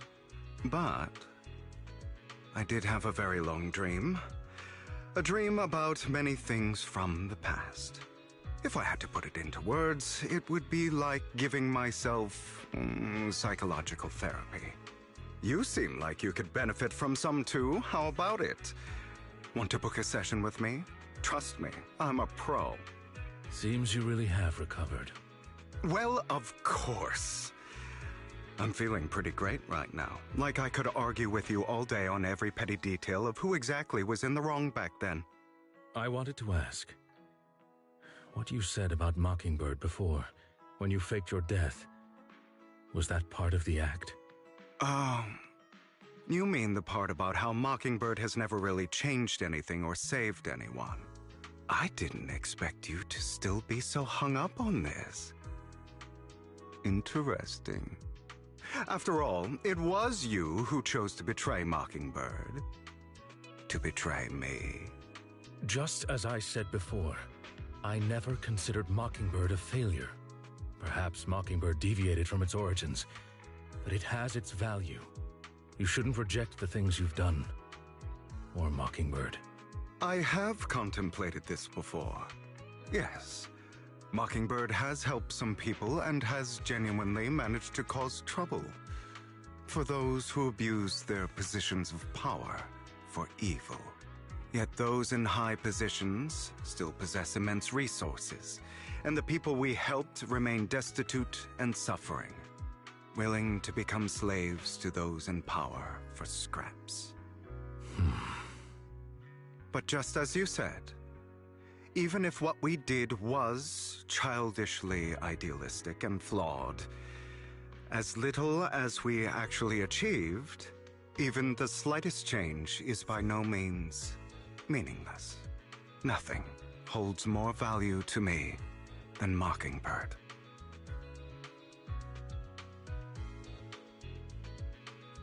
All right, let's catch up later. I still have things to do and need to wrap up my plan. I thought you would rest up first. As much as I would prefer that. My dear uncle and the Exaltus fanatics likely would not give me such an opportunity. If all has gone to plan, the fish will have taken the bait already. And if everything goes very well, I'll soon have solid evidence of the Ravenlock family's crimes. Well then, thank you for your assistance, former partner. Let's part ways here. I'll go with you. Lycon, surely you don't think that because I just recovered, I'm too weak to deal with those useless fools. Hartman's actions will disturb the safety of New Eridu. As I serve the mayor, I should intervene. Very well, whatever. Let's go. And don't slow me down.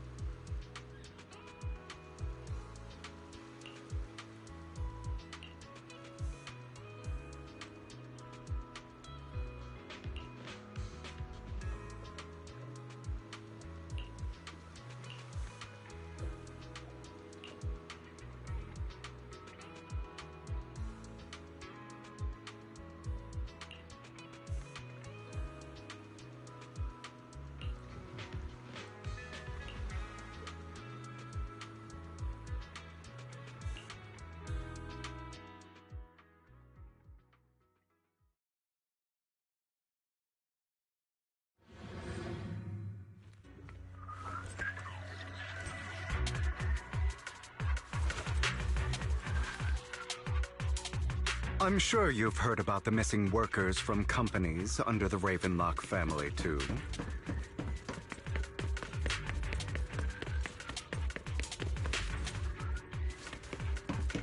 I know where they are. Those are Ravenlock's men. The workers with them are the victims who were tricked into going into the Hollow.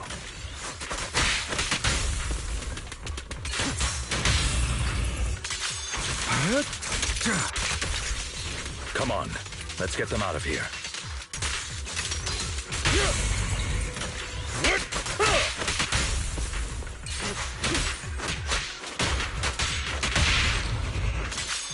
Yeah.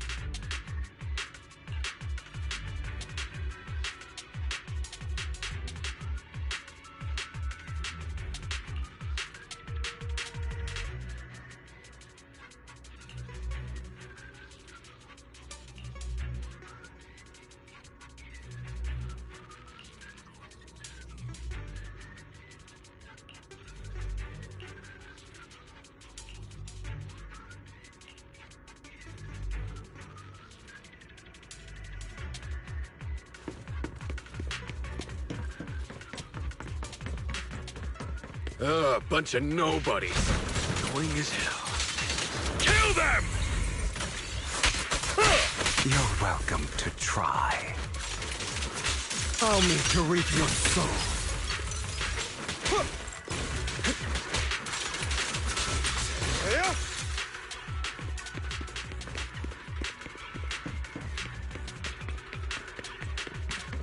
More workers here.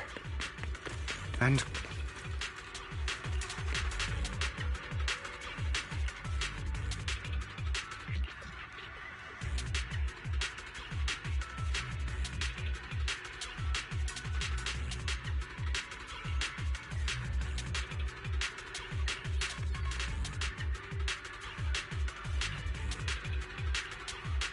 Is Hartman behind this, too?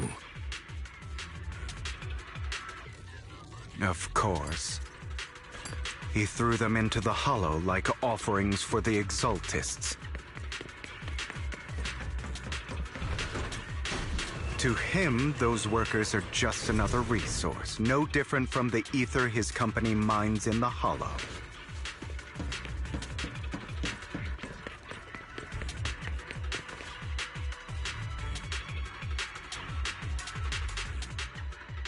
There's more over there. Let's hurry. It's different this time. Don't rush in. Let's listen in on what they're saying first. I still need more direct evidence to ensure the plan is absolutely foolproof. The compensation you promised, it's all real, right? All we have to do is follow you into the Hollow for some simple tasks, and you'll give us a huge sum of dennies. It sounds real suspicious. Shut your trap. You keep yapping and asking questions. If this is all so suspicious, why were you so eager to sign up for it? Because I don't have a choice. My daughter was previously caught in the Hollow disaster and suffered severe corruption. The treatment costs have completely drained our family's savings. So that's why... It's the same for me. A serious illness at a senior age. I need the money. Who would risk taking a job like this unless they were desperate? I'll do it. No matter how suspicious. As long as I can get paid, I'll do anything.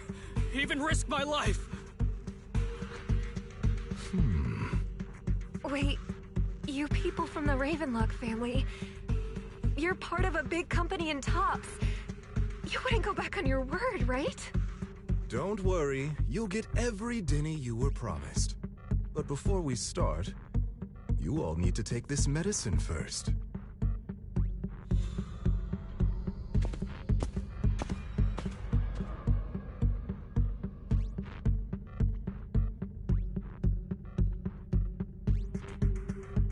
Bro, should we really be doing this already? These workers keep talking. We're wasting time like this. And the sooner they take it, the sooner it'll be over. Consider it an early release for them. What? You didn't say anything about having to take pills before. Look, this is good stuff, all right? It'll increase your ether aptitude. There's tons of people who'd kill for something like this. Exactly! You'll be working in the Hollow for several hours. This is essential medication. You have to take it before we continue. If you refuse, then you can forget about the job. Of course, you won't receive the compensation either. Lycon, what are you doing? Rescuing those workers, of course. There's clearly something off about those pills. We can't let them take them. As I said, we need more evidence to ensure the plan works. And as I said many years ago, you can't exploit innocence to achieve your goal. So that's how you see it. If that's not what you want me to think, then explain everything to me. All right. It's a little complicated, but simply put, these workers will be fine. Of course, it's your choice to trust me or not. But if you try to rush in, I will stop you. I trust you.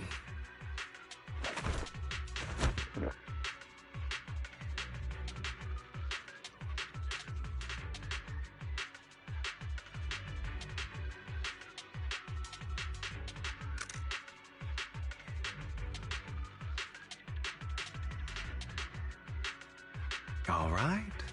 That's the evidence. Now we can go and beat them into the ground as much as you want. Don't forget, you owe me an explanation. Also, don't overdo it and kill them. Even if they're the worst of the Ravenlock family. All right, Your Holiness, Saint Lycon. Who the hell are you? Why don't you take a guess? Will you walk in the light? We're the ones here to stop you. Don't get hit. Can't remember the last time we worked this well as a team.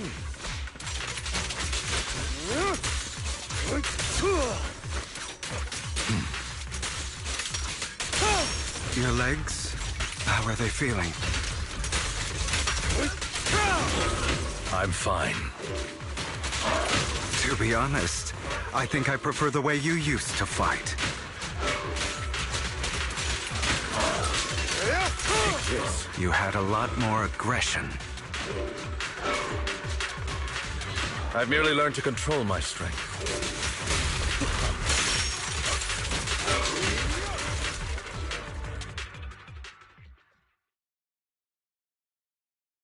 Ah, damn it!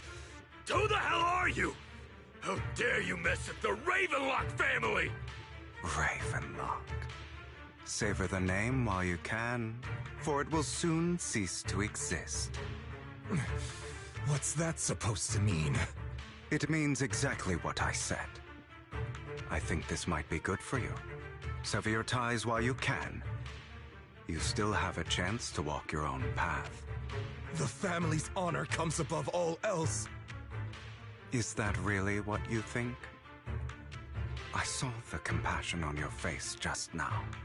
You're not from the main family, right? That's why you were assigned to these trivial tasks.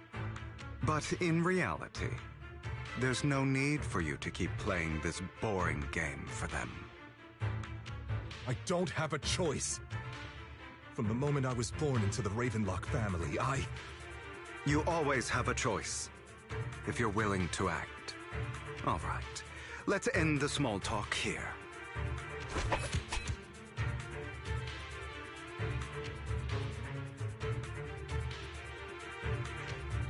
Don't worry, Lycon. I didn't hit them too hard, just enough to keep them quiet.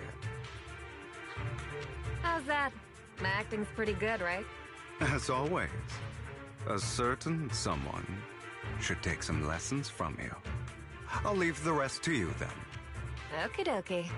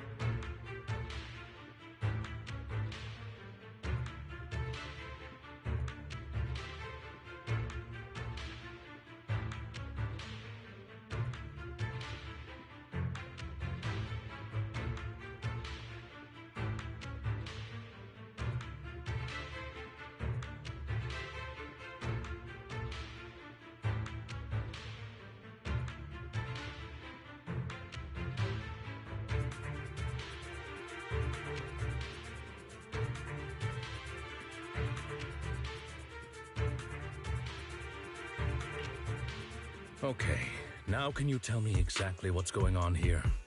As you can see, that worker just now was actually an informant of mine. The pills were swapped out with vitamin tablets. Outside of this batch, some workers have already taken the actual substance Hartman has. But rest assured, the antidote for it is already in development. I found the best in the field to help, and with the data I collected before, we should have results soon. I wanted to ask, the reason you decided to lock yourself in a room and endure the effects of the drug, besides getting evidence, it was also to collect data on this drug in order to create an antidote, correct? It seems you're not completely beyond hope. I thought you were just being stubborn. Sometimes I wonder if you know me at all. Then, I have one last question. Why did you never tell me any of this back then? The truth is, I heard everything. That entire conversation between you and Jack. Before he passed away in that small attic. When Jack called you aside and gave you those warnings. When he told me you might go down the wrong path? That's right. You never said anything. What would I even do? Scream and rage over your suspicions, or get on my knees and beg for you to trust me? You know there's no way I'd allow myself to do such a thing. Besides, back then, even I was confused about myself. Jack, It's all in the past. You don't need to explain anything to me. Enough. We should get going. If we're going to reminisce over the past, we should find a more suitable location.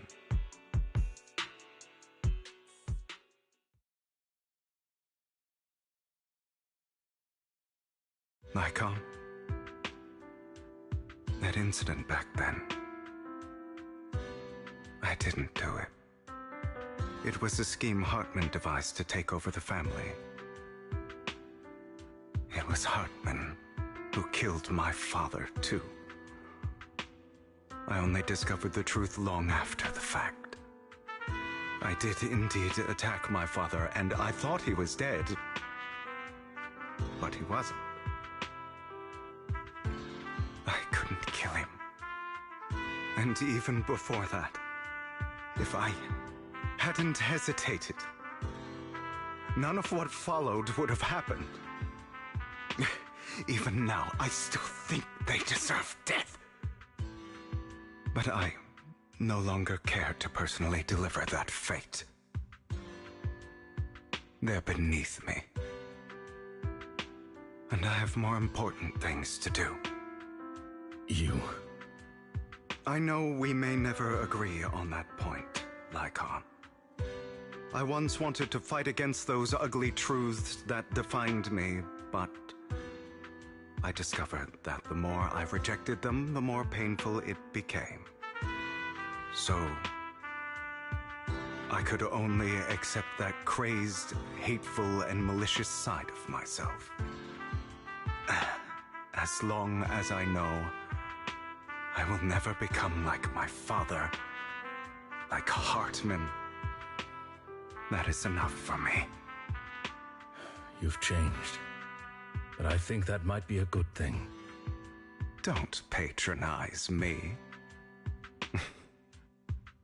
You've changed a lot too, compared to before. I still disagree with Jack's words, and I won't forgive your betrayal.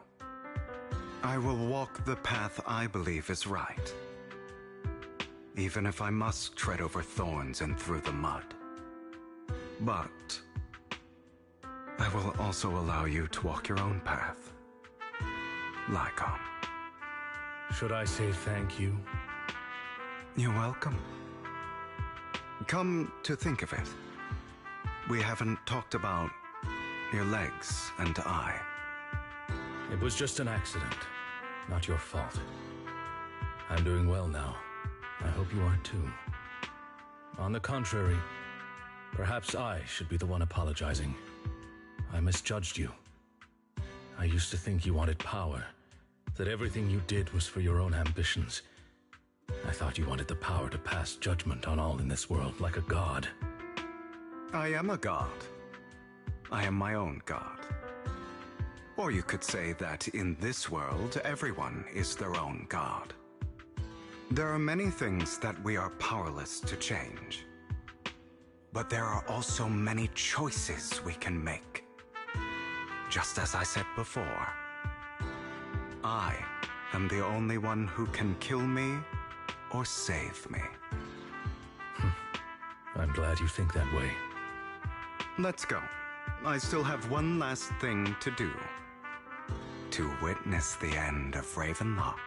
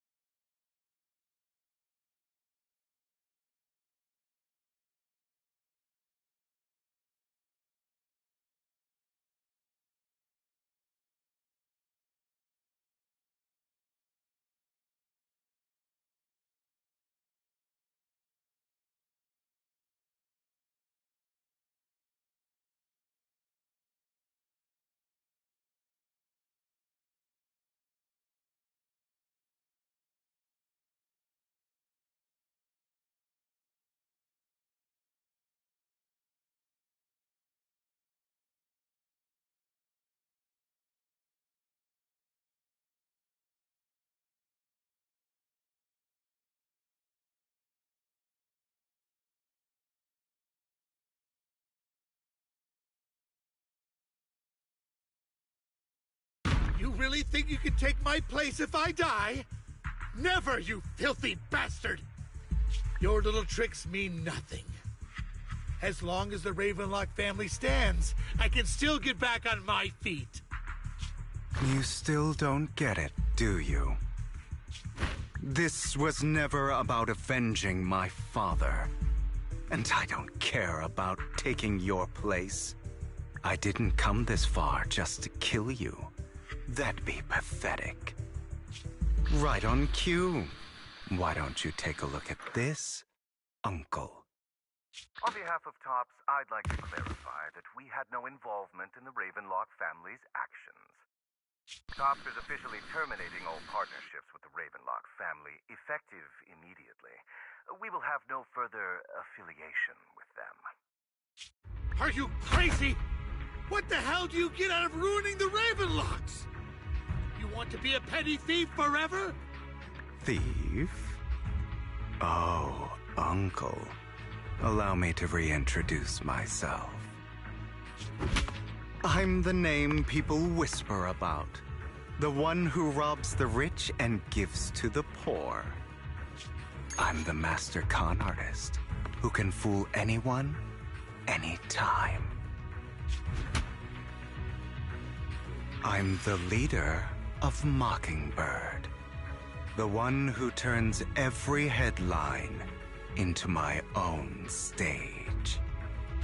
I have friends who'd catch me if I fall, partners who'd shed tears for me, and allies who always have my back. I am Hugo Vlad. You're the one who needs the Ravenlock name. I never did. You ungrateful bastard! You should have never been born. You flatter me. Same goes for you, Uncle.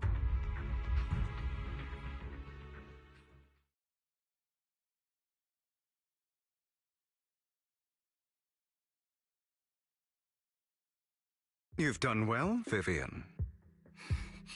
You had better give me an explanation. And here I thought this would be a touching reunion. What's with all the anger? Hugo, I'm a member of Mockingbird too, and I mourned your death. Listen, Vivian. I don't want you or the people you cherish to get caught up in danger because of me. I've always been selfish, so I don't hesitate to use you all as variables in my plans. But it is because I am selfish that I also don't want my failures to affect my treasured companions. In any case, if you were in the same position, would you not make the same decisions? Lycon's taking care of everything outside. We should go. Also, Wise, thank you. And I'm sorry for the whole act where I threatened you. It was the only way for Hartman to drop his guard against you and leave you be. I, Hugo Vlad, am forever indebted to you.